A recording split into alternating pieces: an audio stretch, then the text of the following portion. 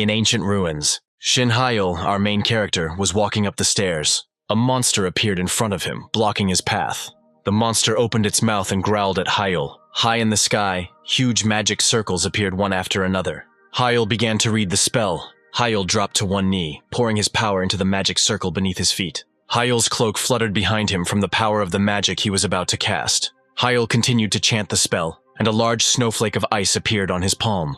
Hyul's spell, which involved ice magic, was finally finished. An image of a beautiful ice girl appeared, looking down on the world. Hyul stood at her feet, casting a permafrost spell. The ancient columns were covered in ice. The monster backed away, continuing to growl.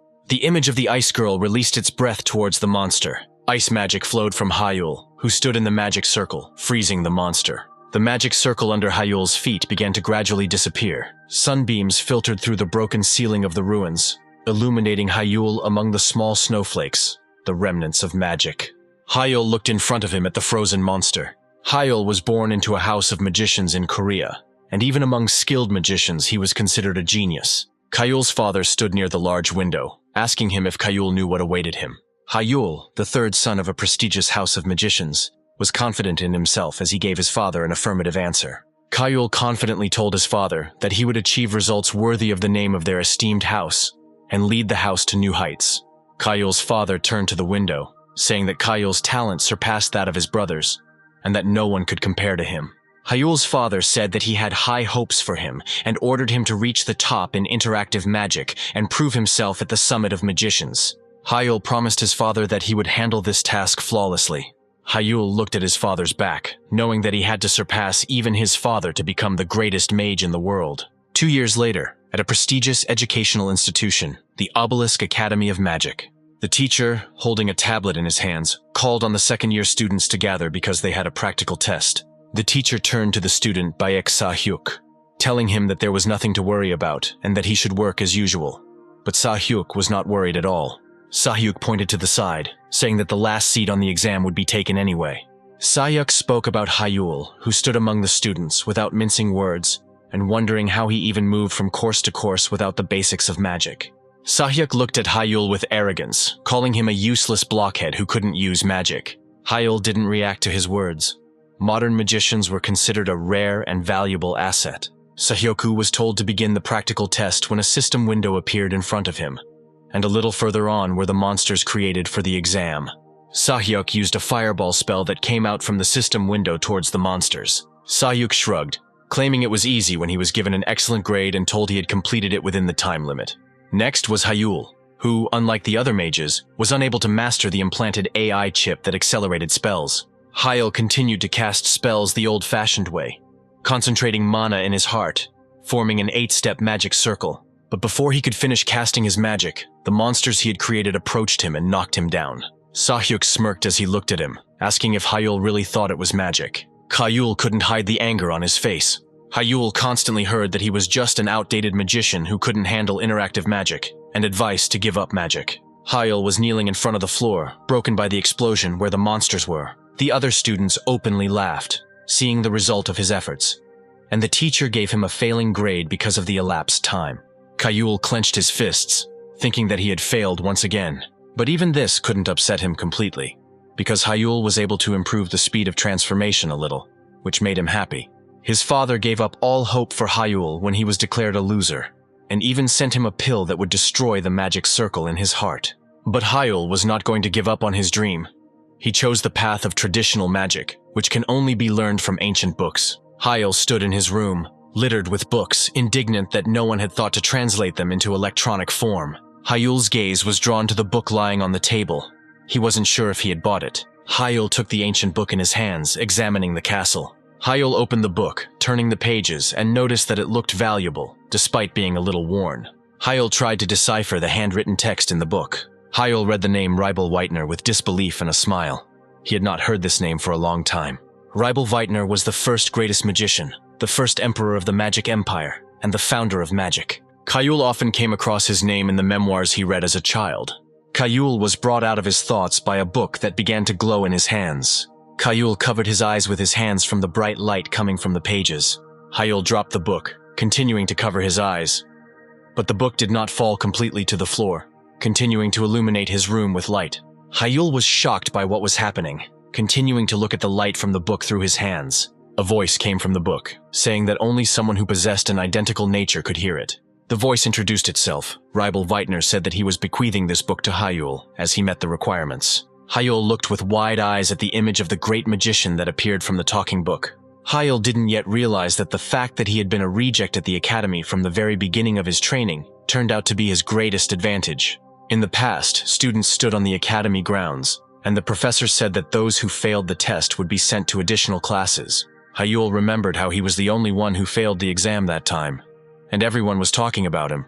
Remembering that he was the only one who didn't get along with artificial intelligence, Hyul felt as if he had been born again.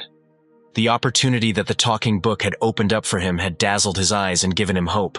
The next day, within the walls of the Obelisk Academy of Magic, it was a bit noisy in the large dining room where the students were seated. Hyul sat by the window and picked at his food. A guy, Ji Suchin, approached Hyul with his tray, asking if he was sitting alone again. Hyul pretended to be unhappy with the company, looking at Suchin. Suchin ignored Hyul's displeasure, pulled out his chair to sit down, and immediately took a closer look at Hyul's food, noting that it looked delicious. Hyul looked at Suchin, who was sitting in front of him, wearing a rumpled shirt, his hair hastily tied up, and eating rice. Despite his sloppy appearance, Suchin was among the top 10 sorcerers in the academy, and reached the 3rd circle at the age of 18. But now Suchan was reaching for Hyul's food, who had to defend himself so that Suchan wouldn't steal anything from the plate. Hyul believed that Suchin was the only person he could call a friend in his life as a scum of magic. Suchin, with his mouth full, reminded Hyul that he should say something if he was being bullied. Then Suchin would deal with the bullies. Hyul waved it off, saying that he had found a strange book, which piqued Suchin's interest, but not enough to stop him from chewing. Hyul remembered what the book looked like, noticing that all the pages after the 3rd were empty. Hyul told Suchin the details, and they began to discuss whether the book might be enchanted, and whether it might be someone playing a prank on Hyul. Hyul explained a little awkwardly what exactly the voice had said, remembering that no one who did not meet the requirements would be able to open the book. Suchin became interested and asked if he could try opening the book. Hyul became more serious when he got to the last thing he had to say about the book. Hyul remembered his shocked reaction when he read the words written on the last page, and Suchin urged him to find out the details. Hyul honestly told Suchin that the book said that he should create a magic circle not in his heart, but in his brain. Suchin reacted seriously. He said that this was not funny at all, and someone must want Hyul dead if they were suggesting such a thing. In the evening, in the dormitory of the Magic Academy, Obelisk Suchan came to Hyul's room. Hyul handed the hesitant Suchin a book that would not open unless he looked like Rybel Weitner. Suchin tried his best to open the book, but it wouldn't budge. Accepting his defeat, Suchin handed the book back to Hyul, guessing that there might be some kind of seal on the book. Suchin advised Hyul to fill his head with this dangerous nonsense, scratched the back of his head, and wished him good night, saying that he would go to his place. Hyul looked at the door that closed behind Suchin. The book opened easily in Hyul's hands, and he looked at the pages. Hyul's thoughts, having witnessed Suchin's useless efforts, revolved around the fact that nothing was stopping him from opening the book. Words began to appear on the page that had previously been blank, and Hyul was surprised. Rybel Weitner again addressed Hyul as his successor, noting that he was most likely creating a magic circle in his heart.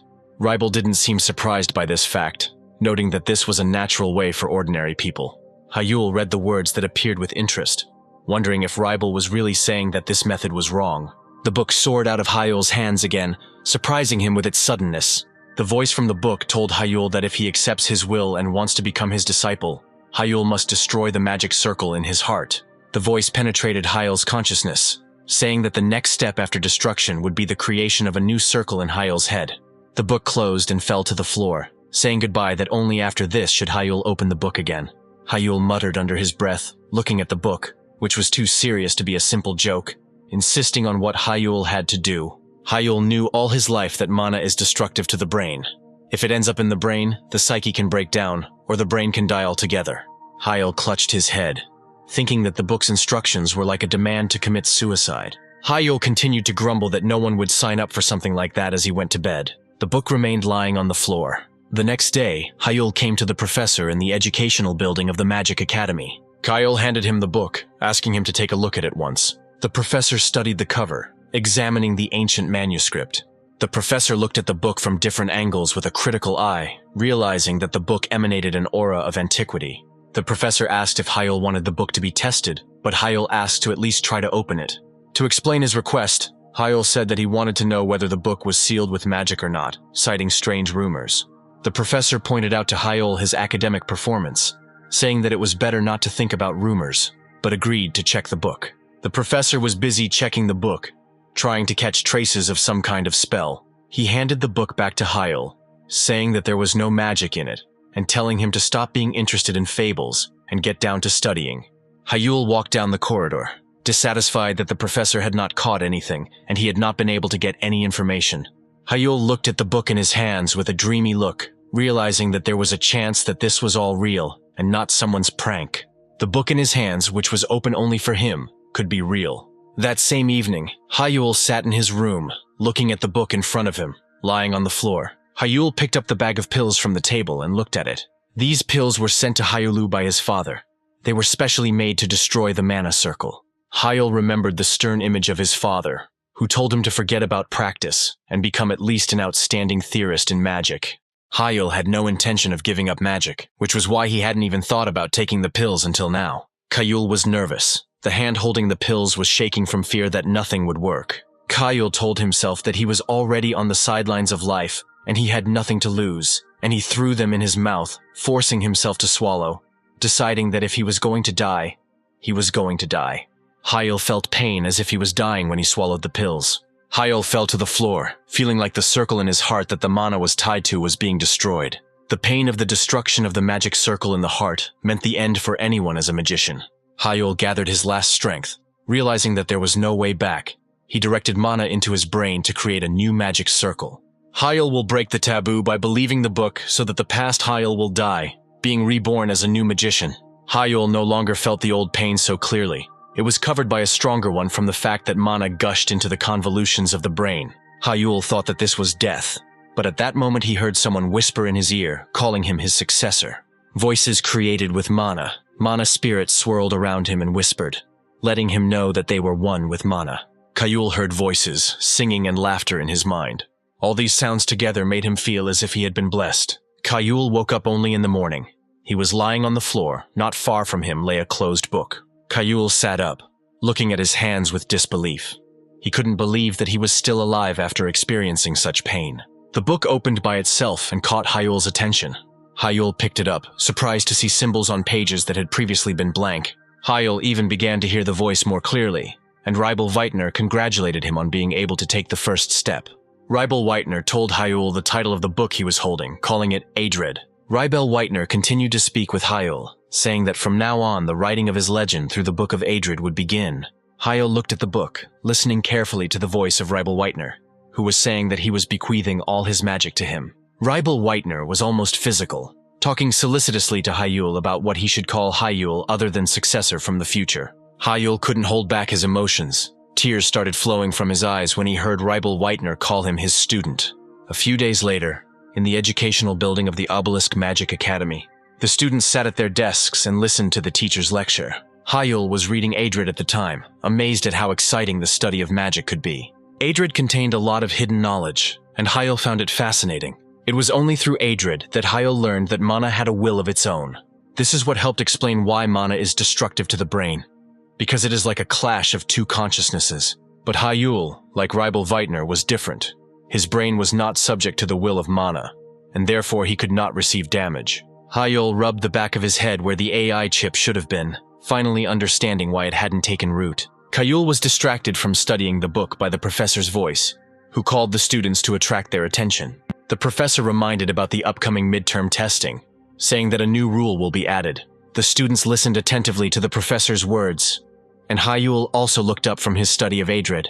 The professor continued speaking, saying that this year there would only be one option for each failing test. The professor looked at Hyul with a sneer, informing him that anyone who failed would be expelled from the academy. The professor laughed, specifically stating that this rule was proposed by the House of Magi so that Hyul would understand his father's intervention.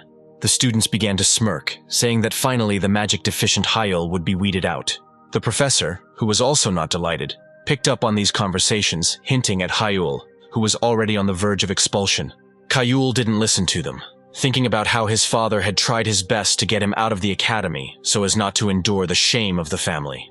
That same evening, outside the academy in the city, Hyul stood next to the sign for a place where you could rent a simulation training ground to practice before the test. Places like this were expensive in the city, and even in this place, it was hard for Hyul to afford it. A training center employee greeted Hyul as he entered. Hyul got straight to the point, saying he needed an hour's rent and confirming he would be training alone. The worker handed him a key card to the room and began to explain the rules for using the holograms. Hyul told him that he didn't need to bother explaining because he already knew. The worker looked after Hyul, recognizing him as the son of the House of Mages who was not compatible with interactive magic and mentally sympathized with the poor guy.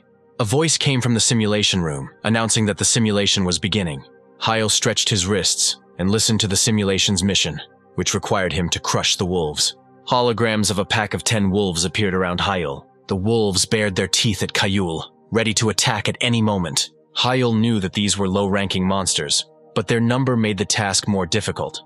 The average time to complete this task was 12 minutes. Here, Hyul wanted to test what he learned from Adrid every day to evaluate his results in practice. Hyul was about to use his new mana circle, which was now located in his head for the first time.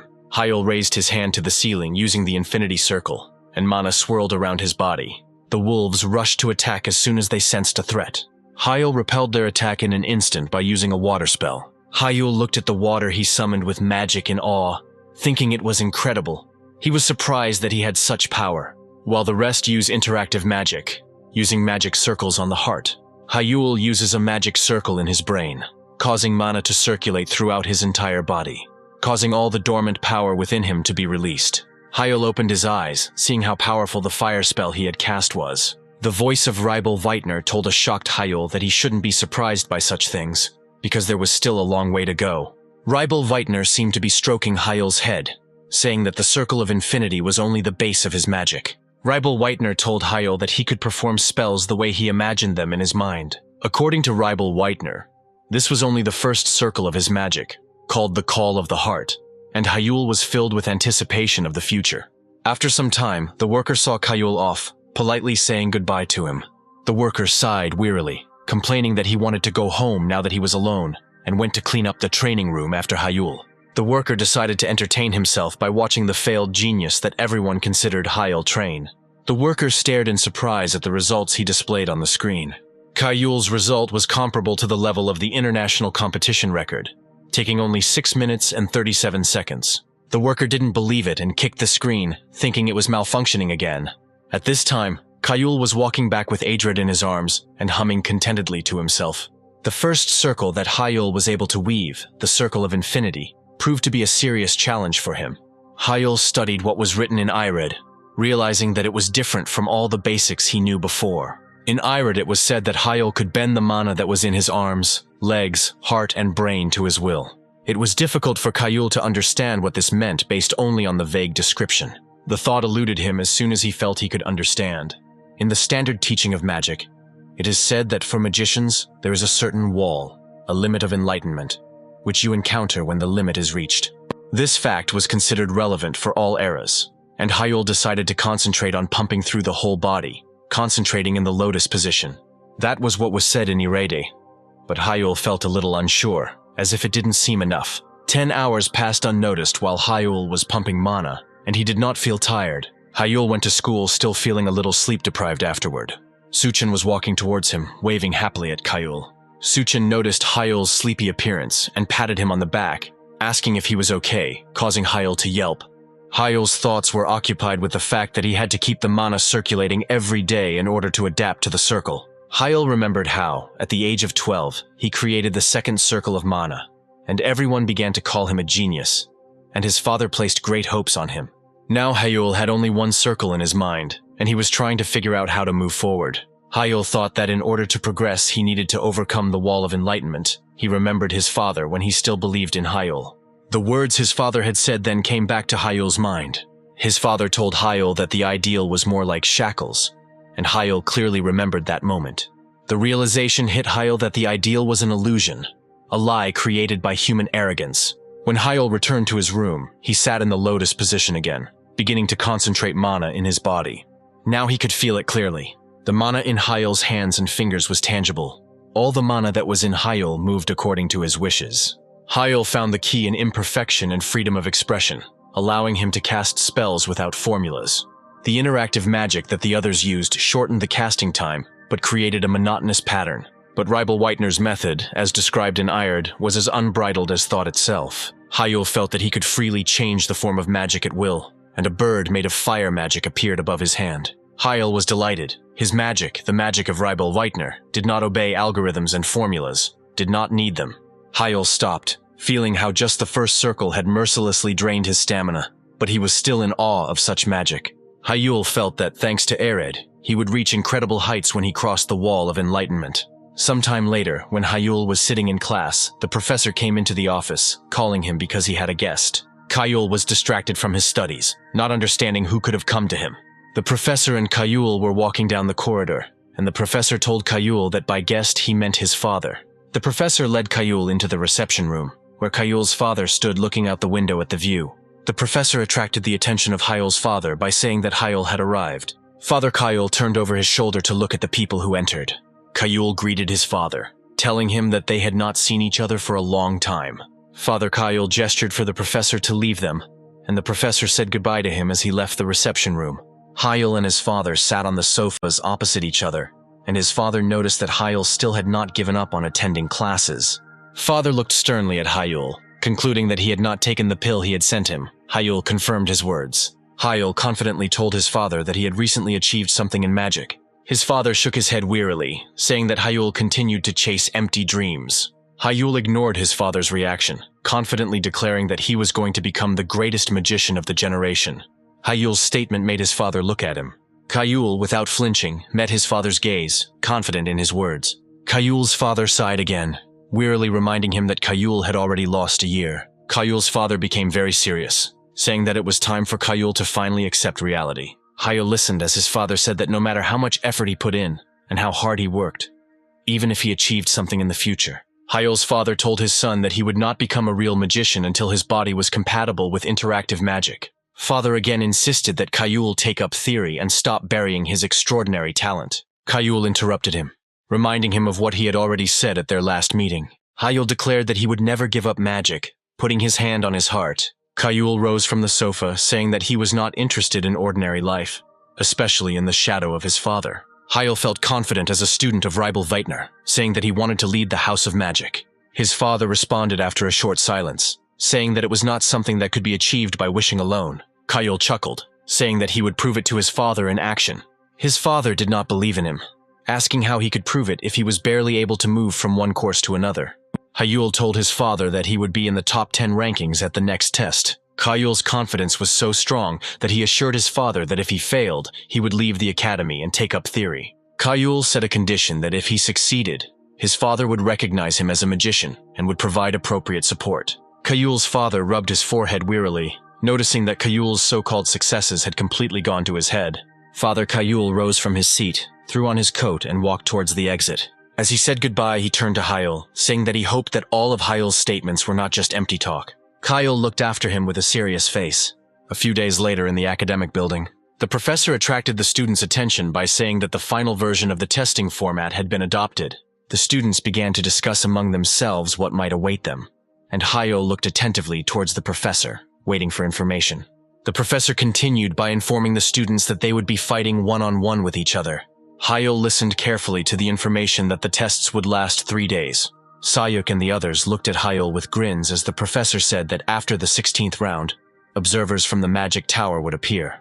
Hyul was determined to prove himself in the upcoming test, in the building of the educational building of the Obelisk Academy after some time. All the students discussed the upcoming dual-style test, mentioning the presence of representatives from the magic towers. Hyul listened to the conversations, deciding that for greater effect before the upcoming exams, he should attract the attention of the media. All students dream of joining the Magic Tower, which was founded by a dozen of the most powerful magicians in the world. Hyul turned around, hearing someone trying to get his attention with insults. Sahyuk and his charges stood in front of Hyul behind him, asking how he was feeling. Hyul looked at a second-year student like himself. Baek Sahyuk, although he irritated Hyul, was one of the top second years. Sahyuk continued to pester Hyul, saying that his first duel would be with him.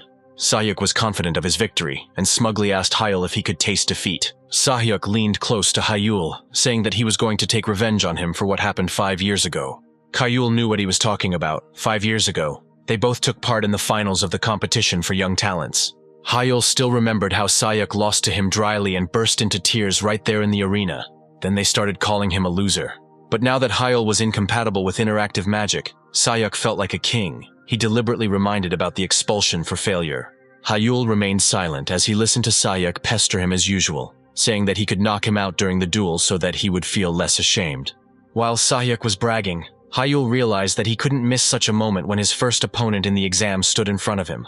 Hyul mockingly asked Sahyuk why he should be afraid of him, deciding to use him for the entire program. Sahyuk stopped mocking, asking Hyul with displeasure what he had said. The noise in the corridor stopped, and all the students turned their attention to Hyul and Sahyuk. Sahyuk bragged, not believing that Hyul, who everyone considered defective, thought he could handle him. Sahyuk came a little closer. He pointed his finger at his temple, asking Hyul if he still didn't understand where his place was. Hyul listened to Sahyuk's loud words and sighed tiredly. Hyul rubbed his chin with a smug smile, reminding Sahyuk that 5 years ago he had also barked at him but failed. Hyul said out loud the conclusion that Sahyuk had not learned anything since then. Sahyuk was shaking with anger because of what and how Hyul said in front of everyone about his loss 5 years ago. Hyul laughed, not sincerely asking for forgiveness, asking Sahyuk if he really still held a grudge, and reminded him of his old nickname. Sahyuk couldn't contain his anger, calling Hyul a monster. Sahyuk grabbed Hyul's shirt collar, calling him a defective piece of shit. Hyul pushed his hand away without raising an eyebrow, and said that Sahyuk does not change, remaining in the shadow of those who can trample him. Hyul adjusted his tie, adding that a genius, unlike Sahyuk, would always remain a genius. Hyul smiled widely as he told Sahyuk to get ready, as he was going to imprint this truth on him for the rest of his life. Hyul continued down the corridor, leaving the shocked and furious Sahyuk unattended. Sahyuk called Hyul an arrogant bastard, promising to burn him to ashes and trample on the ashes while biting his thumbnail. The next day, articles about Hyul appeared in the media, raising the question of whether the genius would return or fall even lower. Hyul dried his hair after taking a shower, reading the articles with his name on them with satisfaction, suspecting that it was Sahyuk's family who tried to blow the situation out of proportion. Hyul mentally compared Sahyuk's appearance to that of a snake, thinking that this prank with the articles was quite in keeping with his style. Hyul continued to look at the articles, saying that the midterms would show everyone that geniuses always pull through. Hyul was pleased with the articles that came out, believing that the more attention he received, the better it would be for him. Hyul's attention was drawn to the vibrating phone on the table. Hyul picked up the phone, greeted his father, and asked if he had seen the article, receiving a positive response. Hyul told his father not to pay attention to it. Hyul's father stood in the middle of his office, confidently asking his son that he had probably stumbled upon these articles himself, and Hyul confirmed it. Hyul's father cut short his son's claim that he did it for attention, saying that he did not accept Hyul's conditions because he believed them. Hyul listened to his father's voice on the phone as he said that he accepted the conditions because it didn't matter to the House of Magic. His father continued to say that even now he does not believe in Hyul's victory, and the articles disgrace the House of Magic, and he does not understand why Hyul needs this. Hyul told his father that people had long ago written him down as excommunicated from the house, and he apologized, but such damage would mean little to the House of Magic. Hyul stroked Irid's spine, listening to his father say that just because the damage was minor didn't mean it wasn't there. Hyul spoke with all seriousness about his awareness when his father reminded him that the name of the House of Magic always followed him, no matter what he did. Hyul's father looked at the phone in surprise when his son said that all this was empty compared to the benefit, and asked him what he meant by benefit. Hyul confidently told his father that he himself was a benefit to the House of Magic. Hyul reminded his father that he was going to become the greatest magician by the standards of the family and the world, hailing from the House of Magic. Hyul's father sighed wearily, noticing that his son's ambitions were comparable to those of the tower's leader.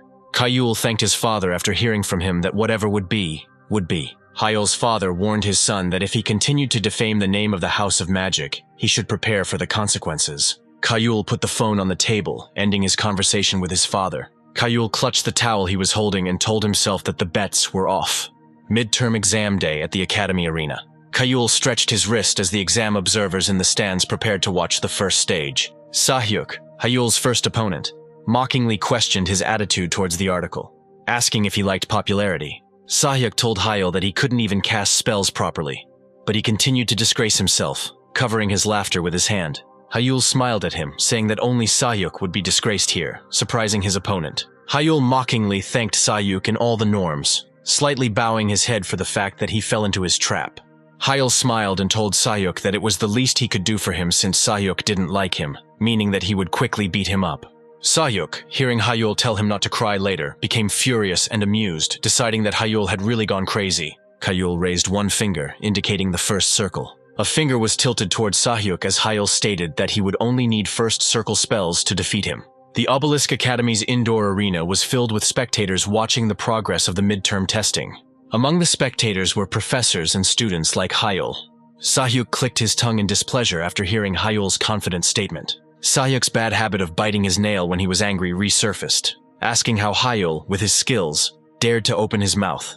The referee blew his whistle, signaling that the first round of midterm exams for second years was about to begin. The judge waved his hand, allowing Sayuk and Hyul to begin, and moved away from the center of the arena, making room for their duel. Hyul looked confident and calm, as if this was what he had been waiting for. Sayuk gave in to his emotions. He stretched out his hand towards Hyul, shouting at him to die and calling him a defective degenerate. Sayuk's pupils narrowed in rage as he cast his spell. Sayuk used interactive magic with his chip, sending several fire projectiles towards Hyul. Hyul dodged the blow, recognizing Sayuk's signature move that he used most often. The chip embedded in Sayuk's neck was working at full capacity, helping its owner cast quick spells. Sayuk cast the third circle spell, Explosion, intending to leave only ashes behind Hyul. Hyul moved with anticipation as he looked towards Sayuk and his spell. The spectators in the arena could see how the place where Hyul stood was hit by fire projectiles of third circle magic, and everything there was engulfed in flames. Sayuk laughed, saying that there was no need for Hyul to pretend to be all-powerful, thinking that victory was already in his hands. Sayuk's laughter stopped when he noticed the movements. When the smoke cleared, Hyul appeared before him without a single scratch, and Sayuk couldn't believe that he was unharmed. Sayuk had no intention of giving up. He immediately began to cast the next spell, asking Hyul to endure it.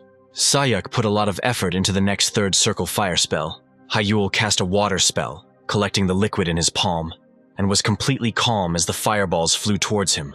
Hyul spread his arms out to the sides, forming a water shield above himself, which easily stopped the third circle's fire spell. Sayuk watched in confusion as his favorite spell failed to do any damage and was stopped by Hyul. Hyul easily manipulated the water around him, blocking Sayuk's magic without any problem. At the same time, the Lord of the Blue Magic Tower, Kim Kang-yoon, a magician of the 8th Circle, watched the duel, muttering under his breath that he did not understand anything. Kim Kang-yoon looked out the window from the special room to the arena where the duel was taking place, thinking out loud that Hyul's first round magic was fast. His secretary next to him said she was curious why Kim Kang-yoon had put off tower business to watch the second year's exam. The secretary asked Kim Kang-eun if the Tower Lord knew about Hyul's magic, thinking that he came here for him, but he said no. Kim Kang-yoon did not take his eyes off Hyul, who was participating in the duel, saying that he simply saw an article about the genius's return and became curious. The secretary sighed, concluding that it was just a coincidence. The secretary reminded Kim Kang-yoon that if the world knew that he had come to watch the second-year students' exams, there would be a lot of gossip. Kim Kang-yoon laughed when he heard about her worries and said that he himself was well aware of it. Kim Kang-yoon noted that this is why he asked for a VIP room, to hide from prying eyes. The doors to the VIP room opened slightly, and a silhouette appeared behind them. Kim Kang-yoon turned around with interest. Looking a little surprised, he greeted the newcomer. Hyul, meanwhile, continued to enjoy participating in the duel with Sayuk. Sayuk began to get nervous. He bit his nail again, not understanding what kind of crazy thing was going on. Sayuk didn't understand how the first circle magic could block the third circle magic so easily, remembering how Hyul did it. Sayuk became increasingly nervous as he noticed that Hyul was currently having an abnormally high speed of casting spells. Hyul saw how nervous Sayuk was, and mockingly asked him if he was interested in how he could cast spells so quickly. Sayuk shouted at Hyul to shut up, losing his temper. Sayuk was angry.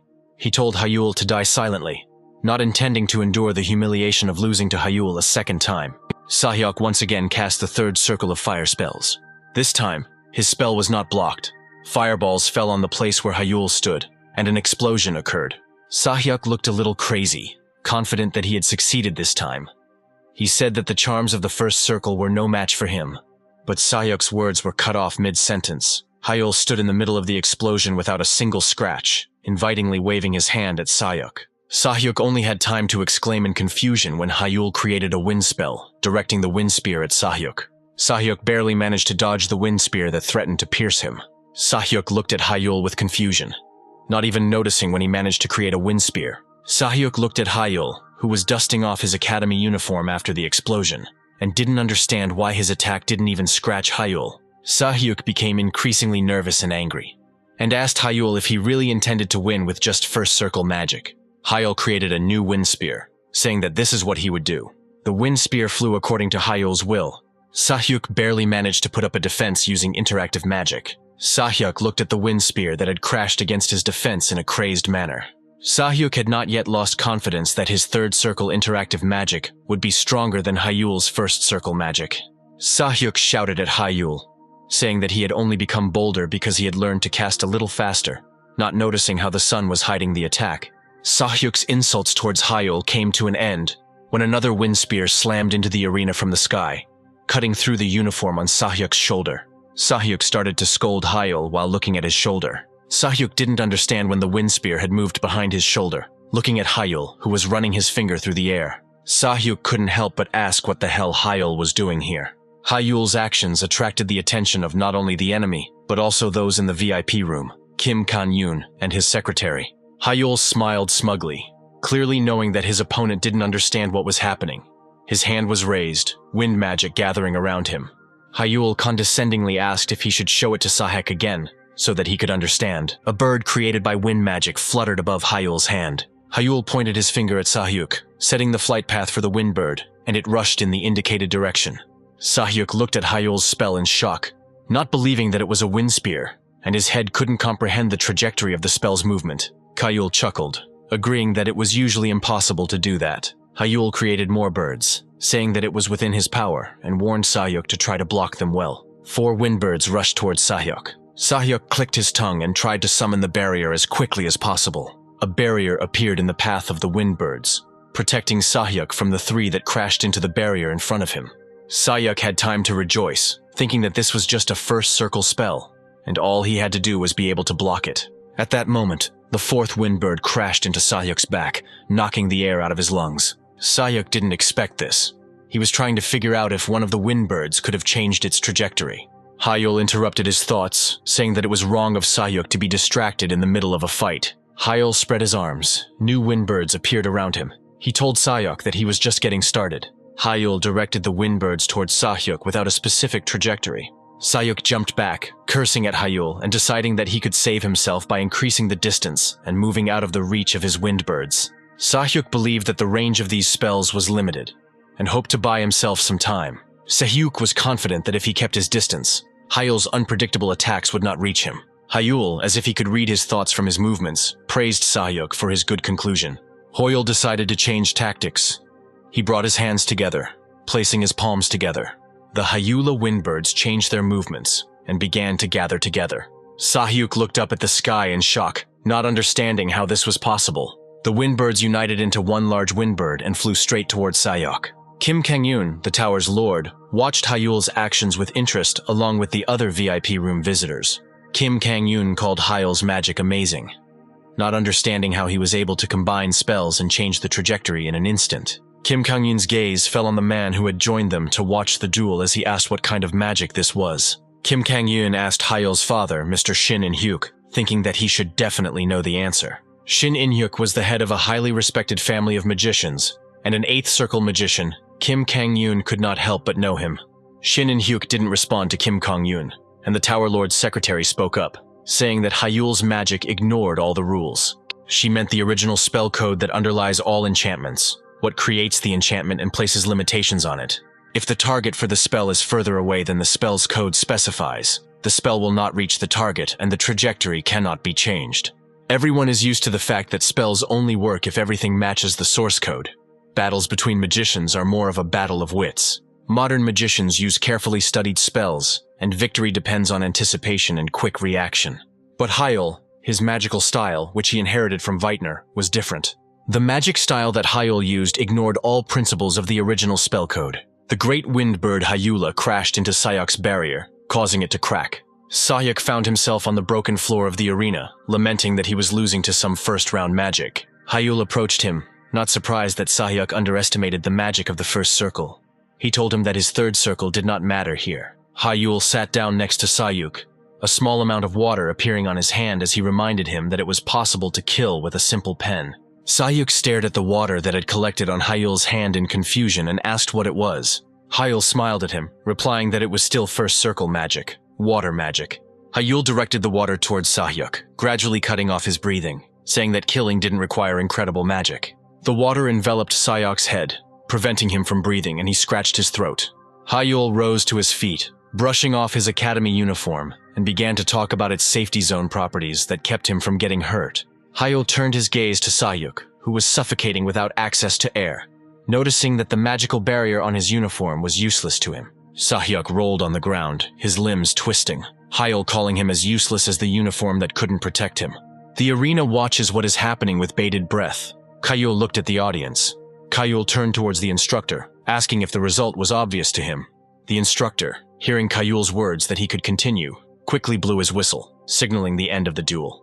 A voice echoed throughout the arena, announcing that the match was over and Shinhi was declared the winner. Sahyuk was carried away by his friends, holding him under the shoulders. Hyul also left the arena. Hyul looked at his hand, clenched into a fist, realizing that he had already managed to forget. Hyul remembered the long-lost feeling of victory that often accompanied him as a child.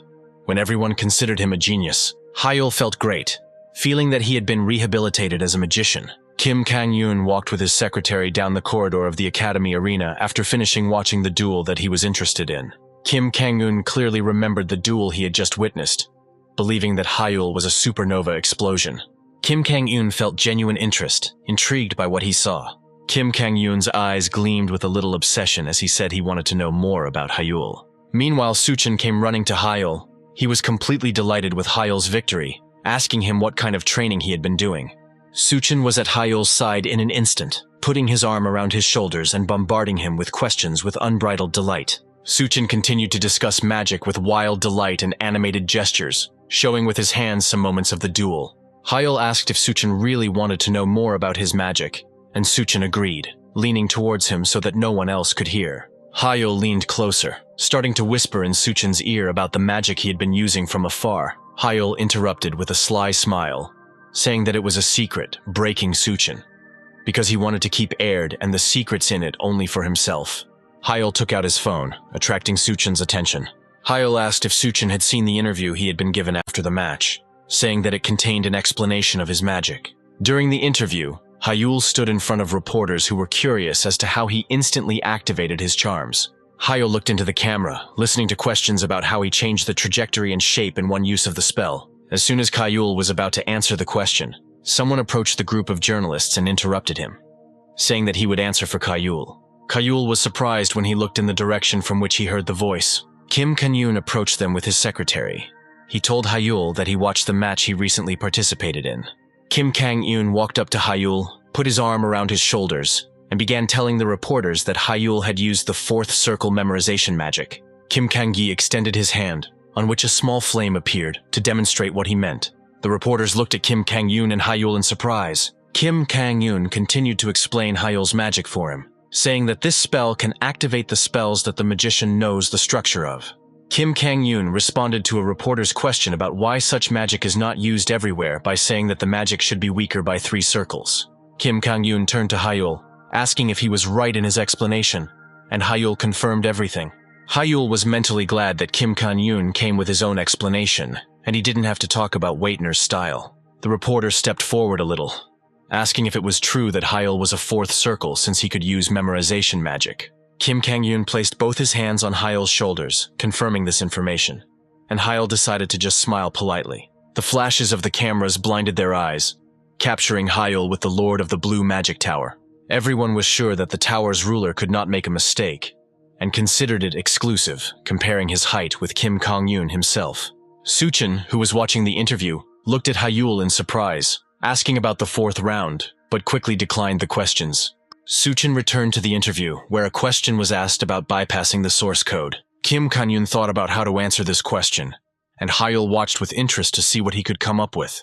Hyul took the initiative to explain, saying that it was quite easy to bypass the rules of the source code. Hyul continued to say that they just needed to modify the formula itself, causing Kim Kang-yoon to be surprised. Kim Kang-yoon looked at Hyul with wide eyes, thinking that it was simply impossible to modify the magic formula. It was clear to Kim Kang-yoon that this could not be done easily. Kim Kang-yoon looked at Hyul, wondering what his future would be like if Hyul was compatible with artificial intelligence. Hyul meanwhile cast a magic modification spell, summoning a butterfly-shaped charm. Butterflies filled the space among the reporters when Hyul said he was calling this magic modified. Kim Kang-yoon looked at his charms with predatory awe, covering his mouth with his hand. Hyul and his magic looked like a revolution in the world of magic in Kim Kang-yoon's eyes, turning everything upside down. The interview ended, opening the main news page of the site. Suchin looked at Hyul suspiciously, asking him about the modified magic and whether he really wanted people to believe it. After receiving an affirmative answer from Hyul, Suchin congratulated him on his victory, but did not believe in the modified magic. Suchan told Hyul that it was time for him to go back to the dorm, surprising him by leaving so quickly. Suchin said, as he left, that he needed to prepare well for the difficult opponent that awaited him tomorrow. Hyul watched him go, curious about what kind of difficult opponent awaited Suchin. The next day, at the Obelisk Academy arena, where the midterm exam was taking place, spectators from the stands watched the duel in which Suchan took part. Suchin was on one knee, wiping his face, and did not take his eyes off his opponent. Hyul watched the duel from the stands, wondering who exactly Suchin had called a difficult opponent. There was a girl standing in the arena opposite Suchin. Adela Steward was preparing the Moon Bullet spell. Adela belonged to the French Steward family, a house of divine guardians of Korea, created from the fusion of two magical families. Hyul watched the duel, wondering how unique Adela's magic was. Adela stood on the magic circle she had created while Hyul recalled that the stewards had modified their magic, adding a lunar attribute. Suchin put up a barrier in front of himself, trying to block Adela's attack. Adela directed her spell at Suchin. Suchin's barrier shattered into pieces and he himself flew back. The instructor, who was monitoring the progress of the duel, whistled into a scroll, announcing that the match was over. The victory went to Adele, who at that moment was letting her hair out of its ponytail. Hyul was still looking at the arena with interest, thinking about his own things, while everyone around him was rejoicing. Hyul analyzed the magic of Adela that he had seen, thinking about the combination of light and darkness that created a glow like the moon. Steward magic had its own range, power, and other characteristics that were not listed in the source code databases. Hyul wasn't surprised that Adela wasn't easy to fight. He was distracted from his thoughts by Adela's gaze directed towards the stands. Hyul tried to figure out if Adela had just been looking at him. After some time, Hyul stood in front of Suchin, speaking words of consolation to him for his loss and handing him water. Suchin was devastated by the loss, lamenting that he had been given Adela out of all the possible opponents, while Hyul calmed him down. Suchin asked if Hyul had won his second fight, and upon receiving an affirmative answer, began to think about Hyul's next opponent. His words were interrupted by Adela, who came up to them, telling Suchin that he did well and they had a good fight. Suchin thanked her a little awkwardly, saying that he had learned a lot. Adela seemed not to listen to him, looking intently ahead. Hyul couldn't understand Adela's interest, catching her gaze on him for the second time. Adela asked Hyul if he had become a real wizard. Adela said she hoped he would help her remember the reason she came to this academy. Hyul knew Adela even before she enrolled in the academy, as their houses had a strong connection with each other. Their meetings often took place at various events, and Hyul could describe them as rivals. Adela even gave up her studies in France to follow Hyul to Obelisk Academy and crush him. However, ever since Hyul proved unsuitable for interactive magic, she hadn't even spoken a word to him. Hyul was branded a scumbag, and Adela lost the opponent she had been dying to defeat. Hyul scratched his neck awkwardly, telling Adele that he was unlikely to be able to compete with her for now. Adela turned around and, as she left, said that they would have to find out in battle. Suchin looked at Hyul, asking if everything would be okay, but Hyul did not understand the essence of his question. Suchin was shocked that Hyul was asking him about this seriously. Suchin told Hyul that his next opponent would be Adela Steward. Hyul didn't expect this. His eyes widened in surprise. He asked Suchin again. The arena was already empty by that time. It was getting dark. Hyul did not believe what he heard from Suchin, realizing that he had little time. The next day at the Obelisk Academy arena, Adela flexed her wrists while the instructor looked at his watch. In the stands, the academy students were whispering that Hyul had not yet come because he was scared. Adela waited calmly in the arena while the students went psyched about Hyul, saying that he didn't stand a chance against her. The judge shook his head, getting Adela's attention, and a voice in the arena announced that the waiting time was up and the victory went to Adela. Kayul ran into the arena, pulling on his sweater, asking to stop. Kayul smiled, apologizing for being late. The instructor started scolding him, asking where he had been. The instructor quickly interrupted himself, saying that he would require an explanation later. There would be no time for a break, and it was time to get started. A voice in the arena called for Hyul and Adela to take positions. Adela asked Hyul why he was late. Hyul said that nothing special happened. Hyul formed an infinity circle around himself, saying that he was just making some preparations. Adela asked again, trying to understand what preparations he meant. Hyul smiled, saying that he had to prepare for their fight, because Adela was quite strong, and promised her an interesting fight. Adela asked Hyul if he really could change anything in a day, but Adela already felt it. Hyul in front of her was different from how he was yesterday. Adela hoped that she would be able to see his true gift. Hyul prepared to cast his spell, warning Adela in advance to give it her all from the start. At the start of the match, Adela began casting a spell, and a circle of magical energy appeared above her. Adela raised her hand in the shape of a firearm towards Hyul. Adela cast the fire revolver spell, and magical energy gathered from her fingers to fire. Adela used third circle magic, firing 3 fire blasts towards Hyul. Hyul raised his hand, controlling wind magic. Wind currents blocked the shots that did not manage to reach Hyul. Adela immediately began to cast the following spells, summoning earthen needles, and a small staff-like object appeared in her hands. The arena floor began to crack, and something was breaking through from under the ground. Hyul had to jump back to protect himself from the earth needles that jumped out at him from under the arena. Adela watched as Hyul dodged the earthen needles in a jump. Adela was about to make her next attack, saying that Hyul wouldn't be able to dodge while he was in the air. Adela stared at Hyul, preparing to work her spell.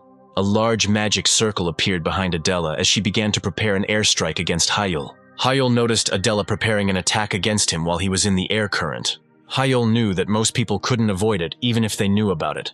But a grin appeared on his face. Hyul landed on the barrier he had created in the air. The students watching the duel were confused as to how he had created a protective barrier in mid-air. Adela was also amazed. Adela looked at Hyul, who was using the reversing barrier as a support as if nothing had happened. Adela felt that Hyul was exactly the same as he always was. He still had an incredible magical sense. Hyul looked at Adela with a smile, thinking that he would have to use everything he had to counter the moon attribute. Hyul was determined, ready to use the sun itself in this battle to be able to resist Adela. Adela couldn't look at Hyul directly. The sun was blinding her. Adele had to close her eyes so she could focus on her opponent even a little. Hyul was preparing an attack at this time, hiding behind the sunlight, and Adela realized that she could only defend herself. Adela created a barrier in front of herself to protect herself from Hyul's attacks. Hyul jumped down from the reversible barrier he was using as a support. Hyul used an air spell to create a sword out of thin air in his hands. Hyul slashed at Adela's barrier with his air sword. Hyul was well aware of how careful Adela was, using a third circle spell as a countermeasure when he used the first. Hyul was pushed away from Adela's barrier, which was stronger than his spell. Hyul landed on his feet, using his hand to keep his balance. Adela was ready to move forward, deciding it was now her turn to attack. Before Adela could cast the spell, she noticed something was holding her leg and preventing her from moving. Adela was surprised to see that Hyul had already managed to block her movements. Adela didn't understand when Hyul managed to use Earthbind on him. Adela realized with shock that Hyul had used it as soon as he landed. Adela was amazed at the speed of the spell, realizing that she could not keep up with his movements at all. Hyul had already changed his position, attracting Adela's attention. Hyul began to cast new spells, changing his position. Water appeared on Hyul's palm as he cast the magic charge spell. Adela broke the earth binding that was restricting her movements. Meanwhile, Hyul had already created 3 magical charges around himself.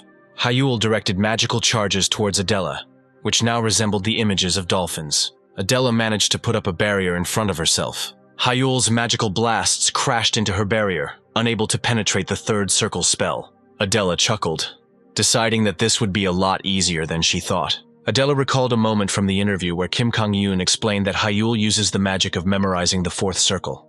Adela knew perfectly well that this allowed the use of magic 3 circles below the current one, and Hyul only had access to the 1st circle. Adela was confident that Hyulu would not be able to defeat her with only 1st circle spells. Another spell flew from the direction of the sun towards Adela. Adela, who couldn't notice the spell from behind, didn't have time to dodge the modified wind spear. Adela didn't understand when Hyul could have managed to activate this spell. Adela remembered Hyul using such a spell in the match against Sahyuk. Adela guessed that Hyul might have hidden it in her sun-blind spot. Adela writhed in pain, losing her balance. Hyul came closer to Adele, who had fallen to the arena floor. Hyul asked if Adela had forgotten who she was up against because it had been so long since they had fought each other. Adela pressed her lips into a thin line, feeling angry. At the same time, Kim Kang-yoon's secretary said that Hyul's fighting instincts exceeded all expectations. Kim Kang-yoon himself watched the arena from the VIP room with genuine interest, realizing that Hyul had planned and led the fight from the very beginning. Kim Kang-yoon recalled every moment of the fight between Hyul and Adela, where he forced her to attack. Kim Kang-yoon could see how every move Hyul made was planned to give him more advantages. This amazed and interested Kim Kang-yoon, who was still trying to understand Hyul's magic. Kim Kang-yoon continued to speak while standing next to Hyul's father, who was sitting in a chair and looking out at the arena. Kim Kang-yoon noted how Hyul distracted Adela by creating small traps that were unnoticeable to her. Kim Kang-yoon analyzed the entire match from start to finish with great interest, especially amazed at how good Hyul was at strategy. Kim Kang-yoon looked at Hyul's father, calling his son the most skilled magician of the first circle. Hyul's father did not show much emotion when Kim Kang-yoon said that this was the nickname given to Hyul by the media. Hyul's father did not share his joy about the magic of the first circle. Hyul's father told Kim Kang-yoon to just look at the arena where Hyul was standing opposite Adela. Adela was already on her feet and looking at her opponent. Hyul also looked at her, expecting their fight to develop more seriously. Hyul's father noticed that despite his advantages, Hyul could not deliver the decisive blow. Hyul's father said that Hyul could not complete the task. He looked at his son, who kept his fists clenched at his sides. Father Hyul continued, looking at his son's serious face, saying that Adela hadn't even used her trump card yet. Adela put her hand on her heart, telling Hyul that it was truly impressive. Their fight reminded her of the past. Adela said that now she too will fight with all seriousness. Hyul knew perfectly well what this meant. He was expecting it. Adela used her family's lunar attribute. Hyul covered himself with his hands, preparing for a more serious fight, not taking his eyes off his opponent. Adela was ready to use the special magic of the greatest house of divine guardians. A halo of the moon appeared behind her. A huge magic circle with the phases of the waxing moon appeared above Adela. Hyul continued to shield his eyes from the light emanating from around him as the arena crumbled around him. The magic circle completely covered the arena where the fight between Adela and Hyul was taking place. Hyul's father began to rise from his seat, attracting the attention of Kim Kang-yoon and his secretary. Kim Kang-yoon followed Hyul's father with his gaze, asking if he was really about to leave. Hyul's father turned to him, saying that the battle was over and there was nothing more to see. Their conversation was interrupted by an unexpected sound. They both turned to the window that looked out onto the arena. Kim Kang-yoon's secretary exclaimed in surprise. Kim Kang-yoon looked at the arena, not hiding his impression. Suchin jumped up from his seat in the stands, his mouth open in shock. Adela looked at her opponent in shock, saying that this was unthinkable. A large magic circle appeared behind Hyul, from which fire magic erupted. Hyul extended his hand towards Adela, casting a fiery volcano spell. Adela still couldn't believe that she was seeing the magic of the second circle in front of her. Hyul reminded her of his explanation for being late because he was preparing for their match. Adela was still trying to figure out how he was using memorization if he was currently showing second circle magic. Adela, not believing what she was saying, asked Hyul if he had really somehow reached the fifth circle. Hyul smiled without answering. The night before, at the Obelisk student dorm after Hyul learned of the upcoming fight with Adela, Hyul was sitting on his bed with Ired's book lying opposite him, and he was silently looking at the book. Hyul thought that Adela was not an opponent that he could deal with using only first circle magic. Hyul took Ired in his hands, realizing that even his own fighting style was no match for her magic. Hyul grumbled as he opened the book, saying he wanted to fight her when he got stronger. Hyul looked at Ired's new page, realizing that if he could make it happen, everything could change. Hyul reread what he saw once more, seeing that it said to pour mana into the magic formula. The words in Ired that the formula could open up new facets of reality for Hyul attracted him. Hyul wondered what this formula could do, looking at it with some distrust. Hyul quickly stopped himself, deciding that he had enough hesitation. Hyul put mana into his hand. Hyul pressed his hand filled with mana to the book, and the pages began to glow. Hyul's mana was absorbed into the magic circle drawn on the pages of Arid. Hyul closed his eyes to avoid being blinded by the bright light that once again appeared from Ired. Hyul pulled his hand away from Ired, shielding his eyes from the book as the glow became unbearably bright. Arid remained lying on Hyul's bed, emitting a faint glow, and Hyul disappeared. Hyul opened his eyes, trying to adjust to the change in lighting. His surprise knew no bounds when Hyul realized that he had ended up in a different place. It looked like a library. Hayul looked around, trying to figure out where he was. A voice behind him greeted him at the first test page. The girl, who appeared out of nowhere, introduced herself as Alpha, the guide responsible for the first trial page. Hayul turned to Alpha, asking again, still surprised by her appearance. Alpha opened her arms, saying that this was the first test on the pages of Irid. Hayul remembered the magic circle he had poured mana into, surprised by what was inside the book. Hayul looked around again, surprised that this was not a teleport to somewhere, but an entrance to a spatial dimension inside the book. Hayul was amazed. He considered it something incredible. Alpha continued to explain, saying that this test would test the successor's intentions. Alpha said it would reveal details of the test at launch. Hayul listened carefully to Alpha's words about how, after successfully completing the test, new pages of Ered would open up for him. Hayul thought about it, realizing that he needed to pass the tests in order to receive the instructions to advance to the second circle. Alpha asked Hayul if he wanted to begin the test. Hayul answered without hesitation, saying that he already wanted to start.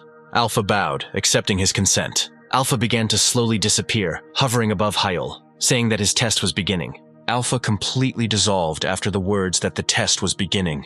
Hayul looked at the vanished Alpha above him, shocked by what was happening.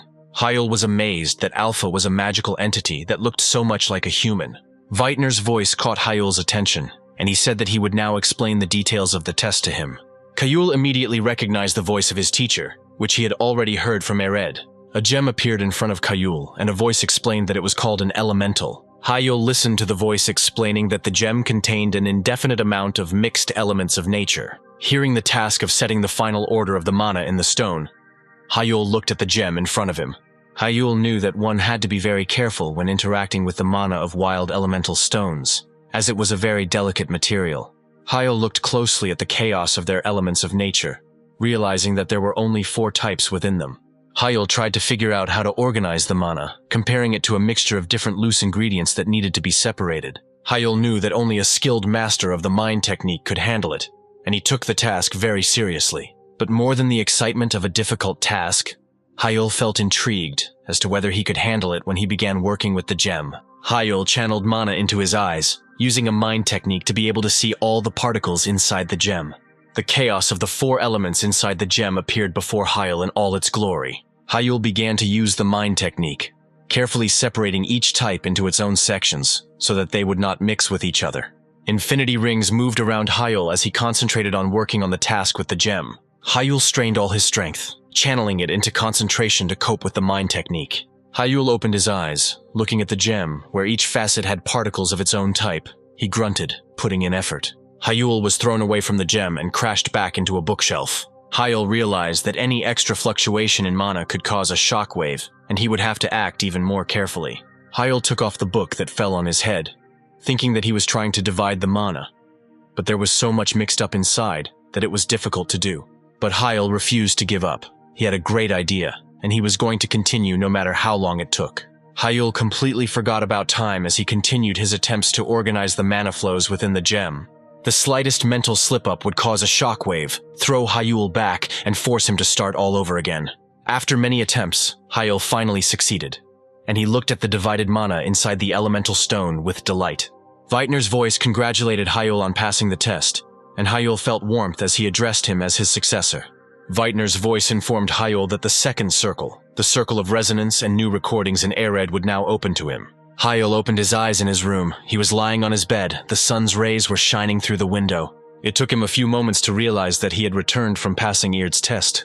Ired, still open, lay nearby, and text was beginning to appear on its blank pages. Hayul took Eird in his hands with a smile, happy that he would finally be able to form a second magic circle. Hayul looked at his watch, deciding to figure out how much time was left before the start of the competition. Hayul was confident in himself, deciding that before the competition began, he would learn the second circle spells.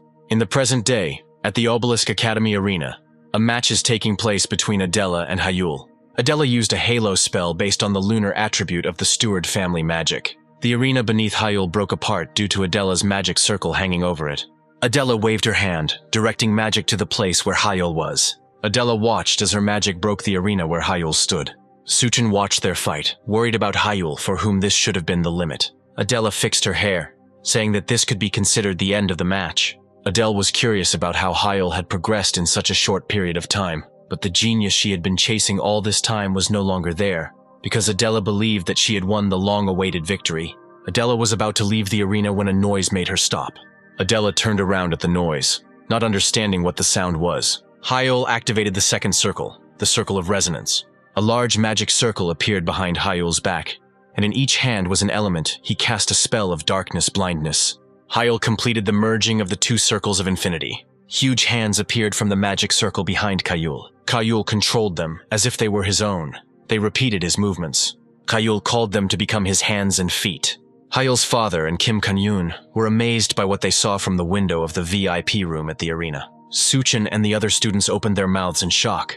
Adela froze in place, trying to understand what was happening before her eyes. The hands summoned by Hyul destroyed the pillars of her magic, preventing them from moving further. Hyul began to cast the next spell, casting the Fire Volcano spell. Adela tried to react, preparing to call upon protective spells. Hyul used the first version of Resonance. A fire weapon appeared next to him, aimed at the enemy. Adela stared ahead with wide eyes, not believing that this was possible. Adela saw the attack flying towards her and knew she was powerless to block it. Adela still cast the barrier spell. Adela looked at Hyul with a warm smile, glad that he was back and now he would be her target again. Hyul's fire cannon fired a burst at Hyul's command. The instructor jumped to the side, covering his face from the rising dust. Hyul looked ahead as the dust settled. Hyul's father and Kim Kang-yoon looked at the arena without looking away. Adela lost her balance, falling backwards after Hyul's attack. Hyul looked at Adela, who had lost consciousness after the powerful attack. Hyul sat down, feeling tired after the fight with Adela. An announcement was heard throughout the arena that the fight was over, and Hyul was declared the winner. Kim Kang-yoon looked again at Hyul's father, who was heading out of the VIP room, asking him where he was going. Hyul's father informed him that he had to fulfill his obligations. Kim Kang-yoon chuckled, understanding what he was talking about. Kim Kang-yoon looked down at the arena again where Hyul was. Kim Kang-yoon looked at Hyul smiling at the audience, concluding that his father really was a man of his word. After the fight, there was a crowd in the corridors. Everyone was whispering among themselves. Hyul took off his jacket, feeling exhausted as hell. The second circle of infinity synchronized with the first circle in his head and strengthened his magic. The moon attribute magic that Adela used is a hybrid. This magic combines the range of light magic and the power of dark magic. In other words, if you overdo it with dark magic, the range of the strong will decrease. Hyul was only able to deal with the halo with the help of his more advanced dark magic. Hyul only needed to glance at the magic formula thanks to his perfect mana control, and the resonance circle allowed him to understand the magic formula with incredible accuracy. And he was able to decipher the very structure of the spell. Thoughts about how training with the elemental stone had helped him were interrupted by other people's voices. Hyul looked where everyone was looking. Kim Kang-yoon adjusted his glasses, knowing how much attention he was attracting. Kim Kang-yoon walked confidently towards Hyul. Kim Kang-yoon called out Hyul's name as he approached him, as if they were old friends. Hyul stared at Kim Kang-yoon, not understanding anything. Hyul jumped up from his seat, exclaiming in surprise about the Tower Lord who stood right in front of him while the others looked at them. Kim Kang-yoon told Hyul that he came to talk to him. Hyul sat across from Kim Kang-yoon at a table in a private reception area. Kim Kang-yoon appeared friendly as he apologized to a tired Hyul and said he was watching the match. Hyul thanked him. Kim Kang-yoon adjusted his glasses and said he would get straight to the point. Kim Kang-yoon asked Hyul if he really reached the fifth circle. Hyul looked at Kim Kang-yoon in surprise, not knowing what to answer. Hyul understood why Kim Kang-eun was asking him about this after using the second circle spells, as Kim Kang-eun thought by memorization. Hyul understood that according to the logic of memorization, if he used the spells of the second circle, then he should be, at least, a magician of the fifth circle. Hyul raised his hands, saying that he had not reached the fifth circle. Kim Kang-yoon still acted friendly, saying that he knew it, and asked how he used the second circle back then. Hyul hesitantly asked if Kim Kang-yoon would believe him if Hyul said he used a modification to the charm. Kim Kang-yoon thought about it, asking Hyul if he meant what he showed in the interview back then. Kim Kang-yoon recalled how Hyul released butterflies among the reporters. Hyul agreed, deciding that it would be easier this way, and said that it was just another modification. Hyul thought that the fifth round at his age would be a worldwide sensation, and he realized that it was better not to use the third round in front of everyone. Hyul thought that it should be hidden for now. But Kim Kang-yoon tried to find out how the modification related to the second round. Kim Kang-yoon watched Hyul closely, waiting for his answer. Hyul placed his hand on his chest, saying that he had perfected the spell itself. Kim Kang-yoon became interested in his words. asking Hyul again as if he didn't believe it.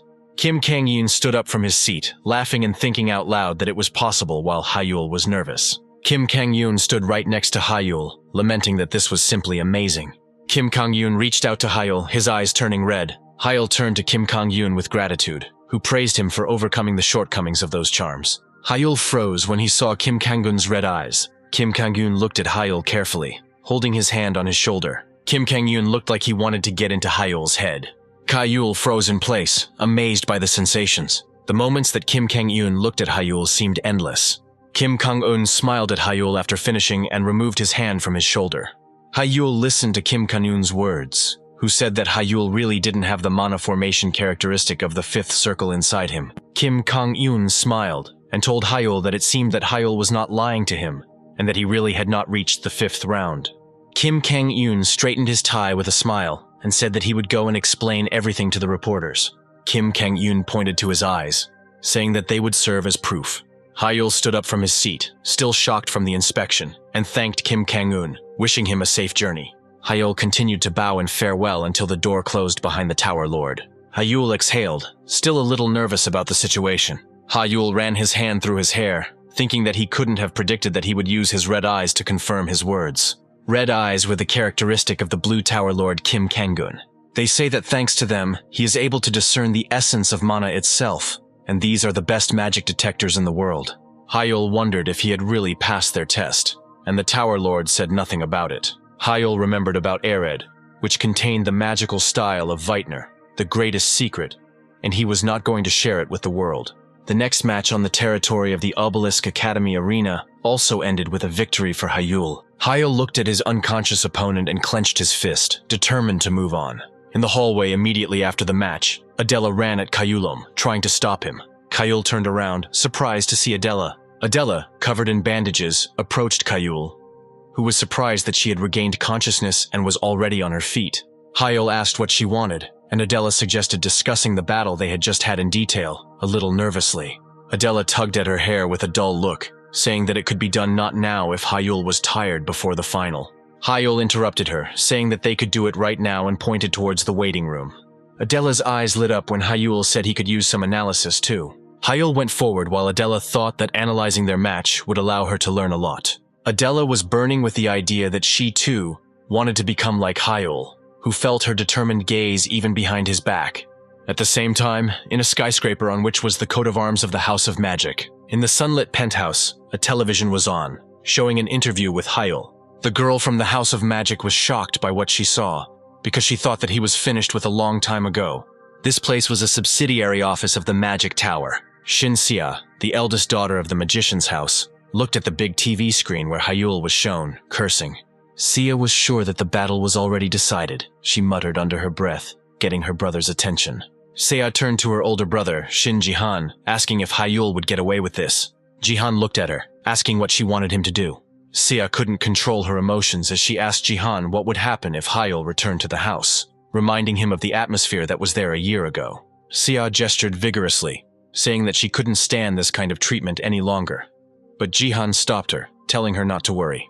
Jihan remembered what Hyul was like a year ago, when he was considered a genius. Jihan continued, saying that right now, Hyul could barely handle the second circle of magic, and in a fight, it was nothing. Jihan looked at Sia again, asking her if she had seen his matches. Sia couldn't calm down so easily, telling Jihan that there was a stir around Hyul again. Jihan put his arm around his sister's shoulders, telling Sia to listen to him carefully. Jihan looked at the TV, saying that Hyul's opponents were students who had barely reached the third circle. Even a fourth-round rookie would be his equal. Jihan continued by saying that Hyul had a critical flaw, his unsuitability for interactive magic. Jihan was sure that Hyul was inferior to an ordinary fourth-circle mage, despite the fact that he managed to compensate for the difference with AI chips. Sia agreed with her brother, still a little worried, deciding that Jihan was right and Hyul could only flounder in the mud. Sia started biting her nail, wondering if Hyul would somehow be able to compensate for it while Jihan drank coffee. When Sia said that Hyul could somehow threaten her position as the family heir, Jihan looked at his sister. Jihan poured mana into the mug, breaking it, and said that that was when he and Hyul would sort things out. That same day, closer to sunset, in the arena of the Obelisk Academy, the final of this midterm exam was taking place in the arena. One of the opponents fell unconscious on the arena floor. The instructor blew his whistle, letting everyone know that the match was over. A voice echoed throughout the arena, informing everyone that the winner of the midterm exams was Hyul. The students applauded him from the stands, welcoming the return of a genius. Hyul listened to their joyful cries, enjoying the moment. Many were amazed that Hyul was able to surpass the AI with just ancient magic, calling it a genius as Hyul waved it around. Suchin shouted to Hyul from the stands that Hyul was the best. Suchin appeared in front of Hyul in an instant and began shaking his shoulders, happily telling him that everyone now recognized his skills. But not everyone was happy with his victory, believing that Hyul was nothing without his ancient tricks. The class teacher approached Hyul with Suchan, congratulating his student and saying that he was proud of him. Suchin immediately suggested throwing a small party to celebrate Hyul's victory, and the teacher said that he had wanted to suggest it himself. Suchin started shouting at all the students to get ready, not hearing Hyul asking him to stop for just a second. Hyul raised his hand so Suchin finally noticed him and said that he wanted to go, but he had an important meeting today. Suchin asked Hyul in shock, who had already managed to wriggle out of his embrace, asking how they could celebrate without the culprit. Hyul waved goodbye to him, apologizing and saying that it was very important. The class teacher patted Suchin on the shoulder while Hyul shouted an apology at him. After some time, Hyul walked outside the academy grounds, thinking that this was too important a meeting for him to miss. Something immediately caught Hyul's attention when he stepped outside. There was a representative car parked next to the academy, and the driver greeted young Mr. Hyul, saying that he had been waiting for him. Hyul looked at the old man, accepting his greeting. The driver opened the door for Hyul, informing him that the head of the family was already waiting for him, and he would escort him to the mansion. The car arrived at the mansion when the sun had already set behind the horizon, and the moon was shining high in the sky. Hyul approached the door of a familiar mansion. Hyul looked at the doors, thinking that a whole year had passed since he had been here. After being labeled as a scumbag, Hyul rebelled against his father and entered the academy anyway, choosing to live in the dorms. He was forbidden to enter the family mansion. And here he is, a year later, standing inside the mansion. Hyul looked around in front of him, noticing that nothing had changed during his absence. Hyul walked forward, knowing full well where his father was waiting for him. Hyul approached the large oak doors behind which his father's office was hidden. Hyul pulled himself together, remembering the last time he saw his father. Hyul was determined. He finally returned after a long absence. Hyul knocked his knuckles on his father's office door. His father sat at the table in his office with an empty chair in front of him. Hearing a knock on the door, Father Hyul looked up at the door. Hyul opened the door, hearing his father's voice telling him to go inside. Hyul entered his father's office and bowed to him, saying that they had not seen each other for a long time. Hyul raised his head, turning to his father. His father closed the book he was reading, telling Hyul to sit down. Hyul sat down on a chair opposite the table, and his father said he was almost ready to accept his son's failure. His father stood up, walking around his son who was sitting on the chair, criticizing his abilities in magic in the past compared to interactive magic. Hyul listened to his father, who told him directly that Hyul could only successfully prove himself as a talentless and unsuitable candidate. His father placed his hand on the back of the chair behind Hyul, saying that he wanted to channel his undeniable talent into theory to somehow improve the situation. His father was serious, saying that this time too he had no expectations from Hyul. He considered it a cry of despair. Hyul told his father that he understood his reaction. Hyul's father reminded him of the article that was published about him with the help of Suhyuk's family, saying that he thought it was a good opportunity. Hyul looked at his father's back as he approached his desk again, and spoke about how Hyul should have faced humiliation and surrendered. Father Hyul admitted that he completely destroyed his expectations, and was able to overcome the lack of incompatible. The father recalled the moment from the interview with Hyul, noting that he was even able to create his own modification of magic. Hyul's father turned to his son, admitting that this round was Hyul's. His father acknowledged with a smile that his prowess in battle was worthy of the title of a true wizard. Hyul's eyes widened in surprise when he saw and heard his father's confession. Hyul sincerely thanked his father, jumping to his feet. His father continued in a more friendly tone, saying that from now on the family would fully support him. Hyul's father was serious. He told his son that he could ask for whatever was required for his studies, and all restrictions would be lifted from him. Hyul's father pointed to his son, telling him to use his powers for the glory of the family as a rightful heir. Hyul was happy to hear these words from his father again. Hyul's father raised his finger, warning his son one last time. Hyul's father stepped as close to him as possible, telling him what awaited him if he rolled down again or stood in one place for too long. Hyul's father placed his hand on his son's head, saying that he would personally destroy his magic circle using the power in his voice. Kayul clenched his fist, feeling the pressure of the 8th circle sorcerer from his father, which terrified him. But Kayul knew perfectly well that this was his last chance, so he agreed with his words without hesitation. Father Kayul sat back down at his desk, asking what his son was aiming for. His father reminded him that in the past, he wanted to lead the Shin family. Kayul's father named all the brothers and sisters who were far ahead of Kayul. Kayul was not going to go back on his words, saying that his decision to become the head of the family was final. Kayul's father asked how he was going to do this. Hearing that Kayul wanted everyone in the family to accept him, Kayul put a newspaper on the table, saying that the event would happen in 2 months. Kayul was referring to the World Magic Olympiad, which brings together the most outstanding personalities from all over the world. Kayul confidently told his father that he would bring him a gold medal from the Olympics. The Magic Olympiad is open only to students under 20 each year, and is an arena for those who want to attract the attention of the world. Kayul's father was not so confident in his son's words. He reminded Kayul that the country's best result was the silver medal won by the tower's ruler. Kayul's father asked if his son understood how impossible his promise of a gold medal was to fulfill. Kayul understood his father's concerns perfectly well, and said that this was why he would have a request for him. Kayul asked his father to prevent his brothers and sisters from interfering with him for the next 2 months, until the competition was over. Father thought, looking at Kayul, that he was a desperate guy who used for immediate protection what he might not yet receive. The father chuckled, deciding that under normal circumstances he would have refused him, but now he told his son that it sounded tempting. The next day, in the academy dormitory building, there were books strewn all over the floor in Kayul's room. Kayul was sleeping on the floor among the books, with Ired lying open on him. The sunlight blinded Kayul, who had barely opened his eyes and did not notice how he had managed to fall asleep. Kayul rubbed his neck, remembering that as soon as he returned from the family mansion, he immediately began searching for the next test.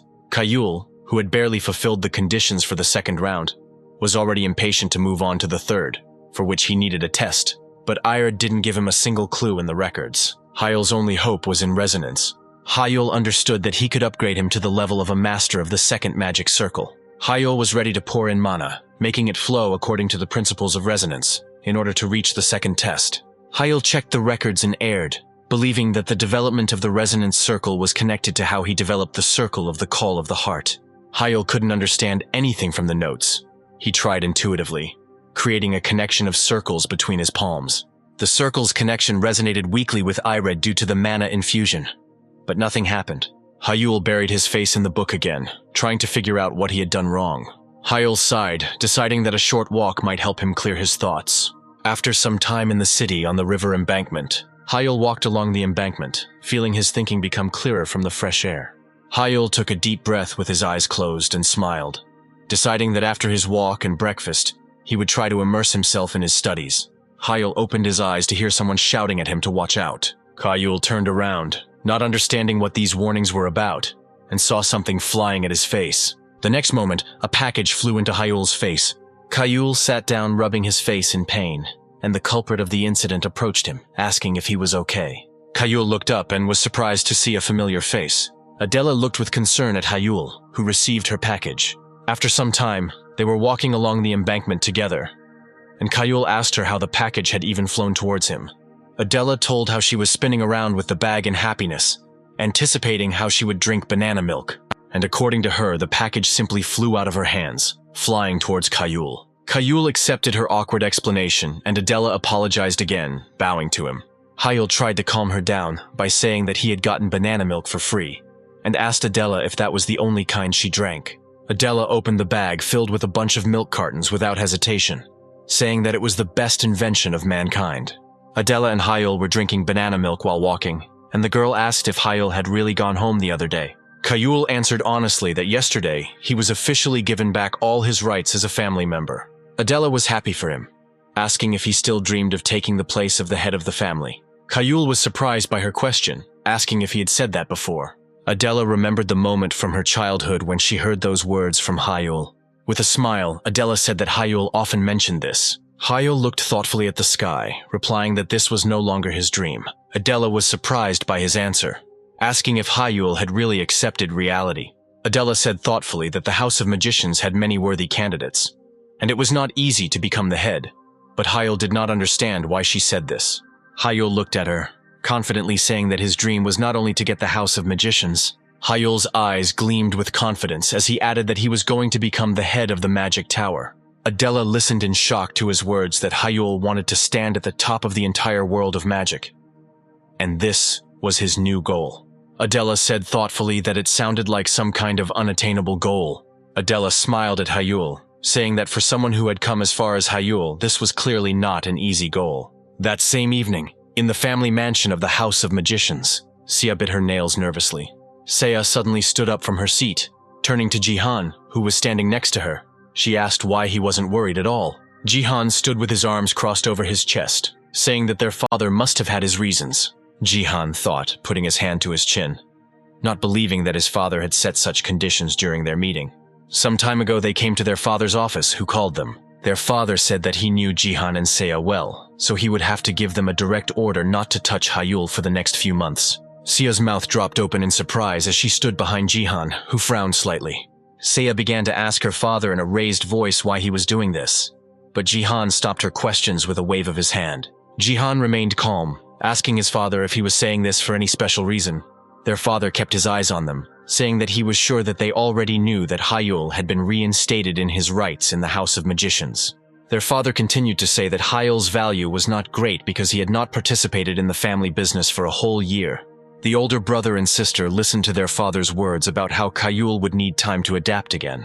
Their father, in the form of a question, pointed out that his children standing in front of him could hinder his adaptation so that Hyul could not become the head of the family. Jihan remained silent and had a calm expression on his face, but inside he was seething with discontent. Jihan smiled at his father, saying that he understood his request, and asked if his father wanted to tell them anything else.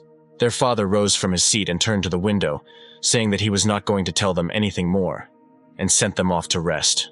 At the moment, Sia was trying to find out from Jihan why he didn't even argue. Sia fell silent, stopping to torture her older brother with questions, as if she had seen something. Jihan's face was twisted with anger as he said that it wouldn't have changed anything anyway. The other siblings, Minhyuk and Minji, weren't interested in competing for the position of head of the family, and Jihan understood why they weren't invited. Jihan didn't understand why his father wanted them to leave Hyul alone because he missed a year.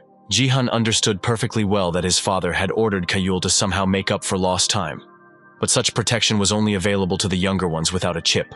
Hyul was already 17, and Jihan wondered why his father had demanded this of them. Sia began to bite her nails again, fearfully assuming that her father might have already made his choice. Jihan interrupted her thoughts, saying that this definitely couldn't be the case, because Hyul had demonstrated too little. Jihan understood that his father most likely saw potential in his youngest son again. Jihan exhaled, assuming that his father might simply be interested in Hyul's magic, or that he had forced him to do so by promising something in return. Si listened to Jihan's words, asking what Hyul could possibly promise. Seiya grabbed her head with her hands, lamenting that under normal circumstances, her father would never do such a thing, and cursed Hyun. Sia asked Jihan if the people assigned to Hyun should be removed, and Jihan confirmed, unless she wanted them to be gutted by the Shadows. The Shadows were the father's personal spies who secretly worked for the family. They were good at everything from infiltration to protection. Jihan moved closer to the door, preparing to leave, and told Sia that he had already called off his observers. Sia jumped up again, asking Jihan what he intended to do next. Jihan didn't answer her, saying that he would go first. He knew very well that Si rarely took direct part in anything. Jihan didn't like the idea of doing nothing, and acknowledged the danger from Hyul, deciding that he needed the help of the Black Magic Tower. The next day at the Obelisk Academy, class teacher Kayula congratulated everyone on successfully passing the midterm exams, telling them about his pride. Hyul stood listening to the class teacher say that he was proud of Hyul for winning first place. Kayul approached his class teacher, having received a certificate, and heard the words that he had the best result among children of the same age in the country. His class teacher suggested that he maintain this result for a couple of months in order to take part in the World Olympiad. Kayul answered with confidence that this is exactly what he would strive for. While Hyul was returning to his seat, the other students whispered among themselves, thinking that Hyul was acting like something out of character. Nobody believed that Kayul would last the next 2 months, and they bet that he would deflate within a week. Kayul did not comment on the students' whispers in any way, but simply sat down at his desk. Hyul grinned, looking forward to the future. After some time, Suchin was stretching in the academy's corridor, happy that it was finally over. Suchin grumbled tiredly about having to endure 8 theory classes in a row. But Hyul reminded him that from now on, it was just practice. Suchin replied that it would be no less stressful, and Hyul gave him a friendly punch in the chest, telling him that he could use some physical activity. Suchin dropped to his knees, making a timeout gesture with his hands, while Hyul looked at him, saying that he was clearly out of shape. Suchin glared at Hyul with displeasure after surviving his friendly blow. Suchin rose to his feet and ran after Hyul, remembering that now he couldn't beat him in magic, and Hyul told him to work on his weaknesses. Hyul smiled when he heard Suchin grumble about getting pumped up and giving him a pumpkin. Hyul chuckled, suggesting that they grab some food and head to the gym. Suchin looked at him silently with a long face, and Hyul wondered what this meant. Suchin tried to hide his feelings by saying that he wasn't feeling well, and that he wanted to give up not because he didn't want to train. Hyul crossed his arms over his chest, telling Suchin to tell it like it is. Suchin placed both his hands on Hyul's shoulders, admitting that he didn't hate training, but simply didn't like training with Hyul. Hearing Hyul's question, who couldn't understand why he was bothering him during training, Suchin honestly admitted that Hyul was scary. And not only him. In the training hall of the Obelisk Academy, a crowd of students looked towards Hyul, who was doing squats with a huge weight. Hyul thought about talking to Suchin as he continued training, while those around him looked at him with fear because of his workload. The students in the room recognized Hyul because of his recent achievements. Hyul finally lowered the barbell with a large weight, finishing the set. Hyul wiped the sweat from his face with a towel, thinking about how he had neglected his training while learning Vitener's magic. Hyul took a sip of water from his sports bottle, remembering what he had read about it in IRED. It said that physical exercise can improve the circle because it circulates throughout the body, and they are interconnected. Hyul continued training, knowing that he needed to train both magic and physics. Hyul took a determined approach to training, determined to achieve the body of his dreams. The next day, within the walls of the Obelisk Academy, a monster resembling a panther with 3 eyes growled. Hyul stood in the arena surrounded by 3 monsters.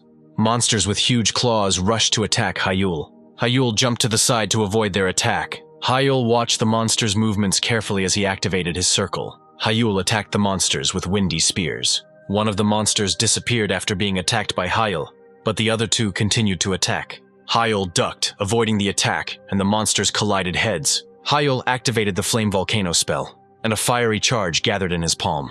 A firebolt hit one of the monsters. The last monster continued to attack Hyul. As the last monster fell to the fire spell, a voice echoed throughout the arena, announcing that Hyul had finished his practical training.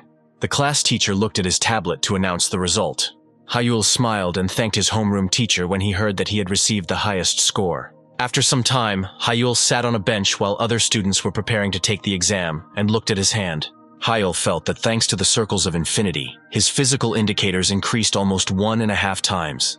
Hyul was eager to push the laps as much as he could, looking forward to the improvements he would achieve on the 3rd lap. Hyul closed his eyes to concentrate and sense the mana. Hyul concentrated all his attention on the resonance circle, the 2 streams of mana inside him that spread throughout his entire body. Thanks to his training with the elemental gem, Hyul could sense every tiny detail. Hyul tried to reduce the vibration and deviations of the mana flows, and align their flows, feeling how they slowly become one. Hyul exhaled tiredly, relaxed, and looked at the ceiling. Hyul had achieved 99% synchronization, but the last one was elusive no matter how hard he tried. But Hyul did not lose his determination. He had to bring the 2nd round to perfection, and he knew that he would definitely succeed. That same evening, Hyul went out for a run.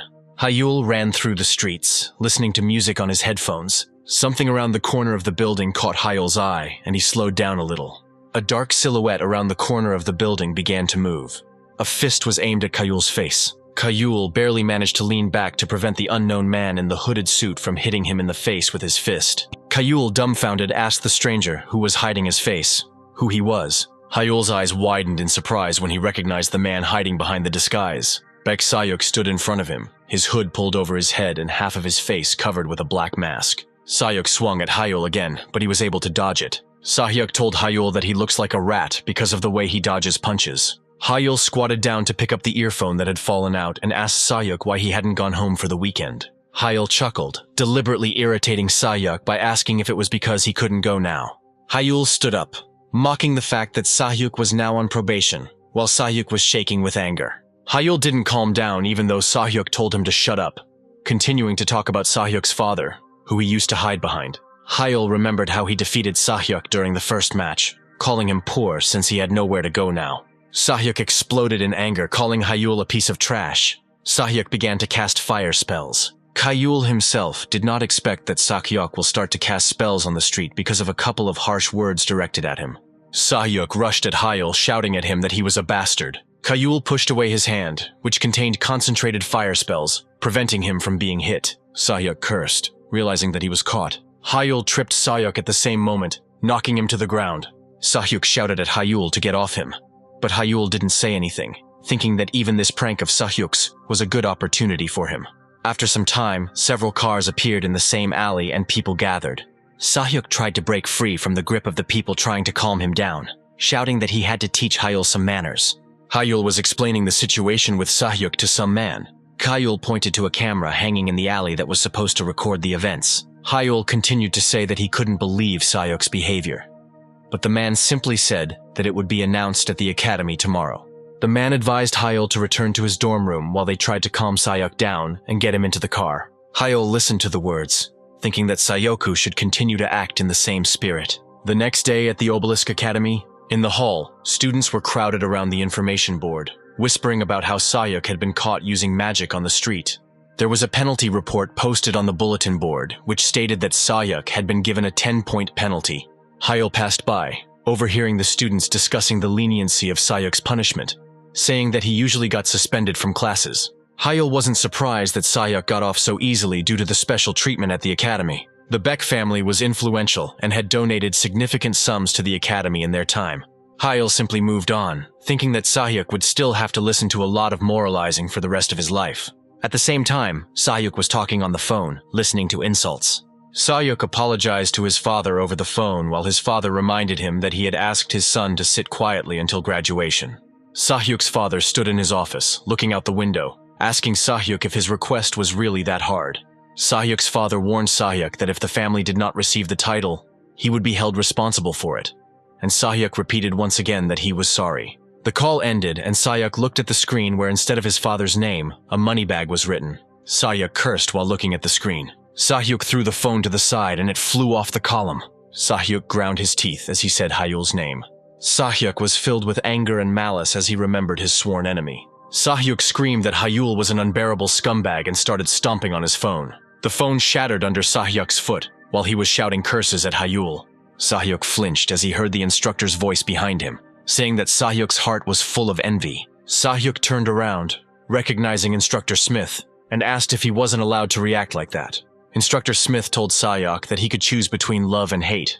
Instructor Smith came closer, asking Sahyuk if he really didn't want revenge. Sahyuk felt a little confused when he heard Instructor Smith say that he had to take revenge on Hyul. That same evening, in the dormitory of the Obelisk Academy, Hyul was sitting at the table in his room. Hyul checked his phone, thinking that Sahyuk should have been reprimanded by now. Hyul's thoughts about how this was only to his advantage were interrupted by an incoming message on his phone. Hyul's father told him about the deal with the Back family, in exchange for them turning a blind eye to the incident, for 3% of the income from the mines. Hyul read the last words of the message with a satisfied and slightly sly smile, where his father praised him and told him to say if he needed anything. Hyul knew very well that for the Beck family to gain the title, it was necessary to have good relations with influential families. Hyul, who was the victim of the incident, was the direct heir to the House of Mages, and the Bayek family had to take extreme measures. Hyul was pleased with the good asset from the Beck family, who were ready to hush up the incident at any cost, thinking about how important the title was. Sahyuk is now almost excommunicated from his family, because he almost deprived his family of the opportunity to become prominent because of the title that brings prestige. Hyul picked up Aird, deciding it was time to get back to working on the resonance now that he had figured everything out. The next day, on the territory of the Obelisk Academy, Hyul walked down the street, noticing that the academy had tightened its security measures due to the recent incident. Hyul's eyes rolled back when he heard a familiar voice calling him. Hyul turned around to greet Instructor Smith. Instructor Smith came closer, looking at Hyul. Instructor Smith looked at Hyul carefully, remaining silent. Hyul simply waited, waiting for the instructor to tell him what he wanted from him. Instructor Smith told Hyul that he had recently noticed that Hyul did not like him, and Hyul first honestly agreed, and then began to deny it. Instructor Smith didn't blame him, agreeing that he had been rather strict with Hyul, but said it was all for his own sake. Instructor Smith extended his hand to Hyul, offering to start their relationship over again. Hyul said he didn't think it was necessary and was about to thank Instructor Smith, but it was quickly interrupted. Hyul felt something that went through him to the bone, not understanding what this feeling was. Instructor Smith continued to speak with his false smile, congratulating Hyul on his first place in the exams, holding out his hand. Hyul felt confused, not understanding why Instructor Smith was clearly emitting mana, but it felt somehow wrong.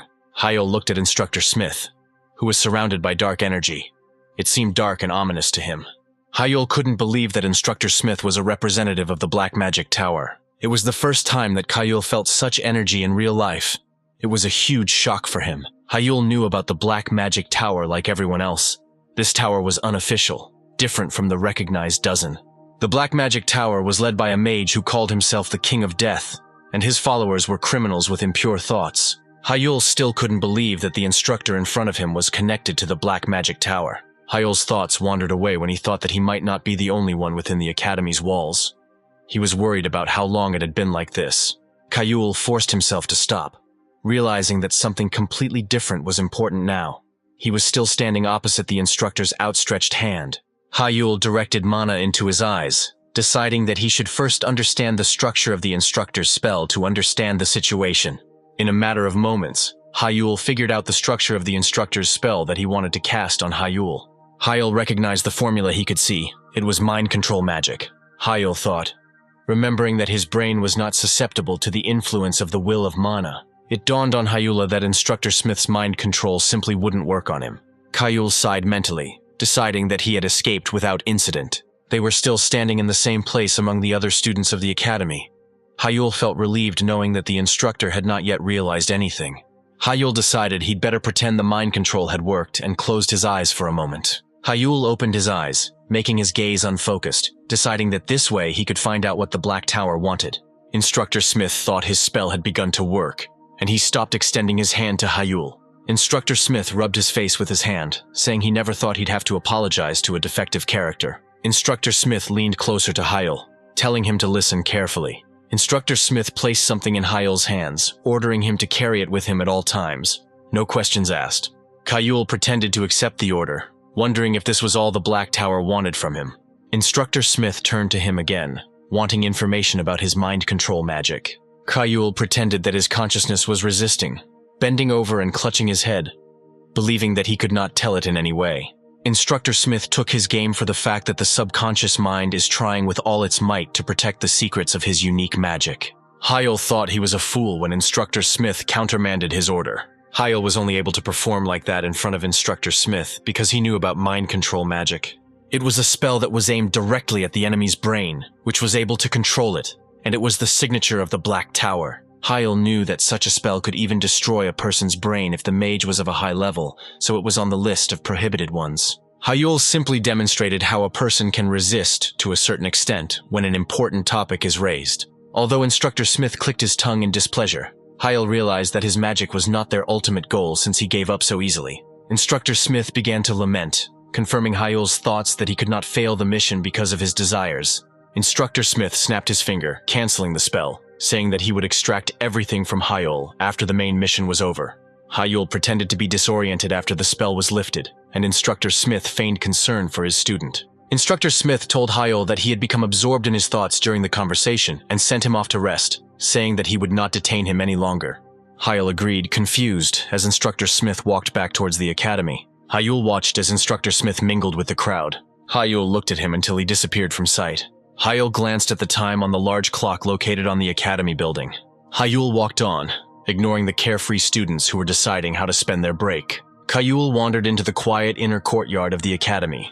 Hyul sat down on the bench, looking at what Instructor Smith had given him, ordering him to carry it with him everywhere. Hyul lifted the small chip to eye level, examining it more closely, and realized that he had been given an illegal AI chip.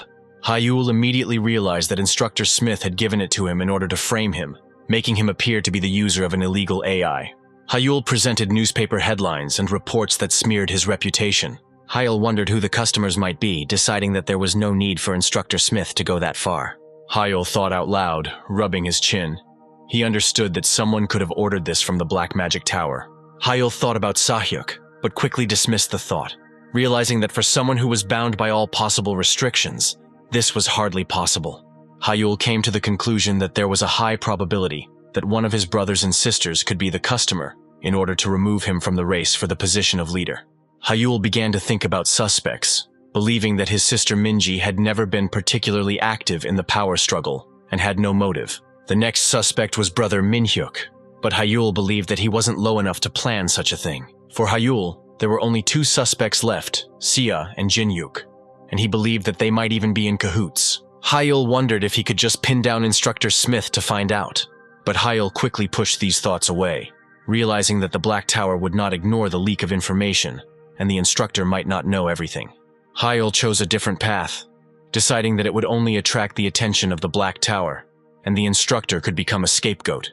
That same day, Hyul went to the Blue Magic Tower. Hyul took the elevator up to the desired floor. Kim Kang-yoon greeted him without immediately turning to face Hyul. Kim Kang-yoon asked Hyul why exactly he wanted to see him. Kim Kang-yoon looked at Hyul attentively. The atmosphere was different from the friendliness he had shown before. Hyul noticed that the greeting from Kim Kang-yoon, the Lord of the Blue Tower, was colder than usual. But this did not bother Hyul. He believed that he had no other choice now.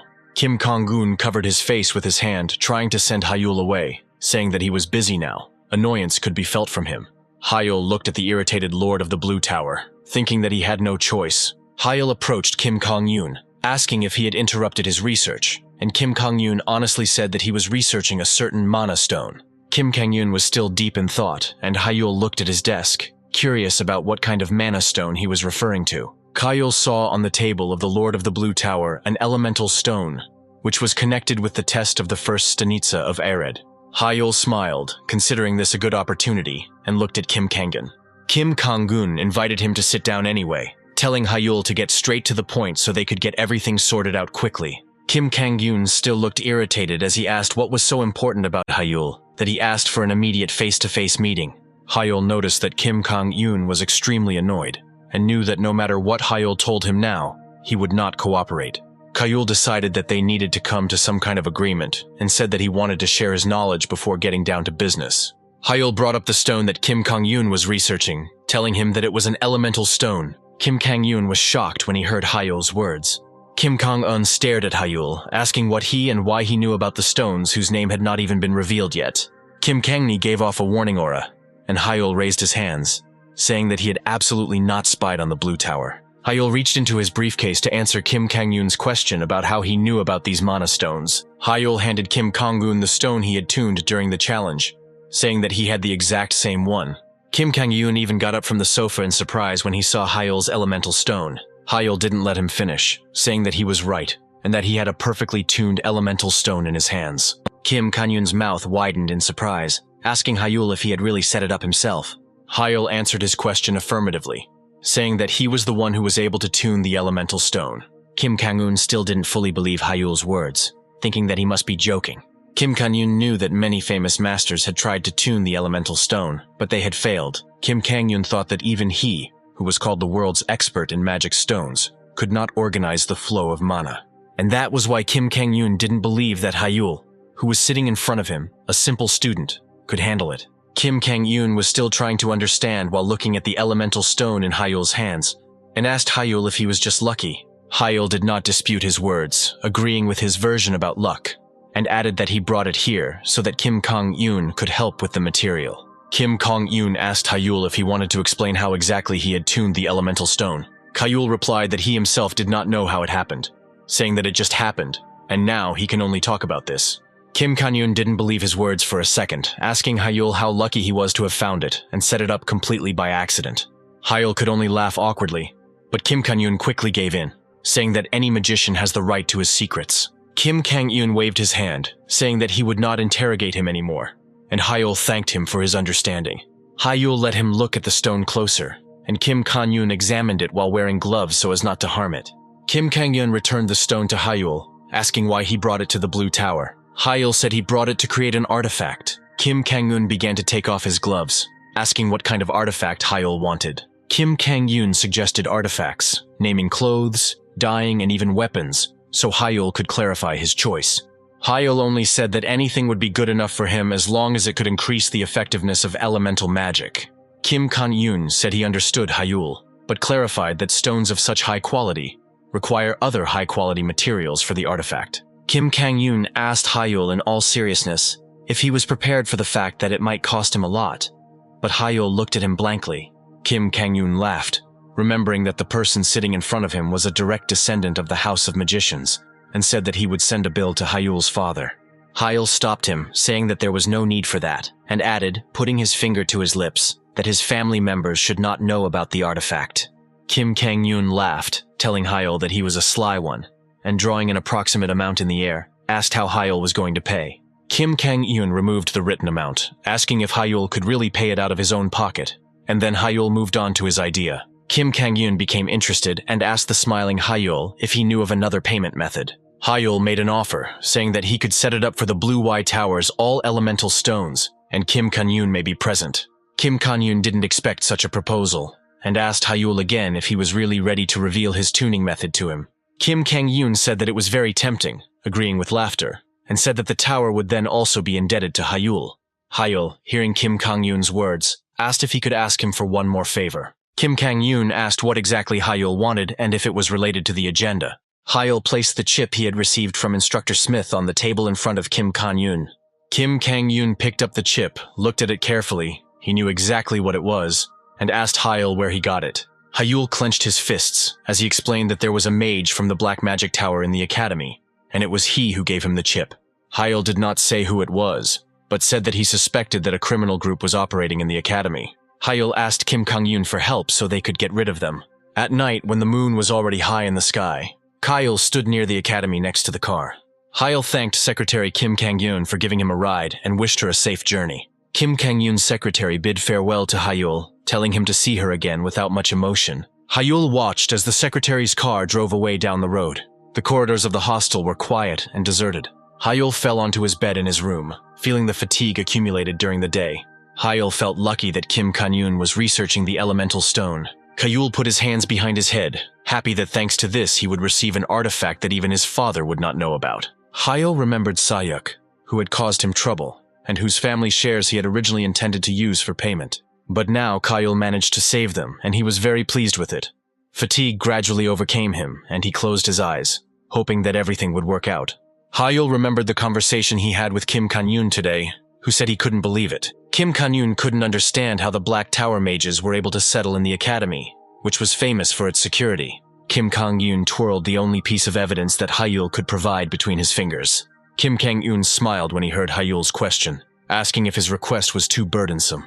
Kim Kang-yoon said that under other circumstances the Blue Tower would not consider testimony with such evidence, but he is willing to take the risk. The next day, Hyul walked down the hall, announcing on the phone that he was already there, and leaving the rest of the worries to the person he spoke to. Hyul entered the elevator, leaving behind him a hall filled with people. Kim Kang-yoon's voice through the phone's speakers reassured Hyul, telling him not to worry because the Blue Tower would not make a mistake. Hyul went up the elevator, telling Kim Kang-yoon that he understood everything and trusted him, suggesting that they call each other later. Hyul climbed out of the elevator and went into the hall where the worker led him. A smile blossomed on Hyul's face as he announced his arrival. Hyul addressed his brothers and sisters, who were already sitting at the set table and awaiting his arrival. Minji, the second daughter of the House of Mages, greeted Hyul happily, saying that they hadn't seen each other for a long time. Hyul told Minji that she hadn't changed at all when she came up to greet him, meaning it as a compliment. Minji reached her hand up to the top of Hyul's head, noting how much he had grown in that time, comparing his height to Minhyuk. Minhyuk, the second son of the House of Magicians, told Minji not to jinx it as he happily walked up to Hyul. Minhyuk placed his hand on Hyul's shoulder, admitting that he was glad he was back, even though it was stupid of him. Hyul thanked his brother, thinking that Minhyuk was still as honest as always. Hyul looked at the remaining brother and sister, greeting them more reservedly, saying that they hadn't seen each other for a long time. Jihan and Sia looked at Hyul without getting up from the table. Jihan, the first son of the House of Magicians, noted that Hyul had matured, and now his face was not as childish as before. Sia, the first daughter of the House of Magicians, greeted him, calling him her youngest. Hyul accepted their greetings, thinking that Sia, despite her smiling appearance, was ready to eat him alive. Jihan raised his glass, inviting Hyul to sit at the table so they could enjoy the food and chat. Jihan, as if by chance, asked Hyul why he had gathered them all here. Hyul sat down next to Minji and said that there was no special reason. He just wanted to see his brothers and sisters after a long separation. Sia interrupted their conversation, asking if he really called them for this stupid reason, even though they were all so damn busy. Hyul smiled, saying that he was sure that Jihan or Si would have arranged the meeting themselves if he had not managed to gather them. Sia snapped, standing up from her seat, asking Hyul how he dared to speak to his elders like that. Sia pointed her hand at Hyul, demanding that he tell her frankly what he had in mind by calling him a booger. Hyul pretended not to understand her question, but Sia did not give up, continuing to ask him in a raised voice if he would fight for the position of head. Hyul asked Sia if she would believe him if he said he wasn't going to do it. Si laughed, saying she wouldn't believe it, and Hyul asked why she was asking him about it then. Jihan interrupted Sia, who continued to scold Hyul, saying that she shouldn't have asked, because in such a matter actions are more important than words. Jihan took the initiative to ask Hyul about his new magic he had invented, asking him to share the details with his family. Hyul mentally assessed Jihan's move, who decided to check with one question whether Hyul was a contender for the position of leader. Sia agreed with Jihan, saying that it was a wonderful idea. Hyul wasn't going to let his older brother and sister push him into a corner. Hyul made a pitiful and vulnerable face, turning to Jihan and Sia, saying that this secret was his only hope. Hyul managed to squeeze out tears, looking more pitiful, saying that he could not share his only lifeline. Minji, moved to tears by Hyul's words, said that in that case nothing was needed, while Jihan in the background tried to understand what he had just seen. Si looked just like Jihan. Even Mihyuk was amazed by Hyul's acting talent. Hyul continued to play while Minji gently wiped the tears from his cheeks and thanked Minji for being so understanding. Mihyuk raised his glass, happily saying that these questions were unnecessary, changing the subject to have Hyul tell him how he had been doing all this time. Minji said that she also wanted to listen to her brother's story, but Jihan remained silent, realizing that the moment for testing had been missed. Dessert was already served on the tables in front of everyone. Jihan was chatting animatedly with Sia. Hyul happily chatted with Minji and Mihyuk. The time on the grandfather clock showed 10 o'clock in the evening. Hyul, who was watching the clock, noticed that enough time had already passed and decided that it was time to act discreetly. It triggered urgent alerts to be sent to the phones of everyone present. Everyone picked up their phones to check what had happened. Minji looked at her phone in confusion, asking what it was. Mihyuk shouted, saying that this was an emergency. Sia was no less surprised, asking how this could happen now and at such a time. Jihan curled his lips in displeasure, holding the phone in his hands. Jihan frowned, not hiding his disappointment and displeasure after reading the urgent notification. Breaking news alert that Obelisk Academy has caught Instructor Smith in contact with the Black Tower, and the witness is Kim Kan-yoon's secretary. Hyul noticed how quickly Jihan made a calm face again, putting the phone in his pocket. Hyul chuckled quietly, realizing from Jihan's reaction that he was the one connected to the Black Magic Tower. Hyul's eyes flashed back to Jihan's reaction when he read the news. Now Jihan's face was a calm mask, and Hyul believed that his older brother had been caught, having given away his connection. Late at night, when the moon was already high in the sky, Hyul walked down the street, listening through his headphones to Kim Kang-yoon, who said that everything was exactly as Hyul said. Hyul was simultaneously reading a more complete version of the news that had been sent to everyone earlier. Kim Kang-yoon couldn't help but ask how Hyul could have known about Instructor Smith's actions in interfering with the preparation of the test. Hyul adjusted his earpiece, saying that it was simply a logical conclusion based on the information he had. Hyul knew that Instructor Smith couldn't just infiltrate the academy. He had to have a specific goal. Hyul took into account the time frame that Instructor Smith was trying to put him under mind control, which included the day of the exam.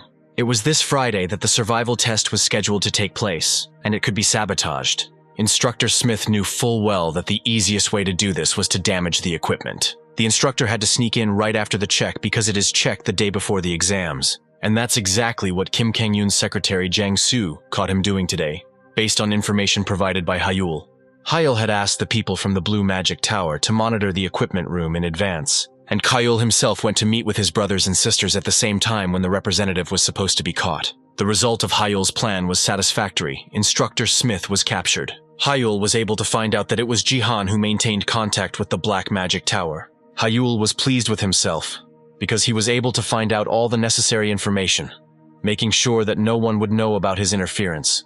The only downside for Hyul was that he only received circumstantial evidence against the connection between Jihan and Instructor Smith. Kim Kang-yoon, who spoke to him on the phone from his office, said that in the end, Helping Hyul turned out to be only a plus for them. Hyul laughed when he heard Kim Kang-yoon say that he would repay him somehow, and honestly said that he would not refuse. Kim Kang-eun laughed in response, saying that he liked Hyul's honesty, and said goodbye. Hyul took out his earphone from his ear, thanking Kim Kang-eun and the Blue Tower for their work. Just as Hyul relaxed, thinking that everything was over for today, a huge explosion thundered behind him. The shockwave threw Hyul to the ground. Hyul looked at the explosion site in shock, trying to understand what was happening. At the place where the explosion occurred, a silhouette could be seen through the raised dust and smoke. Someone was calling Hyul by name, as if possessed. Sahyuk emerged from the smoke, looking like he had gone crazy, looking at Hyul, telling him to die. Hyul was still on the ground where he had been thrown by the shockwave, looking at Sahyuk, who was shouting curses and wishes for him to die. Hyul tried to understand what just happened, and why Sahyuk looked like that. But Sahyuk didn't give him the time he needed. He immediately cast a spell, sending a fire blast at Hyul. Hyul was surprised that Sahyuk's magic became faster. He put mana into the resonant circle. Hyul cast a water shield spell and a wall of water appeared in front of him. Hyul gritted his teeth due to the effort he was putting in. Sahyuk's attack was too strong. Hyul held his hand in place with his other hand, thinking about what to do, knowing that his shield wouldn't hold up against Sahyuk's attack. Hyul changed the spell, making the water shield static, and dashed to the side. An explosion occurred, where it had previously stood as the water shield fell under the onslaught of the attack. Hyul was thrown back by the blast wave again, and his back crashed into a pole. Hyul looked at his palm, which was covered in a burn, realizing that the damage could not be avoided. Sahyuk laughed like crazy, telling Hyul to feel the difference between their skills. Sahyuk's eyes were red, and his pupils were barely visible as he looked at Hyul, saying that he was showing off too much. Hyul, who was sitting with his back against the pillar, said Sahyuk's name. Hyul looked at Sahyuk, who looked crazy, realizing that something was wrong with him. Hyul looked at Sahyuk, noticing that his skin was red and his eyes were bloodshot. Hyul thought that this reaction was similar to him taking the illegal drug Berserk. The Berserker forcibly disperses the magic circle, but the blood vessels begin to burst, and the one who used the campaign against the real Berserker. Sahyuk, who took the drug, would be ready to fight until the end until he fell dead, and while Hyul was shouting at him that he had gone crazy, Sahyuk went on the attack. Hyul looked at the approaching Sahyuk, realizing from the scarlet flashes of mana that he would use the flame infection spell. Sahyuk threw it straight at Hyul, grabbing his wrists, the AI chip's system window showing a danger warning. Hyul called him a crazy psycho again, looking at Sahyuk almost point blank. Sahyuk, spitting saliva, told Hyul again that he was fine, and now everything was finally back to normal. Sahyuk laughed, saying that Hyul was going to die. Hyul couldn't dodge as Sahyuk released his hand and sent a flame infection spell straight towards Hyul's chest. Black smoke rose into the sky. Sahyuk stood over the lying Hyul, telling him to look at this bastard. Hyul coughed, looking at Sahyuk with half-closed eyes, while Sahyuk asked if he was still alive. Sahyuk covered his face with both hands, saying that Hyul was able to block his magic twice. Hyul tried to get to his feet, listening to Sahyuk's lamentations about how Hyul dared to do this, being a defective piece of trash. Sahyuk closed his eyes and grabbed his hair, screaming from boiling emotions. Sahyuk took his hands away from his face, his eyes disoriented, and continued to lament about how this could possibly be possible. Hyul stood up, noticing that Sahyuk was in a state of emotional instability, and this was definitely the influence of the Berserker. Sahyuk, as if disoriented, covered his face with his hand.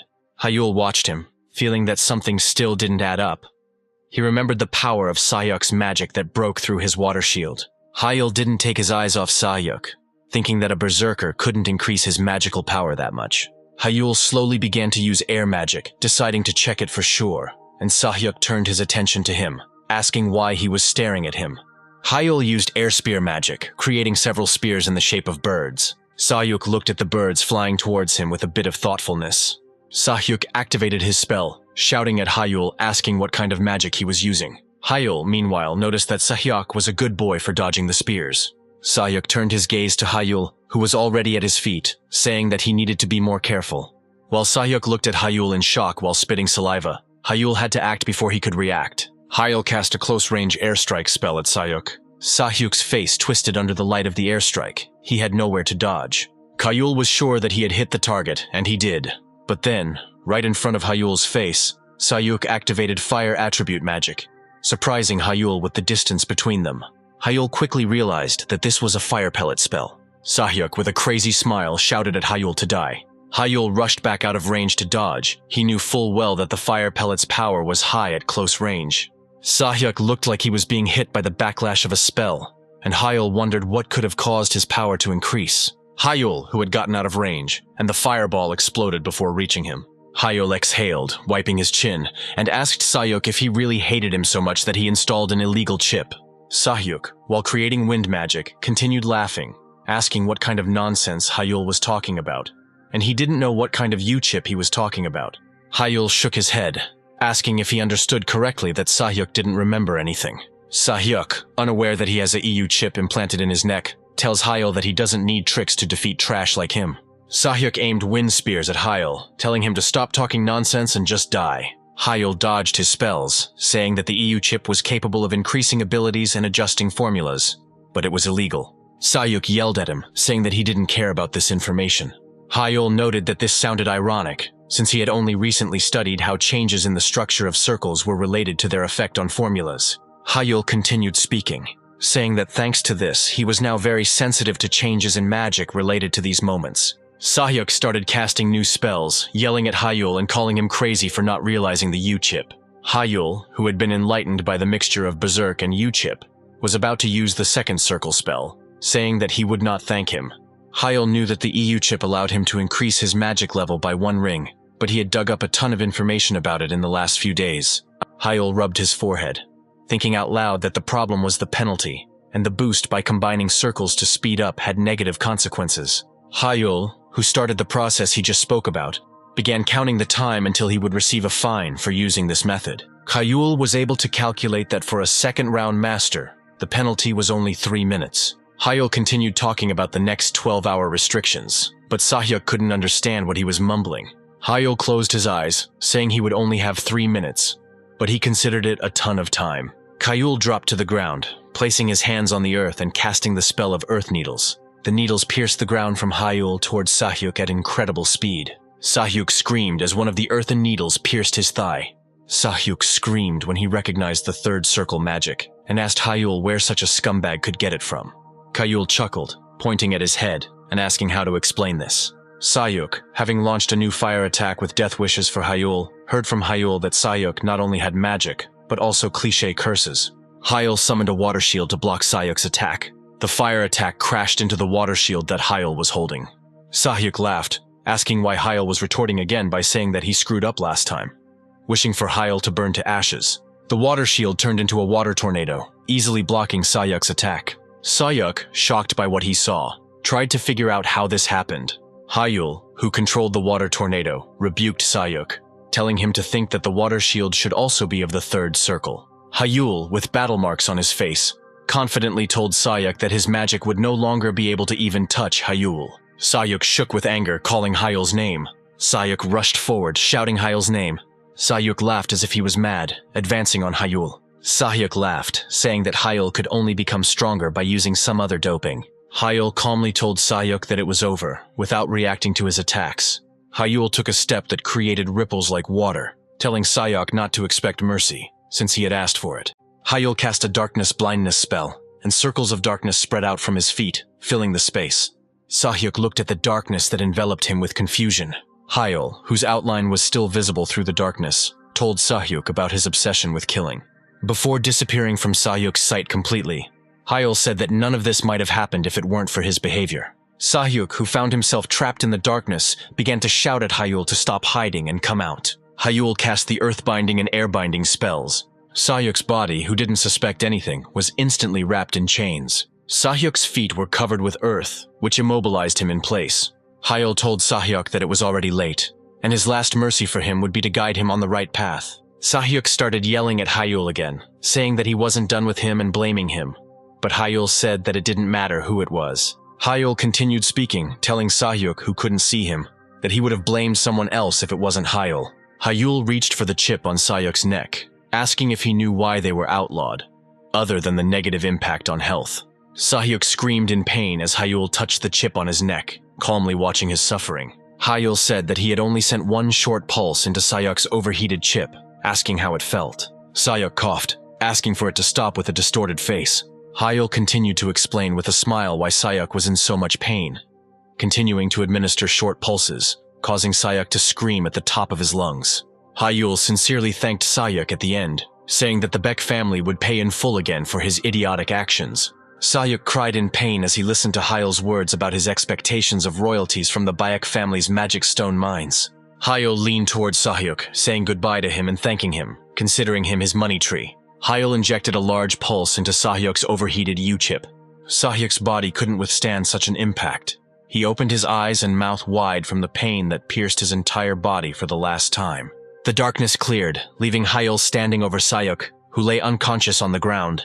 Hyul picked up his phone, which had fallen at the beginning of the battle. Kayul dialed the required number, waiting for the subscriber on the other side to answer. Kayul called his father, who asked why he was calling him at this hour. Kayul didn't beat around the bush, telling his father that he had seen everything and that he didn't need to pretend by looking away.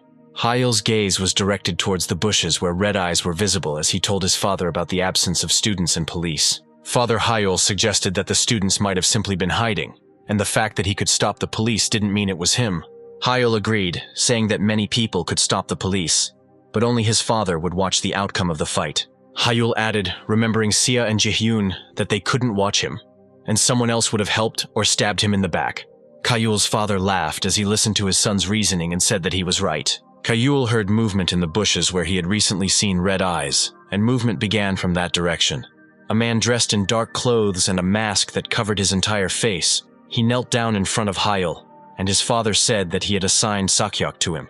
People in the same black uniform as Sakyok stood over Sakyok's motionless body, and Hyul stepped aside, continuing his conversation with his father.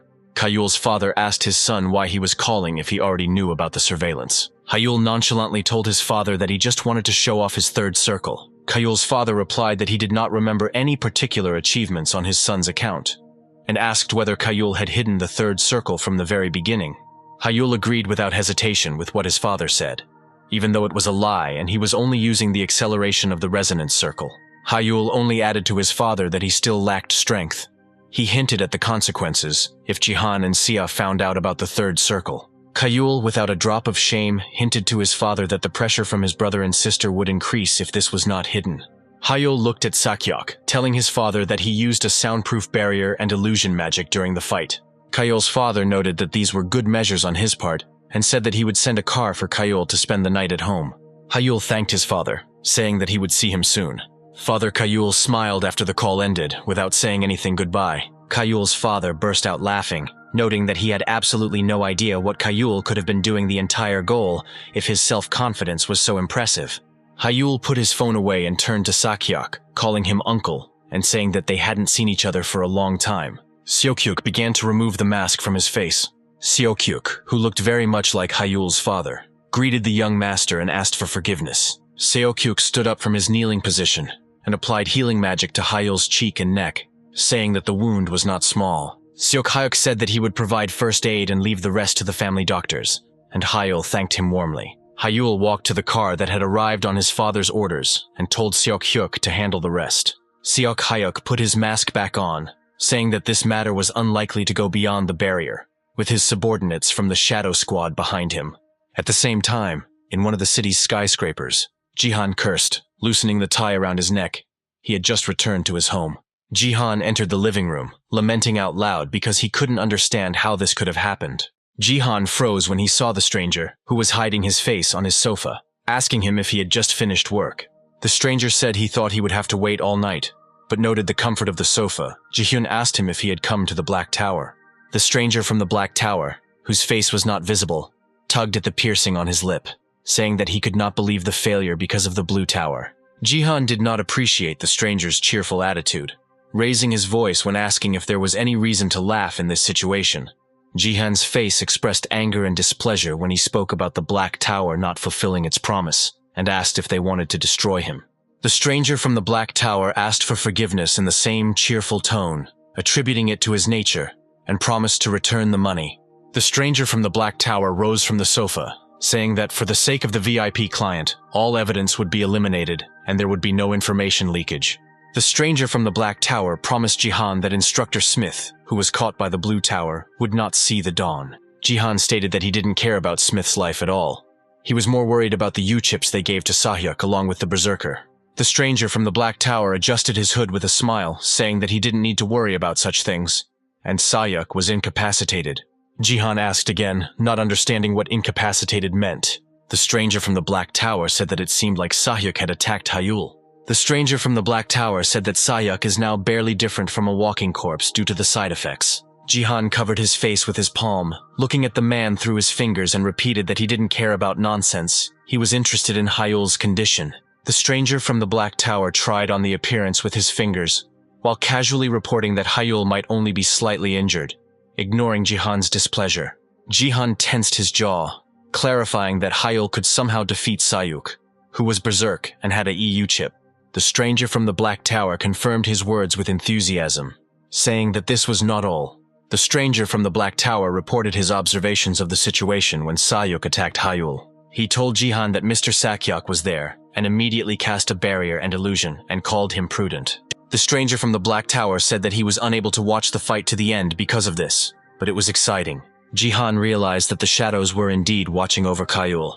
He asked if his interlocutor knew since when they had been accompanying him. The stranger from the Black Tower said thoughtfully that he first noticed them when Jihan and Hyul's paths crossed, but he wasn't 100% sure. Jihan remembered about the Shadow Squad, knowing full well that Sakyok worked directly for his father. Jihan was burning with discontent, not understanding why the power of shadows was used for Hyul. Jihan understood perfectly well that if the shadows had entered, they would now have to be extremely careful and abandon the idea of getting Hyul for a while. Jihan remembered something else, and asked the stranger from the Black Tower what to do with the U chip that they had given to Hyul. The stranger from the tower assured that there was no need to worry about this, since the chip itself had a self-destruction program built into it. The stranger from the Black Tower assumed that the chip had already been deactivated and scattered to dust. Jihan answered negatively when the stranger from the Black Tower asked if he had any questions left. The stranger from the Black Tower came out onto the balcony, saying that he had to go then, because he still had to deal with Instructor Smith. The stranger from the Black Tower jumped down from the balcony, still hiding his face, and said goodbye to Jihan, calling him a dear client. Jihan silently looked at the now empty balcony where the stranger from the Black Tower had disappeared. Jihan thought about how he should get rid of all the evidence that could lead Sakyok to him, noticing that the protective magic of his house was not complicated. The stranger from the Black Tower hovered over the city while Jihan thought about the need to hurry. Sometime later, in the dormitory of the Obelisk Academy, Hyul closed the book he was reading. Hyul stretched in his chair, flexing his muscles. Hyulu had already been informed by the Lord of the Blue Tower that today Instructor Smith had suddenly clutched his heart and died before help arrived. Hyul leaned back in his chair, putting his hands behind his head, thinking about the situation. Hyul had expected this to happen, but he didn't think the Black Tower would act so calmly. Hyula was torn from the thought that Sakyok had easily dealt with the situation with Sakyok by the sound of a notification on his phone. Hyul read his father's long message about how the Beck family had given up 43% of their mine income as a bribe. Hyul smiled, realizing that his father was pleased with the outcome due to the length of the message, and, as always, the offer to receive something in return. Hyul looked out the window at the blue sky with white clouds, thinking that he was glad that everything had turned out well. Hyul looked at the phone screen, deciding what he would do next. Hyul looked at the information that the academic Olympiad would be held in 53 days. And he had to prepare. Hyul felt his ability to use the circle return. Hyul clenched his fist, realizing that the penalty time was up, and knew what he needed to do next. Hyul wanted to reach the third circle. Irid's pages lit up as they sensed Hyul's mana. Hyul poured mana into the page that had the magic circle drawn on it, deciding that he was ready to take on the next challenge. Hyul moved inside Irid, just like the first time, and the book fell to the floor, emitting a faint glow. Hyul closed his eyes from the bright light after moving. Hyul turned around, trying to understand what kind of dull, empty space he found himself in, realizing that this was another dimension inside the book.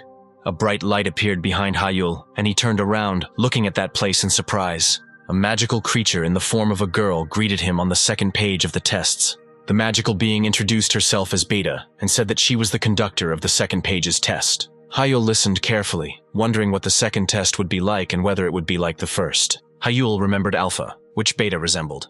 Hyul also remembered the test itself with the elemental stone, which required establishing the final order. Beta, meanwhile, continued to talk about how the second trial tests one's mastery of the current mana circles. Beta said that the details would be revealed during the test itself, and that for passing it, Hyul would gain access to almost 50 pages. Hyul was surprised to hear the number of pages about the third circle that would be revealed to him. Hyul was delighted, comparing it to how he was given 15 pages after the first test. Hyul understood perfectly well that this meant that the third circle was on a completely different level, judging by the amount of information.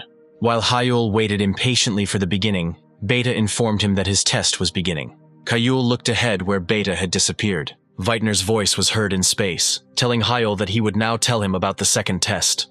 Weitner's voice said that magic circles would now appear in front of Hyul, 100 of them in a row, and he needed to activate them all. Hyul, without wasting any time, began to pour mana into the magic circle that appeared in front of him. The magic circle absorbed his mana, gradually activating. Weitner's voice stated that after passing this test, Hyul would be able to activate them naturally. Hyul was surprised to see that the magic circle in front of him had suddenly changed. Weitner's voice said that the magic circle would be updated every 3 seconds. If Hyul couldn't cope, then it would be necessary to start over. Hyul thought about it, thinking that he could simply memorize the sequence of magic circles. Weitner's voice, as if hearing his thoughts, said that the sequence would be random, and that memorization would not help Hyul in any way. Hyul, as if not surprised, said that it really couldn't have been such an easy task, and closed his eyes, mentally preparing himself to begin the test. Hyul extended his hand to pour mana into the magic circle, determined to try and pass the test. After some time, in the dormitory building of the Obelisk Academy, Ired lay on the table, a shadow hanging over her.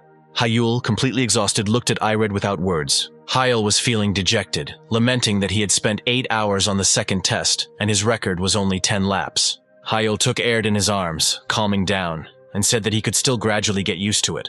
Hyul began reading Ired with the thought that he needed to find some kind of pattern to make it easier. Hyul was reading Ired while taking notes in his notebook and noticed something interesting. It was written in Ired that this was not Weitner's only book, and if Hyul hit a wall, he should look for other manuscripts. Hyul was shocked to realize that the time to search for new books would soon come, when he realized that Ired was not the only one of her kind. Hyul knew that he knew nothing about the location or even the names of these books, but he felt that he had to find them. Sometime later, outside the academy, in a city near the river, Hyul walked into the store thinking that he needed some fresh air and a change of pace. Hyul stopped, noticing Adela in front of him. Adela, who was holding a bag with a bunch of banana milk in her hands, was surprised to see Hyul. After some time, they were sitting on a bench, each with their own drinks.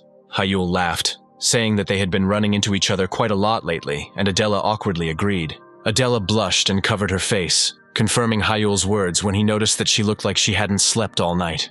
Hyul looked at Adela, who handed him a book, saying that she had read a very interesting article. Hyul took the book while Adela said that its title was Possibilities of Technical Implementation of Teleportation Magic. Hyul laughed at the controversial title, and Adela's eyes lit up as he urged Hyul to read the article now. Hyul was surprised to hear so much zeal in Adela's voice, but he did not argue and began to read the article that Adela had given him.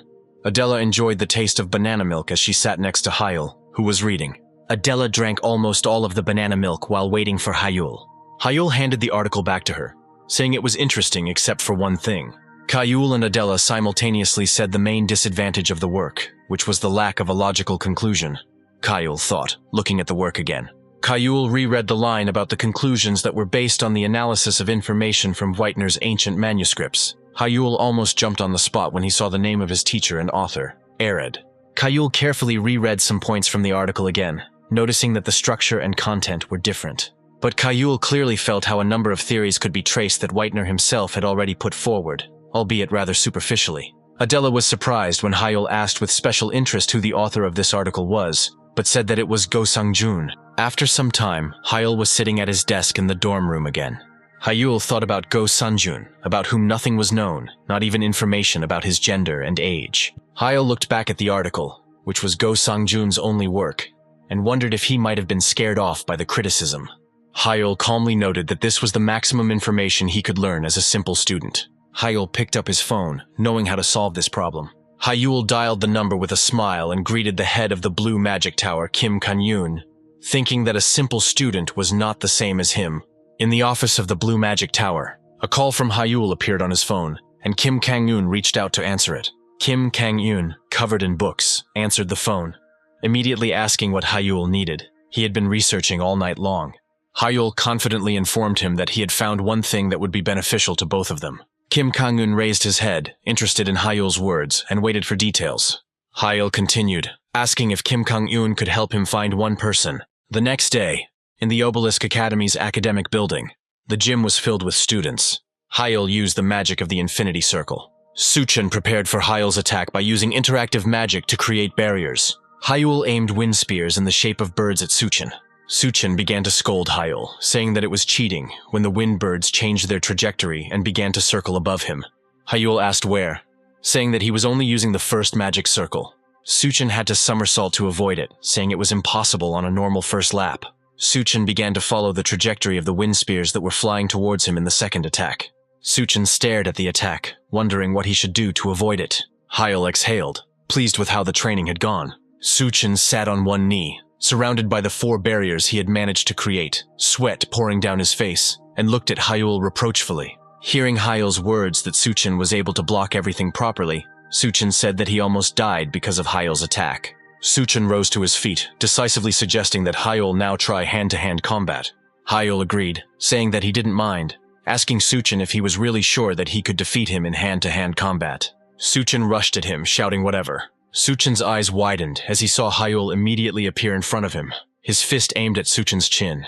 Hyul knocked Suchin down in an instant, sending him to the training ground floor with his hand holding the collar of Suchin's shirt. The students who witnessed the fight opened their mouths in surprise. Hyul looked at Suchin with a smile, asking how he was doing. Hyul looked at Suchin, who was lying on the floor in a strange position, hinting to him that the idea of hand-to-hand combat was so-so. Hyul began to reflect on their differences in physical form, and Suchin took it as a veiled insult. After some time, Suchin put a heating pad on his back, saying that Hyul had cheating magic and was a beast in close combat. Suchin turned towards Hyul with a pouting expression, saying that he was a dirty player. Hyul put a bandage on Suchin's back, telling him to train his endurance if he was not satisfied. There were few people in the locker room, and Suchin asked Hyul what his plans were. Suchin smiled, asking Hyul if he was really aiming for the Olympics. Hyul was surprised by the question and asked how Suchin knew about it. Suchin began to put on airs, saying that he had known Hyul for a long time, and this was obvious from his actions. Suchin reminded that Hyul was distracted and self-absorbed. Even during the last test he spent more time. Suchin said that in recent days, Hyul has always taken first place. Suchin winked at Hyul, telling him that he shouldn't lose his grip if he was going to push the seniors at the Olympics. Hyul silently listened to Suchin, who said that it would be difficult for him to take the Olympics in his current form. And Hyul himself knows this. Suchin asked contentedly if he was right in saying that he knew a lot, and Hyul only smiled in surprise. Suchin added more seriously, saying that according to rumors, the favorite of the Olympiad will be a 5th-round mage, and Hyul's victory with the 2nd round is unlikely.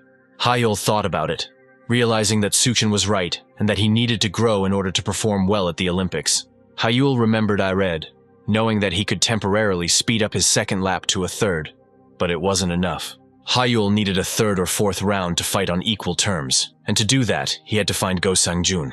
After some time, Hyul looked at the maps on his phone where a point was marked. Hyul raised his head, looking around him as if he couldn't believe he had come to the right place. Kim Kang-eun apologized on the phone that the search took a whole week. He himself did not expect it to take so long. Hyul looked at the building in front of him as he listened to Kim Kang-eun's words about Go Sang-jun's whereabouts. Hyul was surprised because in front of him was a used bookstore where he often shows up.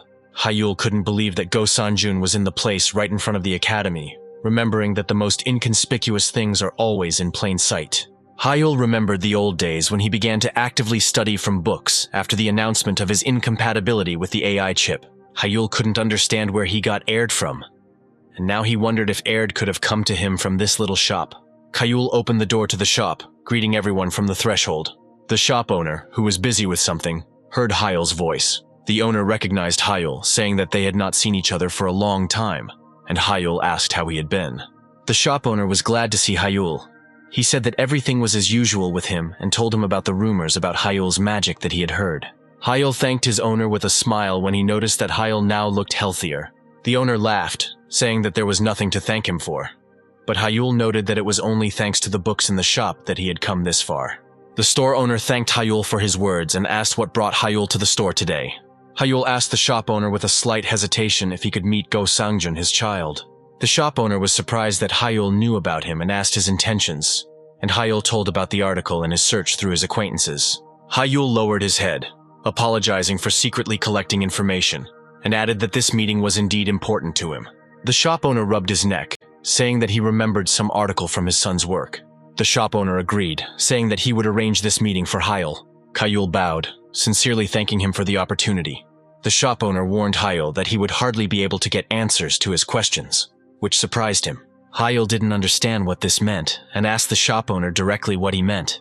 The shop owner opened the door to the private part of the building, telling Hyul to just follow him to Sunjun for now. Hyul obediently followed the store owner as he approached the closed door. The owner turned to the confused Hyul and informed him that Go Sangjun was right behind that door. Hyun was surprised to see what was behind the door and asked again if it was really Go Sangjun. Go Sangjun, who was outside the door, had an oxygen mask on his face. A catheter was attached to Go Sangjun's arm. The beeping sound of medical equipment filled the room, and a guy with disheveled hair lay on the bed. The shop owner walked into the room and headed towards the bed, Hyul following behind him. Go Sangjun was lying there unconscious with dark circles under his eyes. He would have looked like he was sleeping if it weren't for the medical equipment. Hyul still couldn't believe that this was the one he was looking for, but the shop owner confirmed it, saying that it was his son. The shop owner sat down on a chair next to the bed, and Hyul followed his example. Hyul asked if he could find out what happened by looking at the shop owner, and he agreed to tell him. The shop owner kept his eyes on his son as he began the story, saying that Go Sangjun had broken a taboo. The shop owner clasped his hands in front of him, clarifying that his son had broken a taboo for all wizards. Hyul asked what taboo he was talking about, and the shop owner explained that his son had launched a mana circle through his brain. Hyul was surprised to hear what exactly Go Sangjun did. Hyul remembered the day he listened to Ered and launched a mana circle through his brain. Realizing that Go Sangjun was trying to do the same, Hyul clenched his fist, trying to find out more details and find out the reason why Go Sangjun needed to do something like this. The shop owner closed his eyes and wearily explained that his son had done it for the sake of his scientific work. Go Sangjun had a choice between proving his theory and giving up halfway. The shop owner shared his regrets, saying he should have stopped his son at any cost. Hyul looked at Go Sangjun, wondering if he might have been exposed to Whitener's magic style through other sources. The shop owner said he was unlikely to be able to answer questions, admitting his son would be happy to satisfy Hyul's interest. Hyul apologized to the shop owner, saying that it must be a difficult burden for him to bear. The shop owner placed his hand on Hyul's shoulder, telling him not to worry about it, as he knew how passionate Hyul was about science. The shop owner remembered how Hyul meticulously searched for magical literature every day, reminding him of his son. The sun was already setting below the horizon. Hyul asked the shop owner if he could take a look at Go Sangjun's literature when they left his room. The shop owner scratched his beard, agreeing that those books were still lying around collecting dust. The store owner held up 2 fingers, telling Hyul that he would have 2 requests for access to his son's literature. The store owner asked to make his son a co-author if Hyul would continue writing his work, and Hyul said that he would do so. The store owner accepted his words and, removing 1 finger, began to talk about the second condition. The shop owner told Hyul with a little irritation not to even try to pass mana through his brain, causing Hyul to flinch. After Hyul agreed to the second condition, the store owner took him to a separate room where his son used to work. The store owner walked deeper, wondering what books Hall might need the most while Hall looked at the shelves. Hyul's gaze was drawn to a book on the top shelf. The book that caught Hyul's eye moved from the shelf. Hyul was surprised when the book fell on the floor right in front of him. Hyul looked at the cover of the book, feeling that it reminded him of Ired. Hyul picked up the book, turning to ask about it to the shop owner, who was already holding a stack of books in his hands. The shop owner immediately recognized it, remembering how his son often took it with him as if there was something important about it. Hyul held the book, carefully opening the lock on the spine as the shop owner told him he could take it.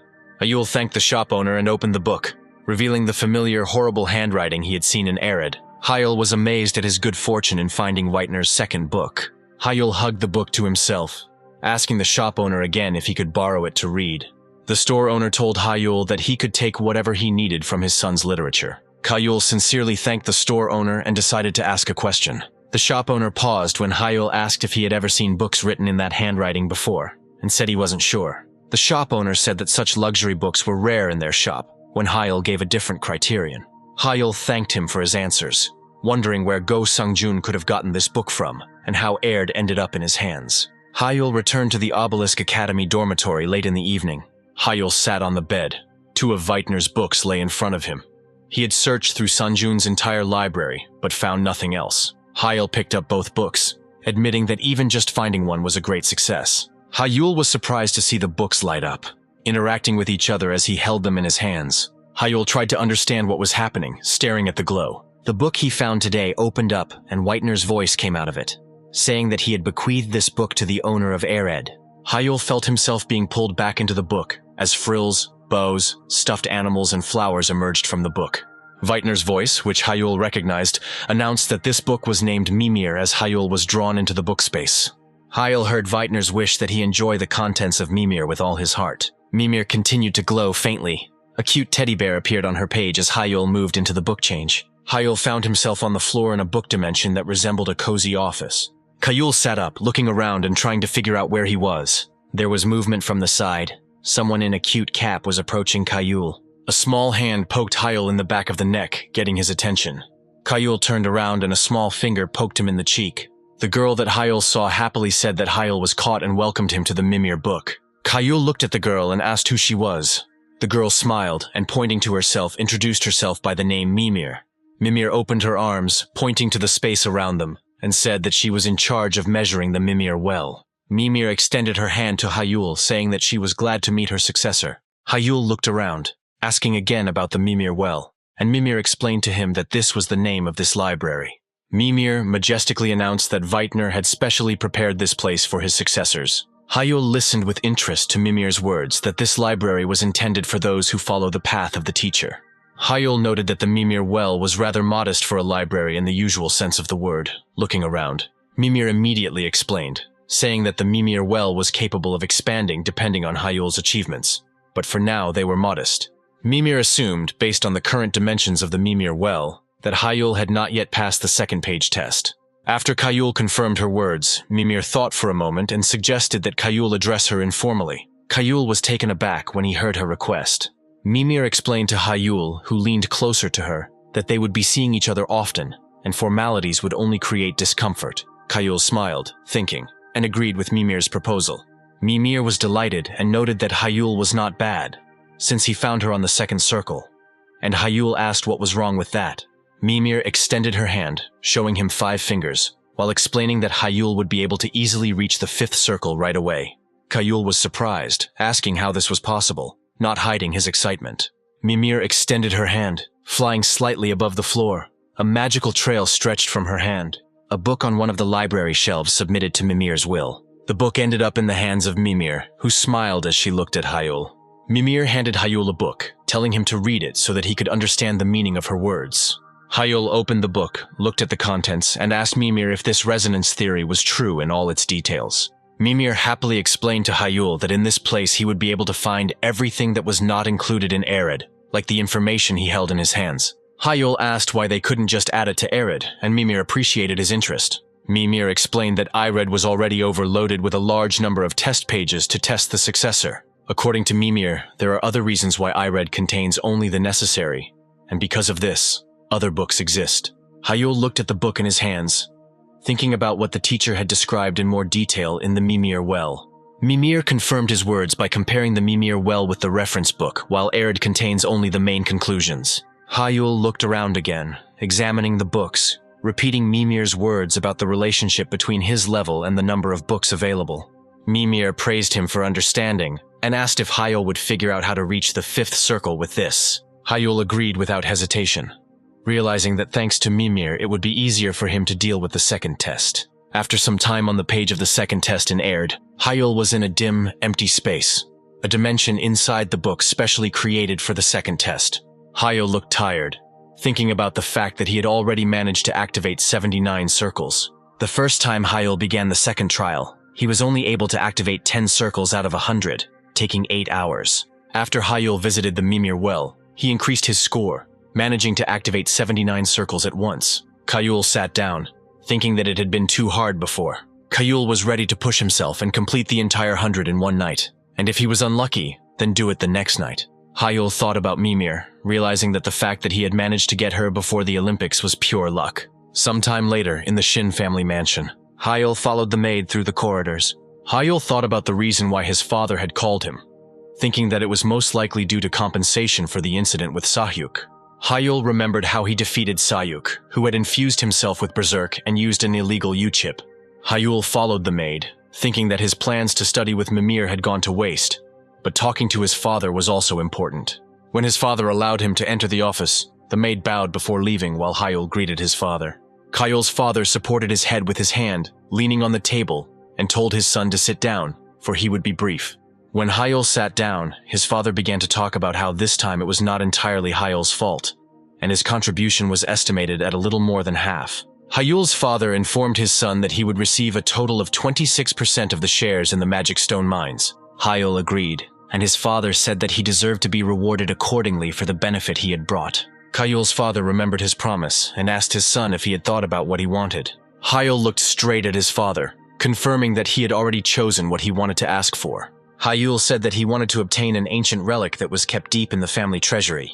Father Hyul asked again, saying that it was just an antique, which rarely contained any incredible secrets. Hyul disagreed with him, saying that he believed in the truth of the legends about ancient relics and myths about events. Hyul's father sighed wearily, saying that Hyul was still young, but noted that believing in this nonsense was rather stupid. Hyul's father looked at his son again, saying that he respected his choice, and raised his finger, indicating that Hyul could only take one item. Hyul was delighted and thanked his father for his consent. Hyul's father asked his son what relic he wanted. Hyul, who had long ago made his choice, said that he wanted the ancient relic that was kept under the treasury. Hyul told his father that he wanted to get Rybel Whitener's cloak. Hyul and his father came to the underground treasury of the Shin family, which was located on the territory of their mansion. Hyul's father accepted the box with the crest of the House of Mages from the hands of the treasury worker, while Hyul stood nearby. Hyul's father placed the box on the stand, telling Hyul that he hoped his son would not regret his choice. Hyul took the box containing the relic and thanked his father. Hyul's father grumbled again, saying that he couldn't believe that Hyul had bought into such silly stories, but he chalked it up to his youth. When Hyul's father parted, he advised Hyul to focus on training so that he would not regret anything in the future, and Hyul agreed without arguing. After some time, Hyul was riding in a car with a driver, returning to his dorm. Hyul sat in the back seat, thinking that most of the heirlooms his family owned were genuine. Hyul glanced at the box he had taken from the Shin family's treasury, wondering if it really contained the genuine Whitener cloak. Hyul knew that no percentage of the income from the magic stone mines could compare to a real teacher's cloak. Hyul couldn't wait to get to the dorm. He opened the box, wanting to find out if it really contained the real Whitener's cloak. Hyul's eyes widened at what he saw. Hyul lifted the cloak, examining the fabric woven from fibers of the purest mana. Mana cloth was considered a valuable material that was obtained from magical stones through special processing. There were less than 30 people in the world who were capable of this, and the cloak in Hyul's hands was made entirely of mana fibers. Hyul couldn't hide his enthusiasm as he wondered how this cloak was made if the technology was not available in Whitener's time. The fabric of the cloak in Hyul's hands surpassed all the artifacts known to him. He had never seen anything like it before. Hyul returned to the Obelisk Academy dormitory. Hyul sat on the bed in his room, looking at Whitener's cloak. The authenticity was evidenced by the signature in a terrible handwriting that was familiar to Hyul. Hyul stretched his hands up to examine the cloak, trying to understand the structure of the fabric. It seemed to Hyul that the outer and inner layers were mixed up. Hyul knew that the reason mana tissue was difficult to work with was because the inner and outer layers had to be developed separately. The internal one should improve conductivity, and the external one should reduce it, but the cloak in his hands did the opposite. Hyul rubbed his chin thoughtfully, believing that his teacher would never have made such a mistake. An idea came to Hyul's mind. He suggested that the cloak should simply be turned inside out. Hyul turned the cloak inside out and saw changes in the layers before his eyes. Hyul realized that even when turned inside out, the structures of the inner and outer layers do not change places. Hyul thought that this was done intentionally, but he did not understand for what purpose. Hyul could understand why his father had sent Whitener's cloak to gather dust in storage. Hyul opened the Mimir well, wanting to learn more. Mimir was sitting on the sofa in the library, reading some book. Hyul appeared in the Mimir well, immediately calling her. Mimir was delighted to see him and asked how he was doing. Hyul showed her Whitener's cloak, and Mimir recognized it immediately. Mimir appeared right in front of Hyul, asking if it was really Whitener's cloak. Mimir's eyes lit up as she looked at Hyul, who had managed to find it. But Hyul told her that the cloak was strange. Mimir picked up the edge of the cloak, not understanding what Hyul meant. Mimir let out a loud gasp as she looked at Hyul, who was frightened by her sudden reaction. Mimir held out 2 fingers, asking Hyul if he was still on the second circle. Hyul confirmed, not understanding what the question was about, and Mimir said that it was clear to her why he didn't know. Hyul asked her to explain. Mimir made a cross with her fingers in front of her mouth, asking him for forgiveness and saying that she could not explain why the cloak was designed that way. Hyul began to ask about the reason when Mimir handed him the cloak back, telling him to take it. Mimir said thoughtfully that there was a special magic in Weitner's style. Mimir fell silent, her eyes wide open. Hyul became interested in her words, while Mimir grabbed her cap with her hands, lamenting that she should not have said this. Mimir calmed down, saying that she would only say this. She extended her hand to Hyul, saying that there is true magic of Weitner. Hyul asked her again, not believing that any true magic existed.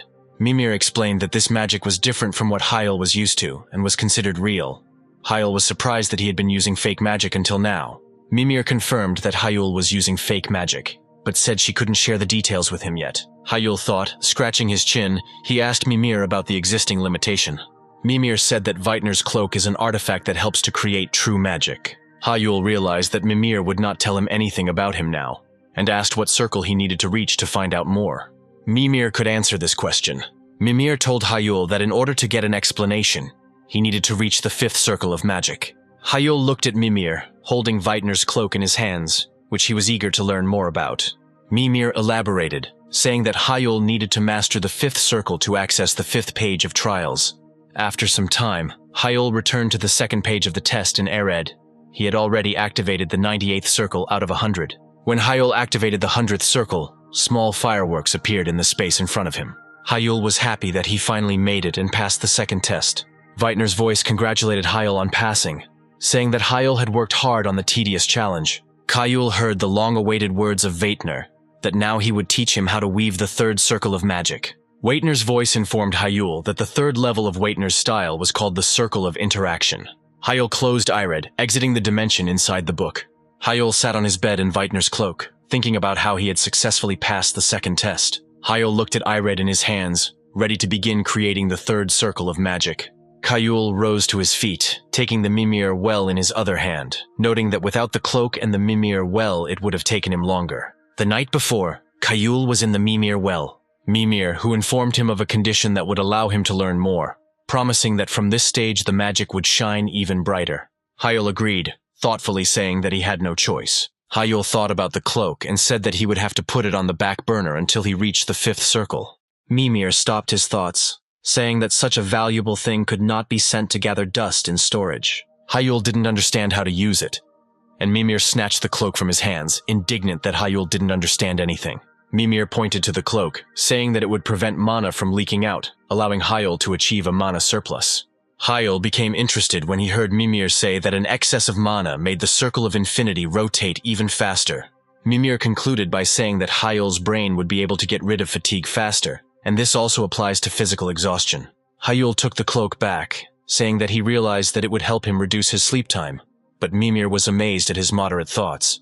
Mimir winked at Hyul, saying that with this cloak he wouldn't have to sleep at all anymore. Hyul asked again in surprise, looking at the cloak in his hands, not believing what he heard. Mimir repeated once again, saying that if Hyul wore the cloak for at least 5 hours a day, he would quickly reach his peak. Hyul looked at Mimir, who said that this was just one of the side effects of the cloak, and it was valuable information for the successor.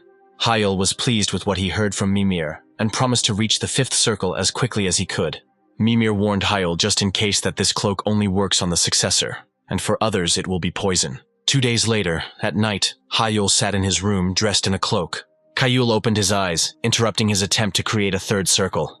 Hyul looked at Erd, feeling that he was very close, and he would soon understand what he lacked to create the 3rd circle. Hyul read the information in Ired about the Circle of Interaction that opened up for him after passing the test. The 3rd circle of the Weitner style allowed for interference in the process of creating spells by other people. In Ired it was said that in order to interact with someone else's mana, one must be in perfect sync with it. Hyul was finally able to understand why the 2nd test was like this. It helped him learn how to influence other people's magic. Hyul smiled as he read Ired, finding it very interesting. Hyul had never even thought about this. He didn't expect that the 2nd test would serve as a basis for the creation of the 3rd circle. Hyul read that in order to create the 3rd circle, the 1st and 2nd must be in perfect harmony with the surrounding mana. Hyul found a clue, realizing that by continuing to use resonance, he could form a 3rd circle. Hyul rose to his feet, resolutely declaring that he would definitely succeed this time. Hyul concentrated, absorbing the abundance of mana in the air and synchronizing it together, paying attention to the excess mana in his body. The process felt like building a new house brick by brick. Hyrule concentrated completely on his sensations, harmonizing the first and second circles. Hyrule began to sense the mana surrounding him, which was supposed to harmonize with his circles. Hyrule felt that the mana he had absorbed had found refuge in his body. Hyrule could hear the voices of this mana. She asked Hyrule to play with her, comparing his body to a playground. The mana surrounding him said that it was very cramped inside Hyrule, but she still didn't want to leave, because it was warm inside. Hyrule knew he was only halfway there. He needed to maintain the resonance. The mana surrounding him wanted to play. It felt like it needed a spacious playing field. The mana lined up in a circle. Hyrule was getting hot.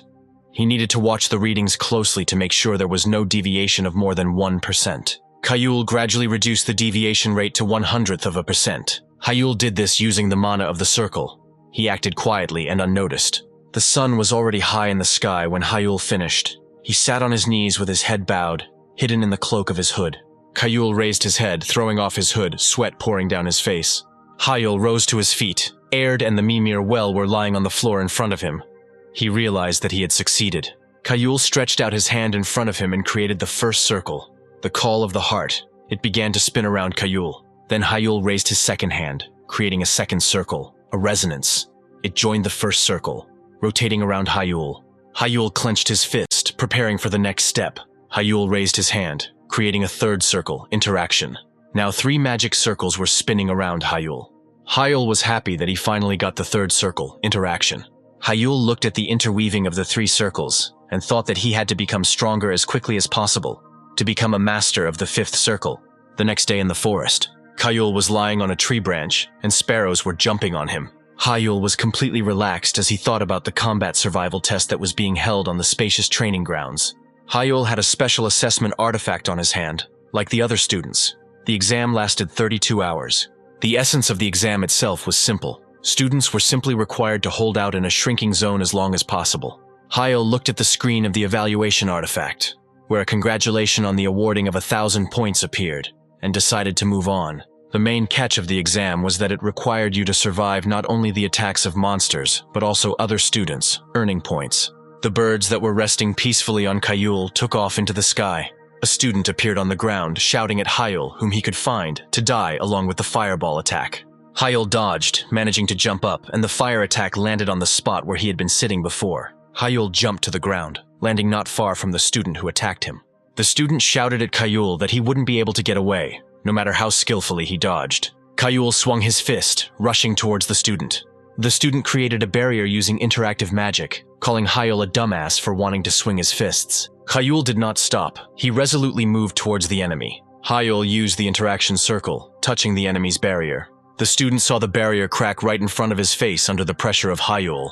The student could not understand how this was possible. Hyrule instantly cast an Earth Push charm, knocking his opponent to the ground as the barrier crumbled under his touch. The student flew a short distance and hit his back on the ground. The student couldn't believe that his barrier had failed to withstand some kind of earth jolt. Hyrule looked at the student who had already lost consciousness, asking which one of them was the idiot if he was going to attack from behind. Hyrule rubbed his neck, indignant at not understanding why the student had screamed before the attack, which had given him away. Hyrule stopped thinking about it, focusing on the power of the third circle in his clenched fist, with which he broke the barrier. Hyrule was able to easily weaken the second circle's barrier core with the interaction circle, and this allowed Hyrule to finally break through the barrier with an ordinary push of the earth of the first circle. The evaluation artifact on the unconscious student's wrist reported that Kanjirak had dropped out. Hyrule went the other way, leaving the student lying on the ground, thinking that the idiot had exposed himself, and that was why everything had happened. Hyrule's evaluation artifact reported that he had been awarded 10 more points. Hyrule moved further into the forest, thinking about how he had gotten hooked on the new circle, knowing that he could start using it against the enemy's third circle of magic. Something flashed behind Hyrule at high speed. Hyrule turned around, sensing someone's presence. Hyrule immediately sent a fireball to attack the place where he heard movement. Hyrule was surprised when the smoke from his attack settled. The Bloodclaw wolves had already surrounded him from all sides. Hyrule watched the monsters closely, realizing that they might have been lured by the sounds of the recent battle. Hyrule stretched his shoulders, saying that he could start whining about the unfairness of the fights that followed one after another, while the wolves bared their teeth. Kayul chuckled, saying that he was one of those who aimed for first place, and now he was even grateful for this turn of events. One of the Bloodclaw wolves howled. The wolves, following the signal, rushed to attack Kayul, who was just waiting for this moment.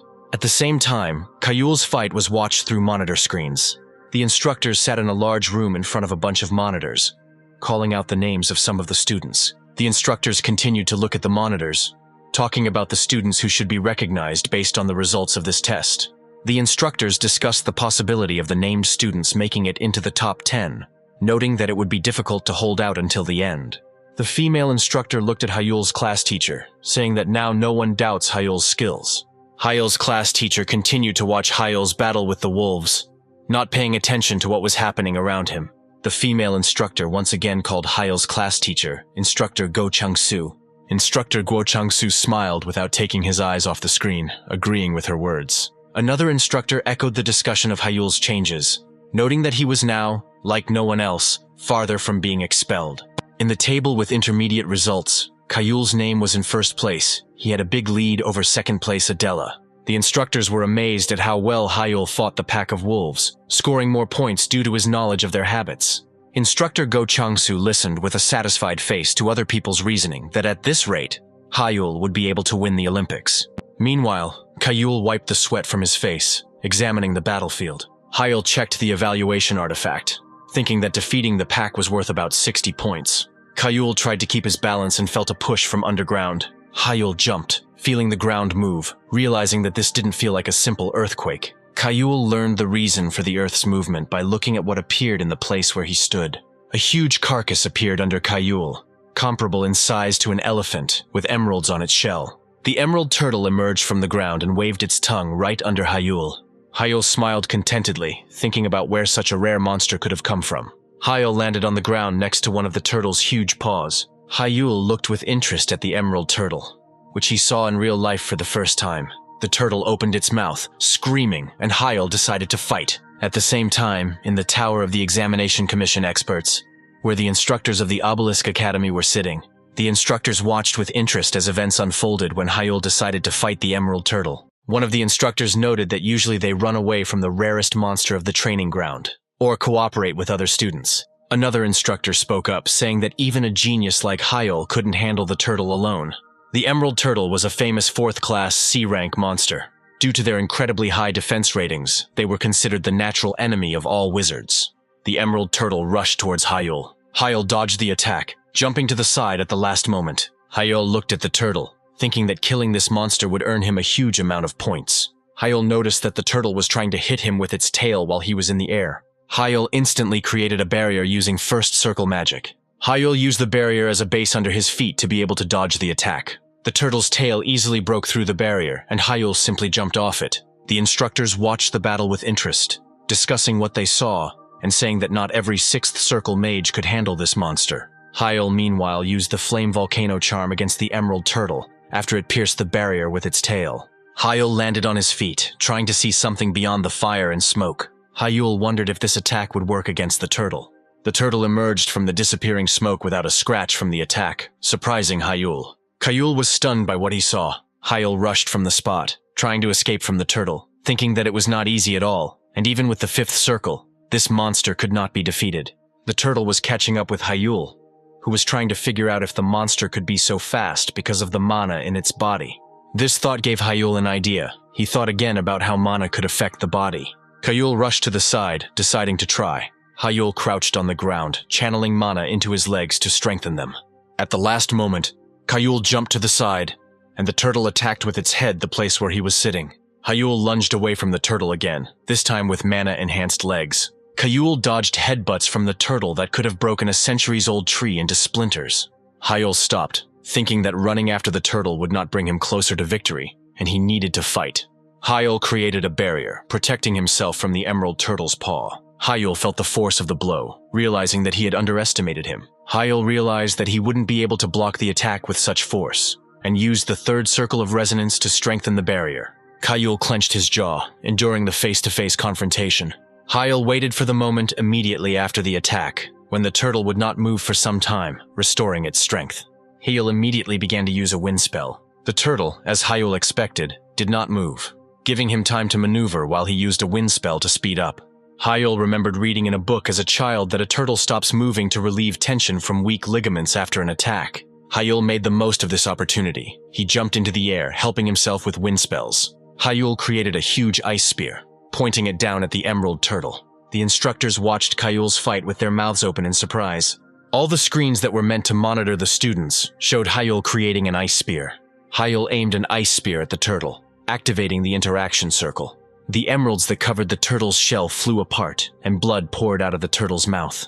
Hyul landed on the ground next to the corpse of the emerald turtle, which he managed to pierce with an ice spear. Hyul held his chest, trying to catch his breath, amazed that he had managed to handle the emerald turtle. The evaluation artifact informed Hyul that he had been awarded 1,000 points for the victory. Hyul was pleased with the result. At the same time, in the House of Magicians, Hyul's father sat on a chair in front of a huge TV.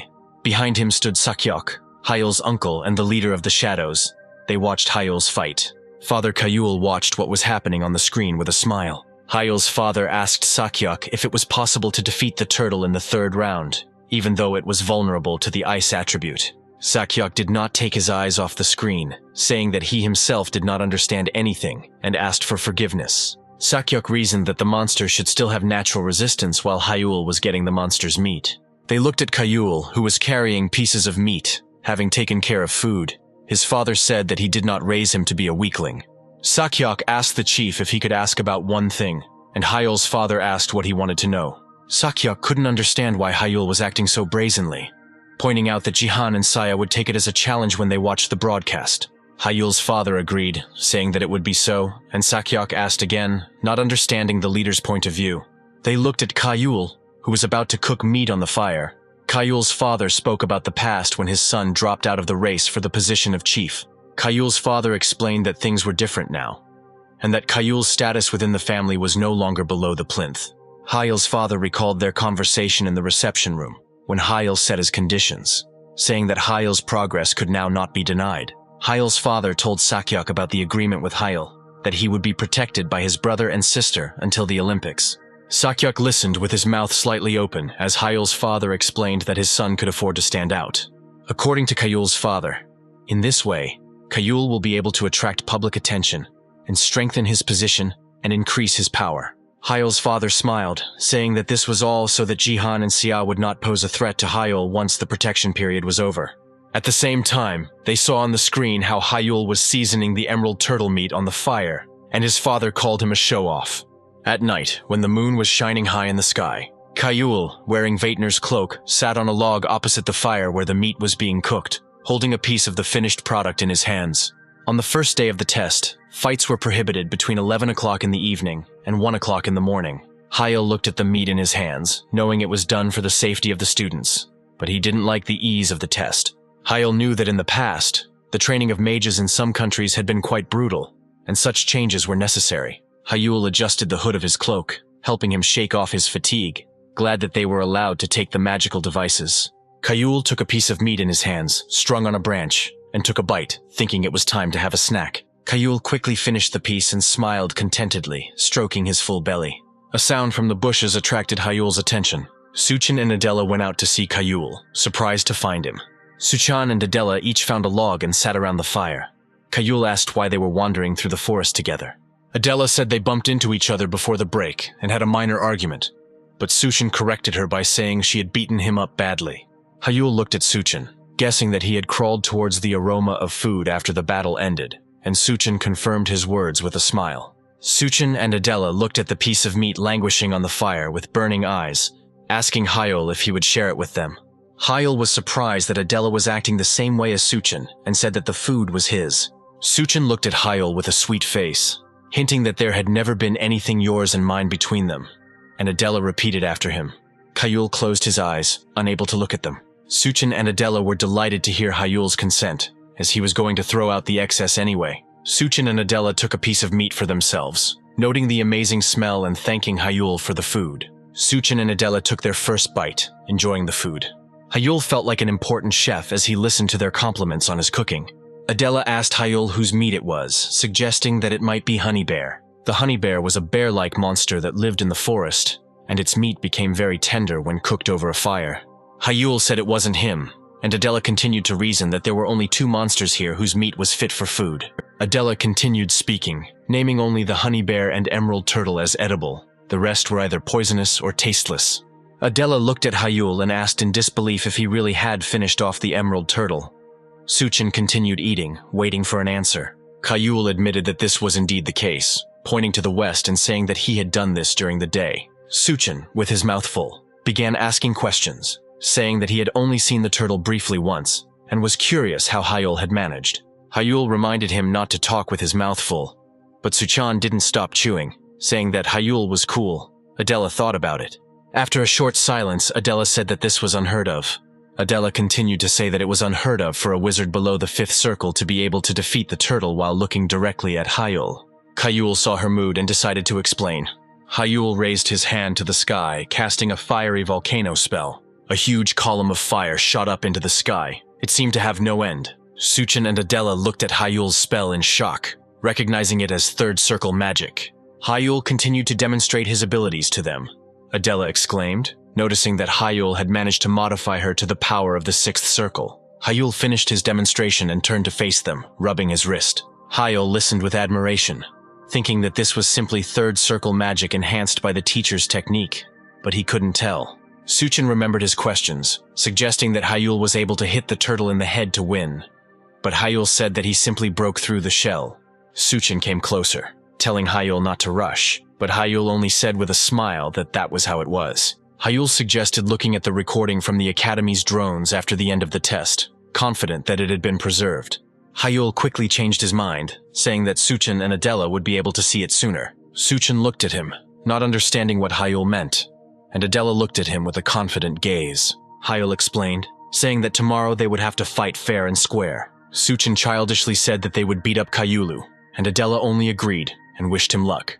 Adela was confident. She said that she also had something that she could show Hyul. On the 2nd day of testing, the barrier separating the training area in the forest was reduced. The instructors monitoring the test discussed the fact that there were only 4 left and tried to figure out who would emerge victorious. The next day, Hyul was walking in the forest.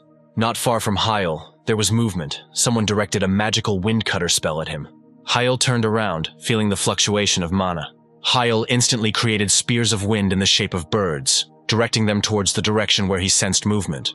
Hyul looked in the direction where smoke rose from the impact of the wind spears on the magical wind cutter. Ji Sangwok moved towards Hyul, saying that everything he heard was not just rumors, but a real supernova explosion. Sangwok jumped down from the tree towards Hyul, who was looking at him. Hyul barely managed to dodge as Sangwok punched that spot. Hyul noted Sangwok's speed, barely keeping up with his movements. Sangwok jumped and kicked Hyul, who dodged it at the last moment, tilting his body back. Hyul jumped back into the distance, realizing that close combat with Sangwok was dangerous. His kick whistled past Hyul by a millimeter. Sangwok smiled and greeted his opponent, telling Hyul that he was unlucky to run into him. Hyul disagreed, saying that he was, on the contrary, lucky to have recognized a wizard who specialized in close combat. In the memories of Hyul from the Obelisk Magic Academy, Hyul witnessed Sangwok's training fights at the academy. Hyul knew that Sangwok was a master at enchanting his body. Sangwok was in the top 2 among 2nd years in martial arts. Hyulu took a fighting stance, preparing to fight the body enchantment expert. Hyul looked at Sangwok, knowing full well that he was not someone the interaction circle could be used against. Hyul decided that he would also use body enchantment and directed mana into his fist. Hyul began to move using his body enchantment and his combat skills. Sangwok appreciated Hyul's willingness to engage in honest, direct confrontation. At the same time, in the tower of the examination committee, the instructors were discussing the students' decision to choose the combat magic of body enchantment. One of the instructors suggested that in this case, Sangwok would emerge victorious from the duel. The instructor watched the events on the screen, listing Sangwok's merits, due to which he would be able to win. Instructor Go Chang-soo chimed in, saying that Hyul's potential was immeasurable given his fight with the turtle. Meanwhile, Hyul dodged Sangwok's fist. Hyul used the Demon Eye spell to see Sangwok's mana flows. Hyul saw that the mana was concentrating right in Sangwok's fist. Right before Hyul's eyes, the mana from Sangwok's fist was transferred straight to Sangwok's knee. Hyul put up a barrier in front of himself, realizing that Sangwok was going to deliver a knee kick.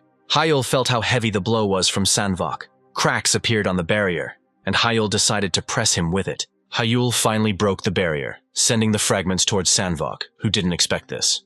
Sanwok watched with interest as Hyul completely destroyed his barrier, waiting for further action. Sanwok looked at Hyul's magic, realizing that he had never seen anything like it before, not believing that the genius magician had actually returned. Sanwok finally admitted that all the rumors about Hyul did not just appear out of nowhere. Hyul went on the attack against Sanwok, who was thinking that the fight was getting more and more interesting. Sanwok was confident that he would not lose in close combat. Hyul thought he had a chance after seeing Sanwok's slight confusion and was about to throw a punch. Hyul's fist was enchanted with mana. Sanwok blocked Hyul's strike, crossing his arms over his chest. Hyul was surprised at how quickly he reacted. The instructors, who were watching the fight through screens, watched the fight attentively, rising from their seats in excitement. Hyul did a backflip, avoiding a kick from Sanwok. Hyul thought about Sanwok's combat sense that allowed him to react in time, but he noticed that he lacked common sense. Hyul thought that if he had disguised the flame throw in the strike, Sanwok would not have had time to put up a barrier. Then both of Sanwok's arms would have been seriously damaged. Hyul charged again, causing Sanwok to be amazed by his speed. Sanwok crossed his arms over his chest, expecting Hyul to repeat his previous attack. Hyul chuckled, asking if Sanwok really continued to defend himself like this. Hyul at the last moment kneed Sanwok in the ribs that were open, saying that this place was open. Sanwok gritted his teeth in pain, realizing too late that Hyul had used a feint with his hand's enchantment that distracted him from the real blow. Sanwok tried to figure out when Hyul had managed to enchant his legs to hit him with his knee. Sanwok felt pain in his side and, checking it with his hand, assumed that he had a broken rib. Sanwok considered himself a true fighter and was going to endure this pain using only willpower. Sanwok rushed to attack Hyul, believing that attack is the most important thing for a fighter. Hyul increased the distance between them to calculate the attack. Hyul told him that if Sanwok relied too much on his strength, his body would quickly break down. Sanwok was about to jump kick Hyul. Hyul asked if Sanwok had overheated while diving down to avoid his attack. Sanwok tried to minimize the damage from the failed attack, enduring the pain in his side. Sanwok landed on the ground and barely managed to regain his balance before he noticed Hyul's attack. Sanwok didn't have time to dodge, and Hyul hit Sanwok with his fist from below, up on the jaw. Sanwok was thrown to the ground by the force of Hyul's blow. Sanwok lay on the ground unconscious from the blow, and Hyul shook his hand. Hyul noticed that Sanwok concentrated mana into his lower jaw at one point before his strike to reduce the damage. A bright mark from the blow was visible on Sanwok's lower jaw. Hyul wiped his face with his shirt, smiling as he noticed that Sanwok's fighting sense was incredible, not only in attack but also in defense. A notification was received on the evaluation artifact on Hyul's hand that 100 points had been awarded for the victory. At night, the radius of the training ground in the forest decreased again. Hyul walked through the forest, checking the information that there were only 2 survivors of the test. Hyul looked ahead, thinking that there was only one enemy. Adela appeared before his eyes under the moonlight. She greeted him and said with a smile that it was a wonderful time for a battle. Hyul and Adela looked at each other. Earlier that day, at the subsidiary office of the House of Mages, Seiya and Jihan watched the broadcast with Hyul. Seiya said that it couldn't be that Hyul reached the final. Seiya couldn't contain her emotions, indignant that they couldn't lay a finger on him, while Hyul had gotten completely out of hand. Jihan looked at Si, who was biting her nails, nervous that Hyul would become the heir again. Jihan remained silent despite the fact that Seiya addressed him directly. Seiya couldn't accept Jihan's silence, asking him to answer, and remembered that Hyul had even managed to defeat the turtle. Seiya continued to lament how someone of Hyul's caliber could defeat the turtle, and she was sure that her father was watching the test like the others. Seiya rose from her chair, unable to sit still due to the emotions that had washed over her, and Jihan exhaled tiredly and asked Seiya to calm down.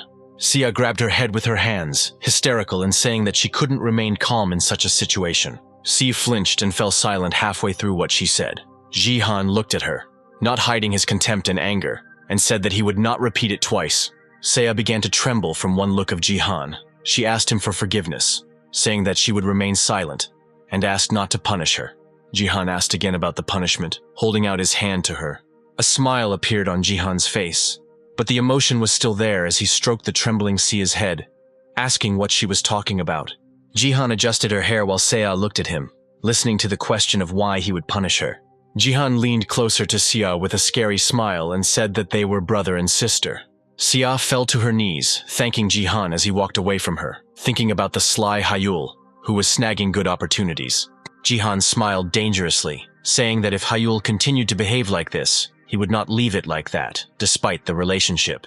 At present, a fire was rising from an explosion in the forest, where the test was being conducted. Adela used the Moonlight Bullet spell, telling Hyul that he wouldn't be able to catch her off guard. Adela watched the videos of his battles many times, and even took into account how he used the sun in the last fight. Now Adela came on purpose at night, confident that everything would be different. Adela wasn't going to give Hyul a chance to counterattack. Adela moved, casting spells without stopping. Hyul found himself under a hail of moonlight bullets and tried to dodge them. One of the moonlight bullets grazed Hyul's shoulder, drawing blood, making it impossible for him to dodge all of them at once. Hyul noticed that Adela was creating many more magic missiles than she had during the midterms. Adela said that a mage capable of single techniques is vulnerable to dense magical fire. Adela watched Hyul's movements, continuing to cast her spell. Adela told Hyul that this was his weakness, and that she was superior to him in strength and efficiency in everything. The place where Adela's magic projectiles hit was covered in fire. Hyul exhaled, feeling tired. Hyul held up a barrier as the shells hit, shouting at Adele to think as she wanted. Hyul was thinking about Adela's strategy to try to overcome him with the advantage of the magic circle. Hyul didn't believe that this was the entire result of the analysis of his battles, which Adela was pleased with, judging by her face. Hyul held the barriers, fully understanding that not everyone could spam magic like that, which was expected from the Divine Guardians. Hyul smiled, noticing something. He asked Adela a question. Hyul looked at Adela, who continued to perform magic, and asked since when she had mastered the fourth magic circle. Hyul held the barrier with one hand, and with the other behind his back, carefully cast a spell of ice needles. Adela stopped attacking Hyul with magic projectiles, admitting that she thought he would notice right away. Hyul took advantage of the smoke that had not yet cleared from Adela's attacks to cover his attack with ice needles. Adela told Hyul that she had mastered the fourth circle about 4 days ago, and there was more to come. Adela closed her eyes. Behind Adela, who stood with her eyes closed, an icy needle of Hyul was flying from the direction of the moon. Adela told Hyul that he would no longer be able to impress her with such obvious tricks. Adela waved her hand, still keeping her eyes closed. At the last moment, Adela turned to the side, and at the same moment, she broke Hyul's ice needle with her eyes closed. Adela opened her eyes. Her pupils were cross-shaped. Hyul immediately recognized this magic, and asked if Adele was too fat for the fourth circle and vision with the heart at the same time. Seeing with the heart was the secret magic of the noble French steward family, to which Adela belonged. This detection magic was similar to the red eyes that Kim Kangan, the Lord of the Blue Tower, had. The current Adela was a combination of the strengths of the Divine Guardian magic, and detection magic made her a formidable opponent. Hyul wiped his face with the back of his hand, thinking that in front of him was simply a monster in human form. Hyul looked at Adela, who was about to cast her spell again, knowing full well that he would have to give her everything he had. Adela said that she was no longer so naive as to give him breaks. Adela attacked Hyul again, asking when he would show her the magic he used to defeat the Emerald Turtle. Hyul watched as Adela's magical projectiles approached him. Hyul smiled, telling Adela that he was just about to do so. Hyul activated his demonic eye as he looked at the approaching attack. Hyul was able to disassemble the entire structure of the Moonlight Bullet charm using the Demon Eyes and activated the interaction circle. All the magic projectiles that Adela sent at Hyul went off course and didn't even hit Hyul. Adela couldn't believe that her bullets had veered off course just before hitting their target and asked what trick Hyul had pulled. Hyul smiled, asking Adela her thoughts on how he did it, and wondered if even seeing with her heart hadn't helped her. At the same time, in the estate of the House of Magicians, Hyul's father, Inhyuk, looked at the one who called his name and asked what kind of magic this was. Wei Sangchol, the head of the Divine Guardian House, held a glass of wine in his hand, not understanding. Wei Sangchol was curious about what kind of spell could change the trajectory of magic projectiles in such an unprecedented way. Inhyuk said that he himself didn't understand it, watching the broadcast from the tests, and Sangchol asked if Hyul really didn't say anything. Inhyuk sighed tiredly, saying that it was nothing, and Sangchol looked at his friend, saying that it was unexpected that Hyul was hiding something from his father. Inhyuk propped his head up with his hand, saying that Hyul had grown into a real brat over the past year. They continued watching the broadcast of Hyul's fight with Adela, and Inhyuk admitted that Hyul has more secrets than revelations now. Sangchol understood his friend, saying that Hyul had changed a lot in a year away from home. Inhyuk agreed with his words, and Sangchol added, saying that a man only grows up when he leaves his home. Sangchol rubbed his chin, admitting that during the midterms, he thought that Hyul was just lucky. Inhyuk listened to Sangchol's words about Hyul, who shamefully admitted that he thought Hyul's fame was fleeting. In-hyuk looked away, saying that he understood everything, since his son was incompatible with artificial intelligence. Sang-chul continued, looking at the broadcast.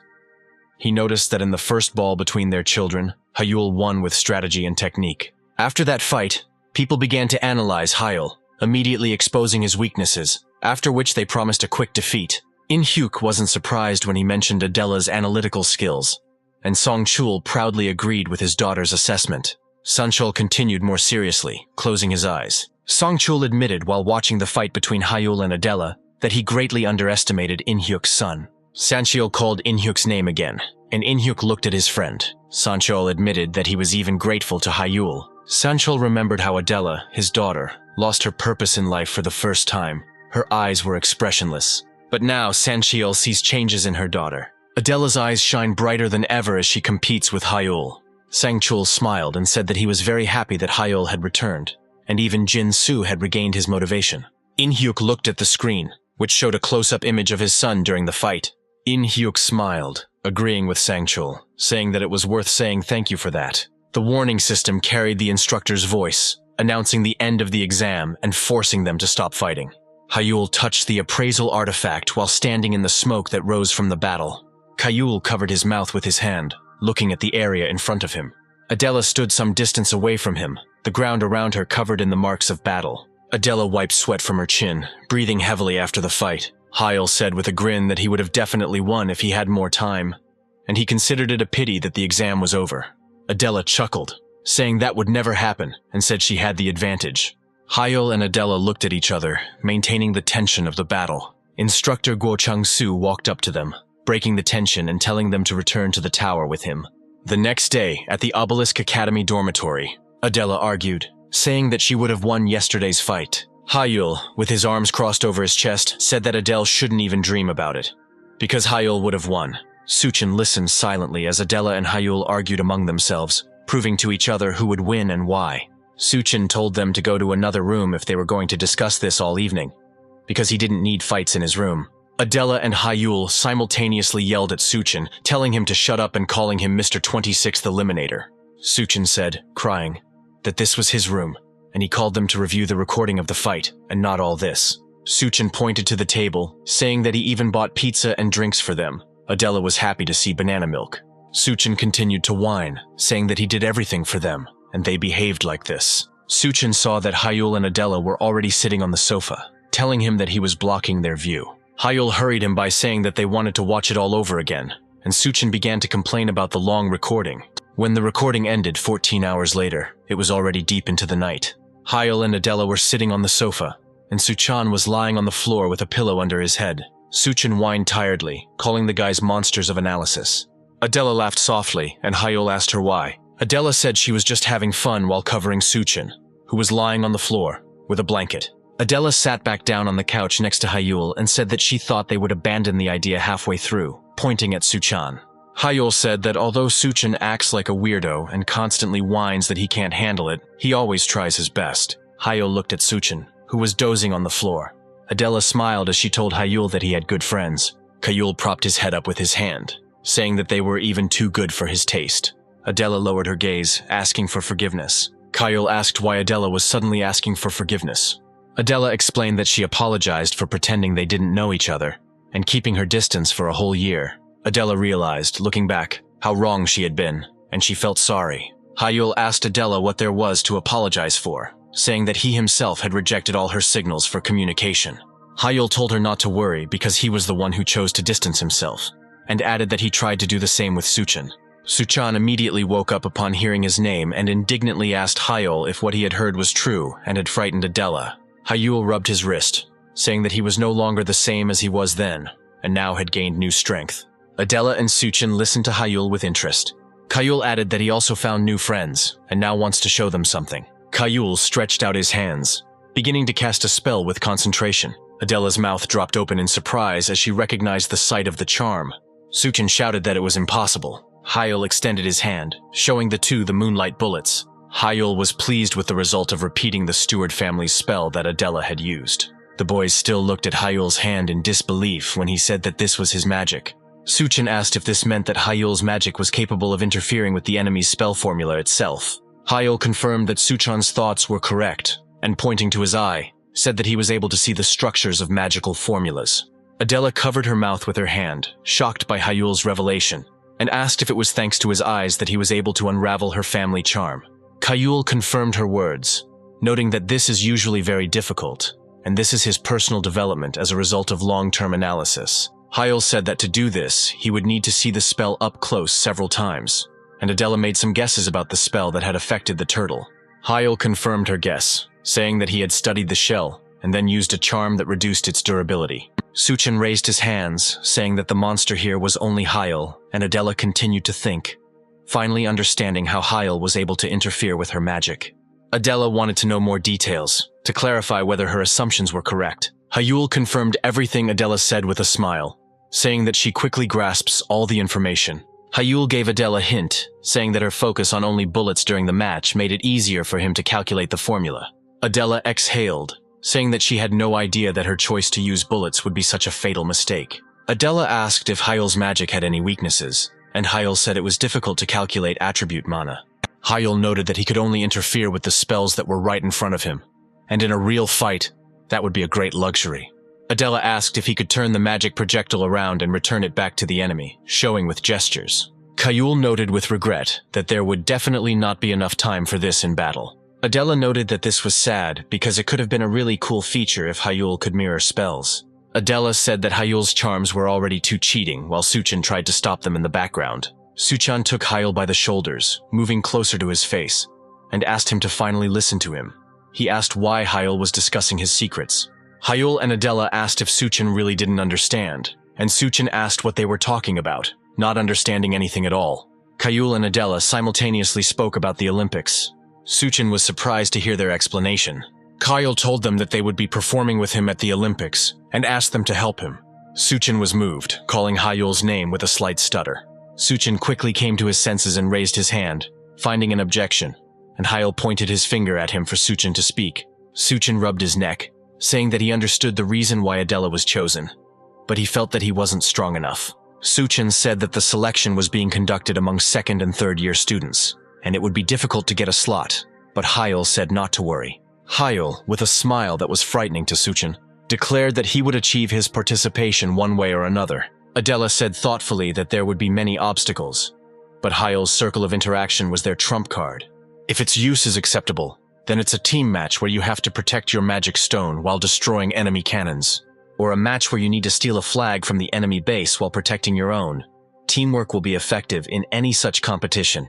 Hyul said that they had team or siege battles in their pocket, not counting everything else that interested Adela. Adela asked Hyul in surprise if he had any other trump cards. Hyul chuckled softly with a smile. Hyul confirmed her assumption, saying that they certainly exist. Sometime later, when Hyul returned to his room in the dormitory of the Obelisk Academy, Hyul put on Veitner's cloak and opened the book Mimir's Well. Hyul moved to the Mimir Well, deciding that it was time to begin. Hyul was transported to the library, accompanied by flower petals. Mimir, who was lying on the sofa with a book, greeted Hyul in return.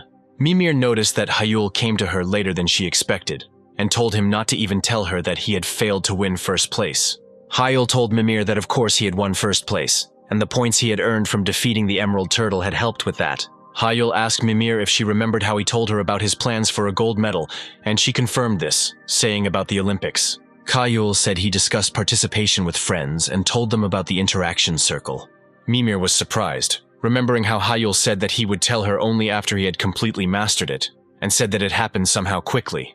Hyul confidently said that everything was just in time, causing Mimir to be surprised.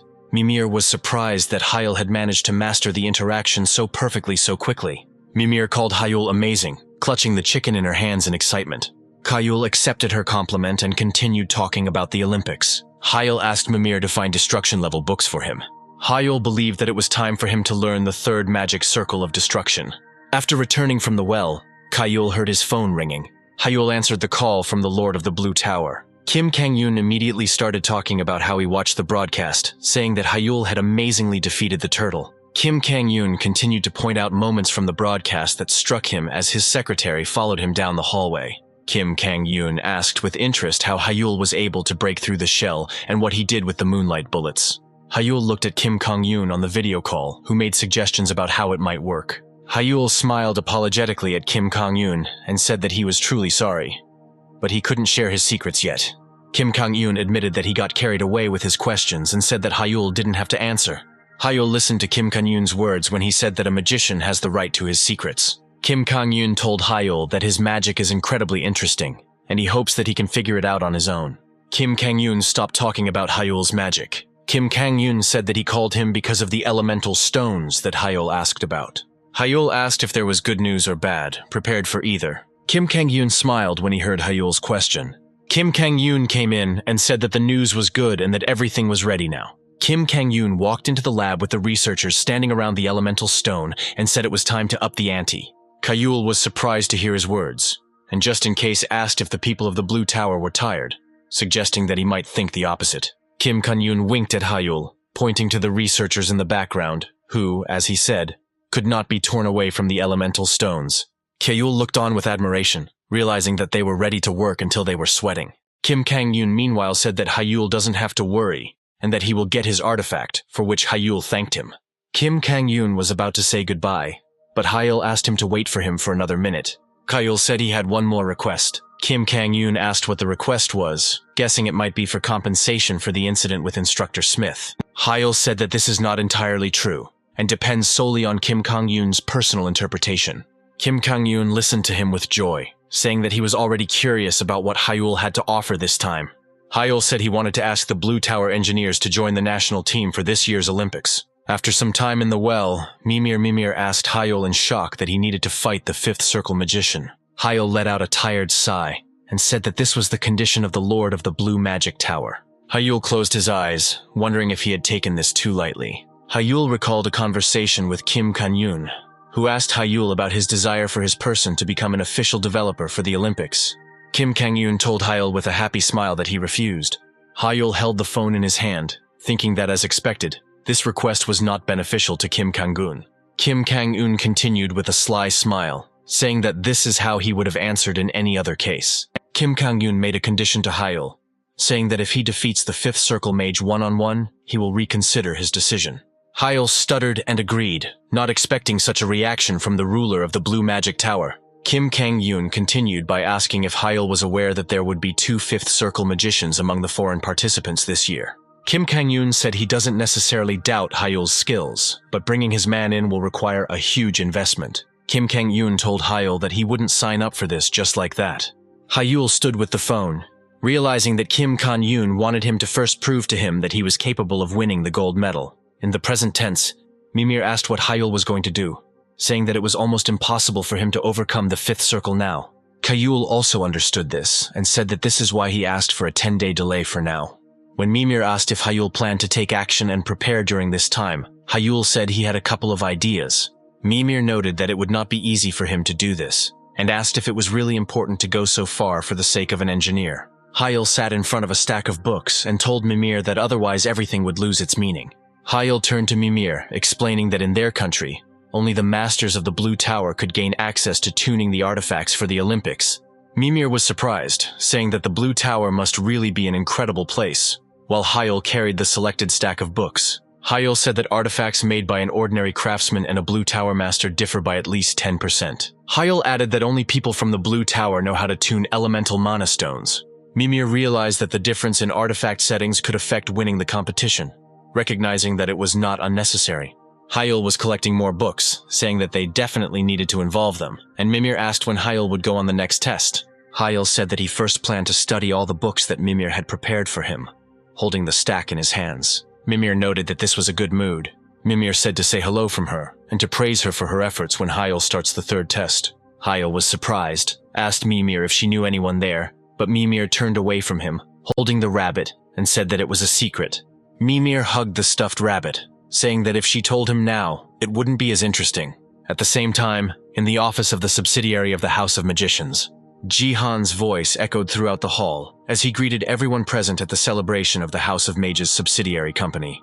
Jihan was immediately surrounded by people, saying that they had expected to hear from him since he was the president of the branch. Someone present said that this was almost a confirmation of his new leadership, but Jihan kindly replied that he was just lucky. Jihan smiled and put his hand on his heart, saying that everything he has is only thanks to them. Someone appreciated Jihan's words, saying that the House of Magicians definitely has a bright future. Someone from the outside noted that these were accurate words, mentioning that even the youngest son distinguished himself, making the man next to Jihan nervous. Jihan glanced towards the one who spoke. His eyes turned black again. The guy who praised Hyul's achievements without a second thought continued to chat, noting his success in broadcasting. Jihan squeezed his glass, hearing the words about Hyul that once called a genius. He remains a genius. The guy continued to chat, starting to talk about Hyul's fight with Adela. The guy said that after what he saw during the fight, he couldn't bring himself to call him unfit. The fight was serious. Jihan stood among the crowd, which picked up the conversation about Hyul. People were talking about Hyul from all corners, noting that they were eagerly awaiting his participation in the Olympics. On the other side, they said that the head of the House of Magicians was probably also impressed by the performance of his youngest son. Jihan clutched his glass as Hyul's name was heard around him non-stop. Jihan felt a rising rage when he heard someone say that the position of head of the family would be taken away by the youngest. Jihan thought about how noisy it was here. Memories from the past flashed through his head, where they always talked about Hyul. In Jihan's memories, the smiling face of little Hyul appeared when he thought that he hated him the most. People at the gala evening noticed that Jihan had gone out somewhere. There was a glass of wine crushed by Jihan lying on the floor. Jihan walked outside, wanting to get away from the noisy hall where everyone was repeating the name of Hyul. Jihan loosened his tie as he stepped outside. Jihan walked to the edge of the terrace, saying that this was not good and could not be. Jihan covered his mouth, muttering with a creepy look that Hyul, this boy, should die. Hyul was still in the Mimir well at this time. Hyul continued to read the books that Mimir had selected for him, while Mimir herself sat quietly nearby and drew. There were numerous towers of books around it. Hyul closed the book, finishing reading, assessing his progress. Mimir looked up at him and asked if he had finished reading, and Hyul said that he had, if that was all the literature. Mimir stood up, exclaiming that Hyul had learned all the basics, spreading her arms out to the sides on the stacks of books, and asked if Hyul understood them. Hyul honestly answered that he didn't understand a thing, to which Mimir said that Hyul now at least had an idea about this circle. Hyul looked at the book he had just finished reading, and said that he understood its structure a little. Mimir assured him that it was normal, comparing the process to how a person would not understand an explanation of how to use wings when they were not there. Mimir raised her finger, saying that until Hyul encountered destruction directly, he would not be able to comprehend it. Hyul looked at Mimir's drawing for clarification, saying it was so-so, but Hyul understood the point she was trying to make. Mimir puffed out her cheeks, saying that this was her masterpiece. Hyul touched his chin, thinking about how he needed to face destruction. Hyul concluded by saying that he had no choice but to step onto the third page of the tests in Ired, and Mimir confirmed this, saying that she would find all the answers. Hyul rose from the sofa and asked Mimir if the one she asked to convey her greetings to taught destruction. Mimir folded her arms across her chest, telling him to go and ask if he was so interested, since he was finished with the books. Hyul asked her to at least answer whether her reluctance to talk about the third page was connected with some kind of restriction. Mimir smiled a sad smile, saying that these were not limitations. Mimir folded her hands across her chest, remembering someone important, and told Hyul that it was a promise, and they gave each other their word. Hyul walked out of the Mimir well and back to his dorm room. Hyul wondered what promise Mimir could have made if she was afraid to say an extra word about the test. Hyul took Arid, which lay near the Mimir well. Hyul opened the book to the right page, deciding that he would find out the reason on the third page of the tests. Hyul poured mana into the magic circle, and branches with green leaves began to grow from Ired. The branches that extended from Arid grew huge and wrapped around Hyul. Hyul, with a puzzled expression on his face, allowed himself to be pulled inside, saying that he hoped everything would become clearer. Hyul closed his eyes, preparing himself for what he was about to see. When Hyul opened his eyes, he was shocked. Hyul looked around him, seeing only a huge forest. Hyul looked up, seeing the disproportionately tall trees all around, and wondered where such trees could be found. Hyul thought that he would be transported to another dimension again, like the previous times where Alpha and Beta were. But here, no one meets him. Hyul went deeper into the forest, deciding to explore it. Hyul was amazed. He did not believe that such a large area could be a page of trials that was contained in Aird. Hyul stepped out onto the ledge, looking out over the vast forest from above. Hyul found it maddening. The magic of Veitner, his teacher, surpassed all bounds of imagination. Hyul saw no end or edge, no matter how long he walked through the forest. Hyul approached a small lake, assuming that this could be his test in itself. Hyul felt a shudder, sensing something. Hyul dismissed the idea that it was an earthquake. A huge shadow covered Hyul as he thought the sensation was like someone was staring at him. Hyul looked back, not imagining what he might see behind him. A huge monster stood above Hyul and did not take its eyes off him.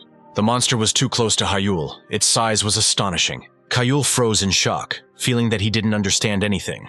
The monster growled at Hyul, opening its mouth as he thought about how the monster was so close and he didn't notice. Hyul fell into the pond behind him, startled by the monster's growl. Hyul looked at the monster in shock as he found himself in the pond. Hyul noticed that the monster had a vertical pupil, typical of reptiles. Hyul noted the armored scales, similar to a crocodile, and the razor-sharp claws and fangs. Hyul had no doubt that he was seeing a disaster-level monster right in front of him. A drake that was beyond A rank. Hyul sat in the pond, unable to look away, thinking that he considered all these creatures to be imaginary. Drake kept his eyes on him, and Hyul wondered if defeating this monster might be a condition for passing the test. Hyul knew it was impossible, looking ahead at the drake trying to figure out what to do. He couldn't even move. The drake's slightest exhalation made the mana flutter in the air. Hyul had never met a monster even close to its level. Hyul knew that in the drake's eyes he was nothing more than sweet prey for mana. He wondered if he could even escape. Hyul strained his arm to lean on the bottom of the pond and try to rise. This movement did not go unnoticed under the drake's watchful gaze. Hyul looked up at the monster, knowing he had no chance with its speed and his body refusing to move. Hyul knew that if the drake attacked him, it would all be over. Hyul winced as he noticed something. Hyul tried to understand why the drake was not approaching, but simply looking at Hyul. Hyul suggested out loud that something was stopping him. A voice behind Hyul caught his attention. Hyul turned around to see who had complimented him. A girl was moving along the surface of the pond towards Hyul. Her hair glistened in the sun, blending with the green of the forest, as she complimented Hyul's will, even in the face of a monster. Hyul noticed the pointed ears, as the girl told him that he was keeping himself under control and not panicking despite the situation. Hyul did not take his eyes off the stranger who told him that he could now move since he had overcome the test. Hyul asked who she was, stuttering weakly in shock. The girl pointed to herself, introducing herself as Elena L. Greenwood, saying that she was known as the Guardian of the Forest, a great sorceress, and a friend of Ray. Hyul looked at Elena with wide eyes, assuming that she was a dryad. Elena stood next to him, looking at Hyul with a calm gaze while he tried to comprehend everything. Elena looked away, saying that she should probably get it out of the way first so that Hyul would be calmer. Hyul didn't immediately understand what she was talking about, as if he had managed to forget about the drake when Elena appeared. Elena shielded Hyul with her body and spoke to the drake, telling him that she appreciated the fact that, despite his hunger, he had not entered her abode. Elena said that she acknowledged his patience and added that she forgave him for ruining her garden. Elena quietly concluded, deciding to forgive the drake. Elena channeled magic into the drake, telling him to return to his forest in peace and calling him a remnant of a fallen noble being. Magic swirled between the branches, lifting leaves behind it. Hyul had already risen to his feet and was looking as if enchanted at how the forest itself responded. The forest interacted with Elena, as if confirming that she was the mistress of this place. Elena extended her hand to the drake, saying that he would turn into nothing and be forgotten if he was unable to understand her words. Elena looked at the drake with a slightly sad look. The drake's entire body was hit with lashing blows that cut through his skin. Hyul watched with his mouth open as the drake's body became covered in countless wounds. Hyul didn't notice any sound. He only saw the visible consequences, as if something had riddled the drake at great speed. Hyul couldn't understand what Elena had done to the drake. The wounds on the drake's body were not deep, and steam was rising from them. The wounds inflicted by Elena quickly healed. Drake growled, looking at Elena. Elena closed her eyes, saying it was just a warning, and told the drake to leave. Drake turned around and, under Elena's gaze, walked back into the forest. Hyul was amazed that the wounds on the drake's body immediately disappeared. Hyul looked at Elena, not understanding who she was to so calmly stand up to a monster outside the classroom. Elena turned her attention back to Hyul. Elena approached Hyul, asking if he was okay, and he said that it was thanks to her. Elena understood that Hyul was probably a little shocked. Elena extended her hand to him, inviting him to come with her. Elena brought Hyul to her house, which was carved out of wood. Elena placed a neat cup in front of Hyul, saying that this herbal tea was very popular with Ray, as she called Veitner. Elena said that after tea Hyul would feel calmer, and Hyul thanked her. He was sitting at a table in Elena's house. Hyul took a sip of tea. Hyul's eyes opened in surprise. Hyul looked ahead, surprised at how his thoughts cleared up in an instant after taking a sip. Elena watched as Hyul enjoyed his tea, while Hyul took more sips, impressed. Hyul placed an empty cup on the saucer that was lying on the table, and Elena said that she was glad that Hyul liked the tea. To be completely sure, Elena asked if Hyul really liked it. Hyul, putting his hand on his heart, said that this was the most delicious tea he had ever tasted. Elena was pleased by his words, and she asked if Hyul felt better after meeting the Drake. Elena sat down on the chair opposite while Hyul shared that he felt a little ashamed for showing his unsightly side. Elena bowed her head and folded her hands, saying that there was nothing to be ashamed of. Elena reminded him of what a Drake was like, and told Hyul that the fact that he didn't give in to him was already quite impressive. Hyul thought about it. Scratching his chin out of habit, he realized that it really was a Drake, and shared that he couldn't even move. Elena said that although the Drake is the master of the forest, he usually does not enter her territory. Elena folded her hands under her chin, looking at Hyul, and said that the Drake seemed to be having a hard time holding back this time. Hyul asked again, which was hard to resist, and Elena pointed at him, saying that his concentrated mana was a delicacy. Elena continued to ponder, saying that the Drake found Hyul incredibly appetizing, and the voice pushed out the fear, making Hyul nervous. Elena smiled, asking Hyul if he had any more questions. Hyul thought for a moment and asked if it was true that all this space was inside aired. Hyul couldn't wrap his head around the scale of this very real world, which was different from the other test pages. Hyula was interested in where exactly this place was, and Elena was about to answer. Elena said that the third test in Aired is located from page 214 to 232. Hyul's eyes widened, realizing that this was truly a magical space. Hyul even stood up from his chair, asking if that Drake was not real, but created with the help of magic. Elena tilted her head, pressing her hand to her chin, and looked away, vaguely answering that he was neither real nor unreal. Hyul doesn't know how to understand this, and Elena tried to explain, saying that this space was created on the basis of memories of the past. According to Elena, the world inside Ired copies Leg Greenwood, which was once quite real. Elena said that it could be called a copy of the real world, hoping that it would be clearer, and therefore it was neither real nor fake. Hyul thoughtfully concluded, saying that they took the real world of the past and rewrote it, placing it in Arid's book. Hyul remembered Elena's house where they were sitting, and asked how this was even possible. Elena said that she doesn't know the details. The only one who understands this magic is Ray, and his only student. Elena looked at Hyul, saying that he would be like this. One day he would be able to reach Ray's level and understand everything. Hyul asked why the teacher created this space, and Elena said that it was done in order to transfer some magic to him. Hyul was surprised to hear this and asked again with interest. Elena nodded and closed her eyes for a moment. Elena opened her eyes, her pupils became narrower. Hyul became interested, wanting to know more.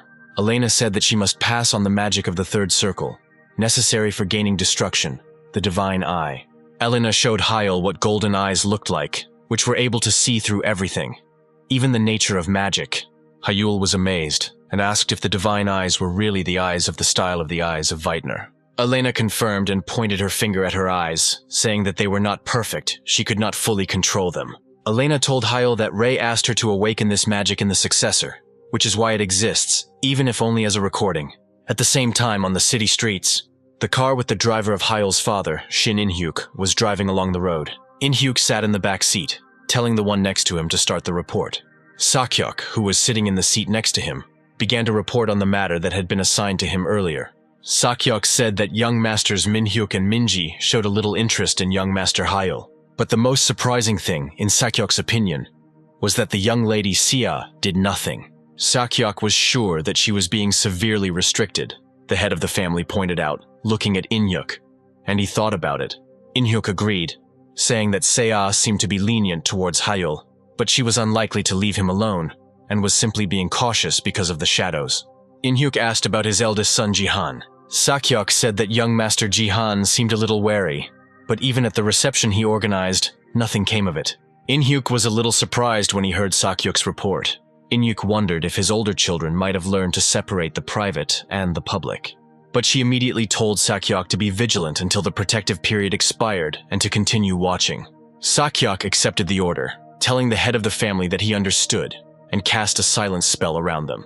Sakyok explained about the barrier, saying that what came next was confidential, and In-hyuk approved of it. Sakyok told the chief that information had come out that one of the family members had colluded with the Black Magic Tower. Sakyok revealed that suspicions are falling on all the elders who are not happy with Hyul's return, as well as the high-ranking officials. Inhyuk remained silent as he listened to the fact that there were ultimately 32 suspects. Sakyok continued, saying that no direct contact with the Black Tower was recorded.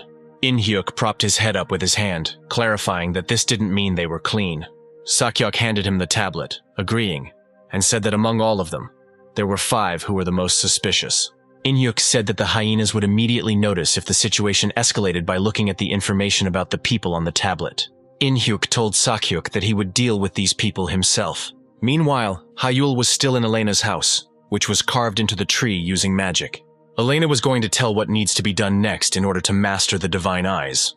Elena stood behind Hyul, explaining that they would be training the Divine Eyes. Hyul turned to her, readily agreeing and saying that the more difficult they were, the better. Elena laughed slightly, saying that as expected, Hyul looked very much like his teacher. Elena covered Hyul's eyes with her hands, telling him to keep them closed. Elena said that now she would begin to very slowly pour her mana into him. Elena placed her hand on top of Hyul's cloak on his back, slowly filling Hyul with her mana, and said that she would tell him about the eyes next. According to Elena, information about Divine Eyes is only available after reaching the 4th circle, and Hyul was surprised. Hyul did not see a single mention of Divine Eyes in the Studied Aird and the Mimir Well. Hyul believed Elena's words that this information would not be available to him until he reached the 4th circle. Hyul asked Elena about the other volumes that she had mentioned, naming Mimir. Elena was surprised that Hyul knew about the book Mimir, and Hyul confirmed their acquaintance, remembering what he was asked to convey. Hyul relayed Mimir's words to him before he left on the 3rd page, considering it something personal between them. Hyul called out to Elena, and she apologized, once again beginning to pour mana into Hyul. For a moment, Hyul felt like Elena's mana flow faltered, and he wondered if he might have said something wrong. Elena concentrated on her task again, smoothly directing mana into Hyul's body. Elena apologized again and called it wonderful that Hyul had already managed to meet Mimir. Elena suggested talking about her later, in a less tense atmosphere, and now returning to the topic of Divine Eyes. Elena explained why they were only available on the 4th circle, saying that there was nothing special about it. Just like there was nothing special about it here. Hyul asked, and Elena said that it was Ray who had distributed it that way, and it was he who had trusted her to explain everything. Elena thought about it, adding that it was also a matter of the amount of information. Ray had calculated it so that everything would work effectively. Hyul remembered that he had already heard something similar from Mimir. Hyul remembered Mimir explaining to him why not only Aird existed, but also additional volumes like her well. Elena used her Divine Eyes to infuse mana into Hyul. Elena's hand poured the last drops of mana into Hyul's body. Elena said that everything was ready and Hyul could open his eyes. Hyul opened his eyes, their color changed to gold, and he himself felt the change. Hyul felt that Elena's mana had completely synchronized with his magic circles, and it was now difficult to tell whose mana it was. Hyul reached his hands to his eyes, telling Elena that he felt strange. Elena, who was casting a spell behind his back, said that everything was as it should be since she blocked his optic nerve with mana. Hyul asked her again in a nervous voice, shrouded in complete darkness due to the blocked optic nerve. Elena said that it was too early to be surprised. The Divine Eye is a 6th sense, existing separately from the other 5.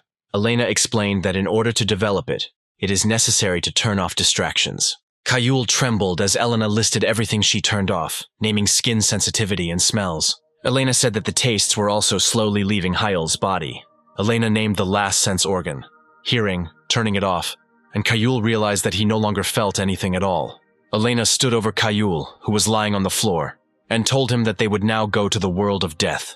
Elena looked at Hyul without saying anything. Hyul lay on the floor with his eyes open in a world where he felt nothing.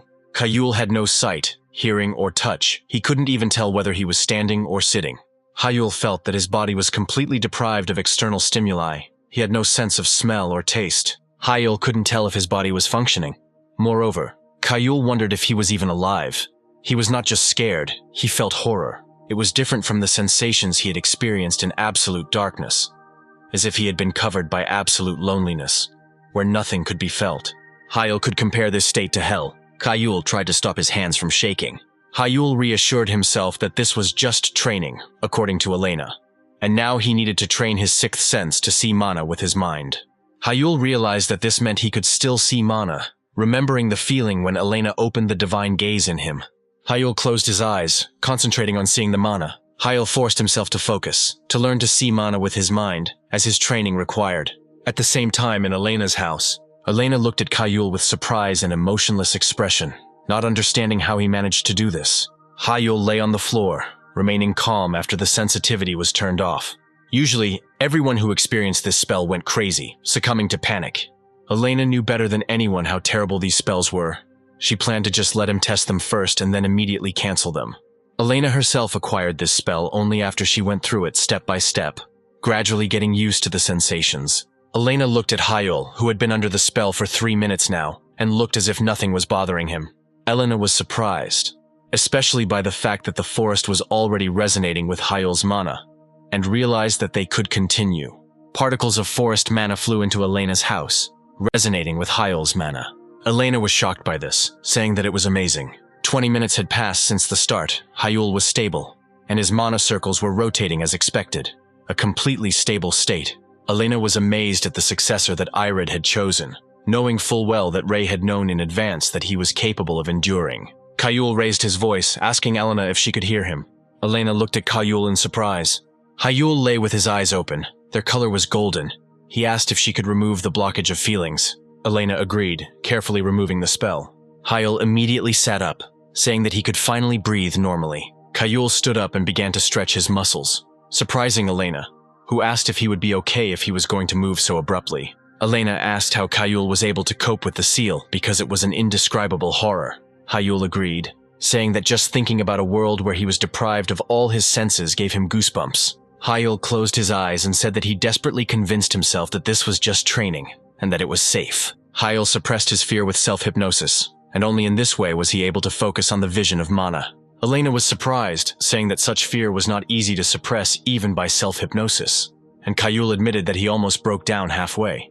Hyul said that although he understood that it was part of the training, his body did not respond to what it did not understand, and for a moment, darkness overtook him. Hyul felt the hell called loneliness, the feeling of despair and death, and then his concentration was almost broken. Hyul shared a thought that flashed through his mind, saying that it was still better than the events of a year ago. Hyul told Elena about the moment when he realized that he was incompatible with artificial intelligence. Hyul continued, talking about the day when the path to great magicians suddenly ended. Hyul admitted that his father and family turned away from him then, remembering everything that happened a year ago. Hyul had experienced one hell, and compared to that feeling, the loss of all feelings seemed more bearable to him. Hyul and Elena went out into the forest from her house. Elena was surprised, asking again that Hyul considered sealing feelings more tolerable, and Hyul confirmed. Hyul said that this seal was just one step forward. Elena couldn't help but say out loud how much Hyul had been through. Without taking her sad gaze off him, Hyul interrupted her, saying that he was fine now, looking at his hands. Hyul rubbed his face with his hand, his eyes closed, and said that it was all in the past. Hyul raised his hands up with a smile, saying that he was grateful that he had his own special path forward. Elena's eyes watered as she looked at Hyul. The image of Ray, who was her close friend, flashed through her memories. Elena wiped the tears from the corners of her eyes, trying to calm down. Hyul turned to her, thanking her with a sincere smile. Elena wondered what he was thanking her for, and Hyul explained, saying what he saw in the darkness that blocked all his senses. Hyul shared that he saw Elena's mana, and she seemed very gentle to him. Hyul thanked Elena, whose mana made it easier for him to remain unconscious in the darkness. Hyul wondered if it was because he was under her sense-sealing spell. Elena was surprised to hear her mains described as gentle. This reminded Elena again of Ray, who had once said those words too. Tears were gathering in Elena's eyes again. She didn't think she would ever be able to hear these words again. Hyul remained in the forest on the 3rd page of the tests until night fell outside. They returned to Elena's house. Hyul finished telling how he came here right after Mimir, and Elena said that she was glad that Mimir was doing well. Elena thanked him for telling her the good news, and Hyul said that it was nothing, since he had promised to send his regards. Hyul remembered Mimir when she asked him about it. Elena said that Hyul must have heard something about her and the Greenwood Forest, since he had already met Mimir. Hyul said that he had not heard anything, mentioning some promise between Elena and Mimir, which is why Mimir did not tell him anything. Elena was amazed that Mimir still remembered that promise, but said with sadness that she could no longer keep it. Hyul became interested in what this could mean, and called Elena with a questioning intonation. Elena apologized to him for having unnecessarily spoiled the atmosphere of their conversation over tea. Kayul assured her that everything was fine, and Elena decided to change the subject. Elena said with a smile that since Kayul mentioned the promise, Mimir really liked him. Kayul didn't understand what this meant, and stupidly asked again. Elena looked at Kayul, placing the bowl on the table, asking if she was wrong. Kayul scratched his head, awkwardly saying that he had a pretty good relationship with Mimir, and asked what exactly that promise was. Elena noticed that Kayul seemed bothered by the promise, but apologized and said that it was a secret. Elena said it was just between the two of them, remembering their shared past, and remarking that she wouldn't even tell Ray. After Elena's words, Kayul had a new question. Kayul wondered if this was a promise from the past, so did that mean that Mimir had once been real too? Elena noticed that it was expected from Mimir that she did not tell him, and decided that she had no right to answer this question. Kayul understood her perfectly, saying that it was okay if she didn't want to talk, since she had given her word. Elena thanked Kayul for understanding them. After a while, Kayul got ready to leave, saying that it was time for him to go back. Elena came out to see him off and said that Kayul needed to continue training until he mastered the Divine Eye. Kayul asked if he could ask a question before he left, and Elena agreed. Kayul asked what the relationship was like between Elena and Mimir. Elena thought about her answer for a moment before saying that they were friends. Elena said that they are defending Waitner's style together with Ray. Elena compared them to constellations that, even being far from each other, are still connected. After visiting the third page of the test, Kayul immediately headed to the Mimir well. Kayul said with a smile that he was already back. Mimir asked in disbelief if he had really returned so quickly. She was lying on the sofa with her toys. Kayul said that he had classes tomorrow, so he came early. Mimir asked Kayul with disbelief if he had been training on the third page. Kayul laughed, saying that of course he had.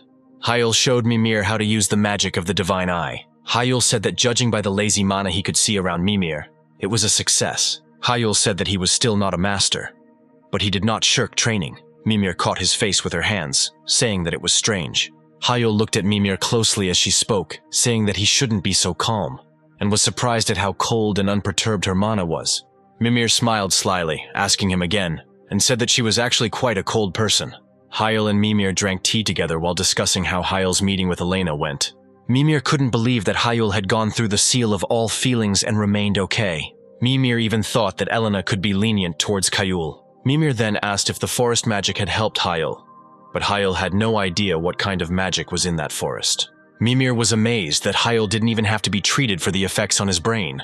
Kayul recalled how he immediately stood up and began to stretch his muscles, and asked if there should be consequences. Mimir jumped up from the couch, asking how Kayul had endured that horrible magic without any consequences, assuming there had been some kind of trick. Under such pressure, Kayul had to tell Mimir the events of the past that he had recently shared with Elena. Mimir was furious, asking if this really happened. She called the culprit a bastard, saying that she had to deal with him. Kayul concluded by saying that until last year he was in complete despair, not paying attention to Mimir's violent reaction. Kayul said that moreover there were high expectations placed on him, so the consequences were unbearable. Mimir clarified that the darkness she felt in him was due to Kayul being used to this kind of treatment. Mimir felt sorry for Kayul, finally understanding how everything was in his past. Kayul was surprised by Mimir's reaction, because he expected her to take it as if nothing had happened. Kayul remembered Elena's words of gratitude for accepting them, and that they were ready to respond in kind. Kayul was embarrassed, answering Elena out loud that it was not worth worrying about. Mimir looked at him, not understanding what kind of fantasies he was stuck in, and asked if he would make it in time, since the training was successful. Kayul rose from the sofa and answered in the affirmative with great determination. Kayul couldn't believe how just a year of despair had made him feel how lucky a mage he was. Now was not the time to stop. During the day, in the student dormitory of the Obelisk Academy, on the table in Kayul's room lay 2 books, Aird and the Mimir Well. Kayul lay in bed, thinking about what Elena said. Elena said that the Divine Eye progresses as the circles of infinity expand. In the first circle, Kayul will be able to see the colors of mana with its help. In the second circle, the structures of magical formulas in the circles become distinguishable. On the third circle, Kayul can see the very essence of the spell. Kayul thought that he needed to see mana at its first flash in order to master the Divine Eyes perfectly. Kayul looked at his hand, which had mana visible in it, thinking that he needed to expand the scope of the Divine Eyes. Kayul wondered for a moment if he could do it before remembering the message from the Lord of the Magic Tower. Kim Kan-yoon had already identified an opponent for him in the 5th circle of magic and sent the data to Kayul as a file. Kayul looked at his future opponent, Ju Hanwok, who was 29 years old. Hyul was confused when he opened the file that Kim Kong-yoon sent him. The next day, at the Obelisk Academy, in the internal training ground for magicians, students were training. Suchin looked tiredly after his training at what was happening in front of him, sitting in the lotus position, doubting that these guys were even people. Adela attacked with moonlight bullet spells. Hyul, who was being hit by magic projectiles, looked at them, continuing to stand in place. At the last moment, Hyul put up barriers, protecting himself from Adela's magical projectiles. Adela asked, without interrupting the fight, if it was true that the Lord of the Blue Tower had sent Hyul a strategy guide. Hyul launched a counterattack at Adela as magic projectiles flew towards him. Hyul confirmed, saying that it was not just an opponent profile, but a full-fledged guide. Adela dodged Hyul's attacks, intermittently shouting out questions about the Blue Tower Lord's goal. A wind spear in the shape of a bird was flying towards Adela as she finished her question, asking why Hyulu was being given so much information. Adela noticed the attack from the air, shielding her face from the rising smoke. The wind spear suddenly changed its flight path, circling above her. Adela tried to understand what was happening, not taking her eyes off Hyul's attack. Hyul walked up to her, the wind spear in the shape of a bird landing on his shoulder, as he said that he didn't understand their intentions either. Hyul extended his hand to Adele, who was sitting on the floor, to help her up and asked if she had any ideas. The bird disappeared from his shoulder. Adela accepted Hyul's help by asking if she could take a look at the data, and Hyul agreed. After some time, Adela was reading a file from Hyul's phone, which was a whole strategy guide, wiping her face after the fight.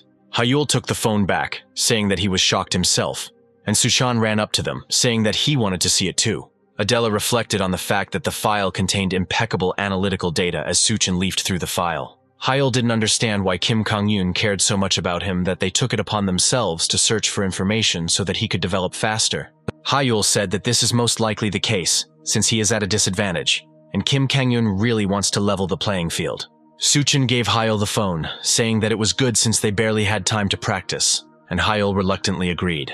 Hyul and Adela went back to training, deciding that it was better than just thinking about it, and told Suchin that the break was over. Suchan, on Hyul's advice, ran to increase his endurance, considering Hyul to be a real devil. A loud explosion was heard behind Suchin, causing him to stop. Suchin shouted to Hyul and Adela, who had started a new fight, that this was a training ground. Suchin scolded them so that they wouldn't shoot magic left and right when they saw a hole in the ceiling. In the evening, in the student dormitory of the Obelisk Academy, Adela returned to her room after class, letting out a tired sigh. Adela immediately fell onto her bed fully clothed, leaving her bag on the floor. Adela thought about at least changing her clothes before going to bed, but the desire to sleep was too strong. Adela gave in to the desire to sleep and closed her eyes. An image of Hyul flashed before her eyes, whose moon bullets he had copied were already faster and stronger than hers. Adela opened her eyes again, telling herself to stop. Adela clutched the blanket in her fist, feeling resentful that the gap between her and Hyul was still wide despite how much she worked. Adela sat up in bed, telling herself that she couldn't afford to continue like this. She needed to try harder. Adela was adamant that she had come this far thanks to her family's charms, and she must not lose to Hyul. Adela got out of bed, saying that she had no time to sleep and needed to take a cold shower and analyze her training videos again. At the same time, Hyul went again on the page of the third test to the forest to Elena. Hyul appeared in front of Elena, who praised him, saying that she didn't think they would end up using the sense seal so quickly. Hyul called Elena again. They were standing in a clearing near her house. Elena pointed to her eyes, telling Hyul that he seemed to have fully mastered the ability to see mana. Hyul agreed, admitting that he gets headaches if he looks for too long, but can now see mana at any time. Elena suggested that Hyul move on to the next training session, creating a magic circle in front of her. Hyul looked at the magic circle, listening to Elena explain that he would need to observe the spells with his divine eyes.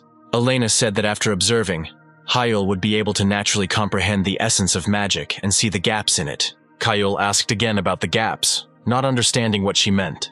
Elena explained that every spell has its weak spot. Elena told Hyul that he should use it to break the spell and make it disperse. Elena still held the magic circle in front of her, saying that this was the essence of destruction. Hyul was amazed that the magic circle itself could be erased. Elena continued, saying that permission is the work of the divine eyes to the maximum, to nip the spell in the bud. Elena suggested that Hyul try, saying that she was sure that he would quickly get the hang of it. Hyul took a closer look at the magic circle that Elena had created. Hyul could see Elena's mana flowing from her hand. Hyul became interested, trying to see more. Hyul felt the mana with a strong and warm aura, but no matter how much he looked, he couldn't find a single gap.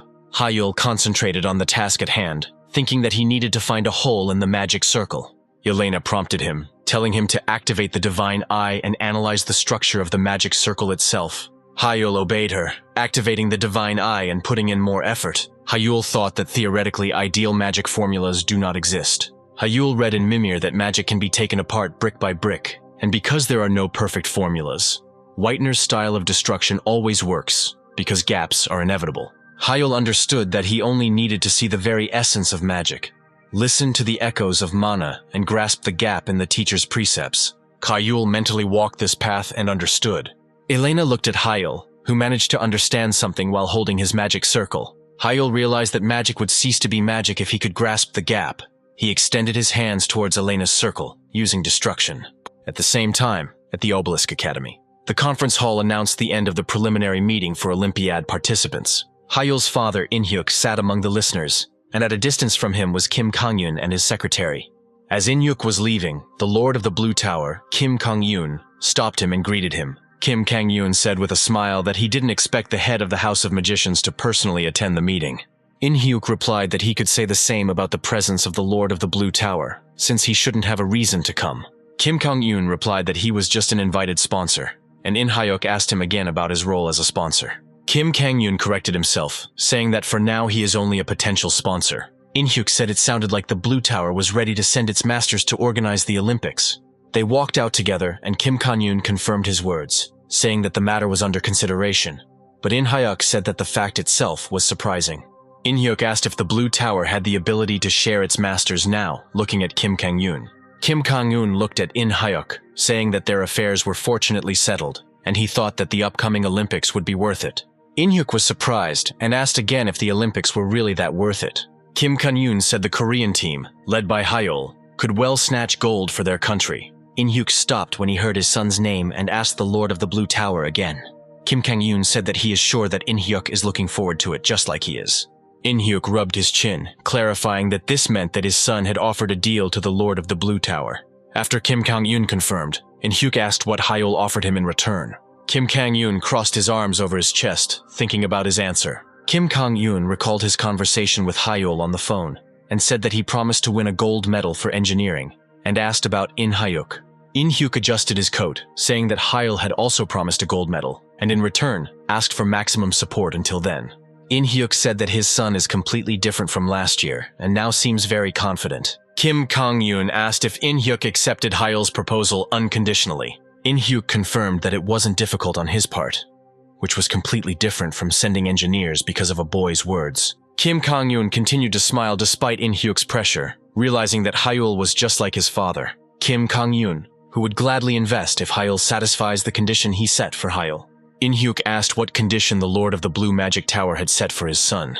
Kim Kang-yoon said that Hyrule must defeat the 5th Circle Mage in a one-on-one fight. Inhyuk chuckled, saying that the Lord of the Blue Tower had made a good condition. Kim Kang-yoon asked if Inhyuk would come to watch the fight, and said that everyone would be glad to see him before they parted ways. Hyrule, meanwhile, was still on the 3rd challenge page, continuing to train. Hyrule fell onto the grass, exhaling and saying that he was tired. Elena brought tea for them, telling Hyrule that he had worked hard. Elena put the tea on the table outside, saying that all training was like that, and Hyrule agreed.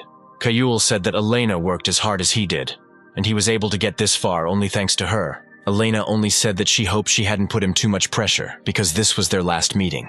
Hyrule said that thanks to the teacher's cloak, everything went smoothly, getting to his feet. Elena gave him a cup of tea, saying that it would help relieve fatigue, and Hyrule accepted it with gratitude. Elena said that Hyrule was a little different from Ray, who hated anything that required physical endurance. Elena remembered with a laugh how Ray grumbled and whined when it came to physical effort, because he was supposed to solve everything with magic. Hyrule said that a teacher-level mage could be understood by drinking the tea that Elena treated him to. Elena turned to Hyrule, looking around her. Elena thanked Hyrule for holding out until the end, and said that their training had come to an end. Elena told Hyrule that it had been a pleasure to mentor him, but along with the joy and relief, she felt sadness. Elena admitted that from the moment she began waiting for Ray's successor, she understood perfectly well that separation was inevitable. Hyrule couldn't understand what she meant by these words. Elena raised her hand to the sky, saying that once she had fulfilled her role, the Page of Destruction would disappear from Ired. Elena told Hyul that this forest and she herself would cease to exist. Such was the agreement with Ray. Hyul was stunned by this information. He was not ready to say goodbye, but Elena asked him not to make such a sad face. Hyul noticed that the world was indeed beginning to crumble before his eyes, as if proof that it had been created for time. Elena also said goodbye to Hyul, ready to disappear soon. Hyul began to tell Elena of his gratitude, believing that without her, he could not even dream of mastering destruction. Elena shared with him the joy that Ray's teaching had found Hyul, as he could inherit it properly. Elena could not hold back her tears, saying that if she had anything to regret in the midst of this happiness, it was only that she would not see him grow up.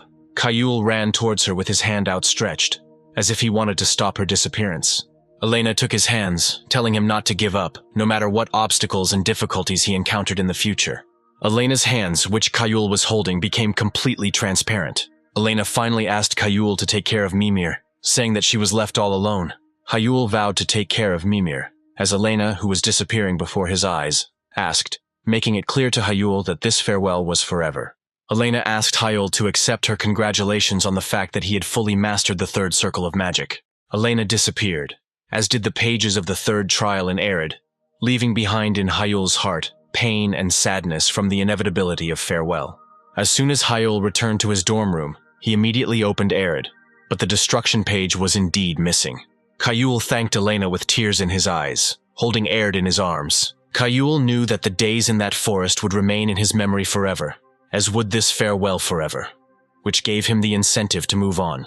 The next day, at the duel training ground of the Blue Magic Tower, Kim Kang-yoon said that the duel between Hyul and the invited Fifth Circle magician was about to begin. Suchin was silent, feeling out of place. He was so nervous that he broke out in a sweat. In Hyuk, Hyul's father, asked Kim Kang-in what Hyul's chances were in his opinion. Kim Kang-yoon laughed, asking why he was asking him, while Suchin was restless, trying to figure out how he ended up between them.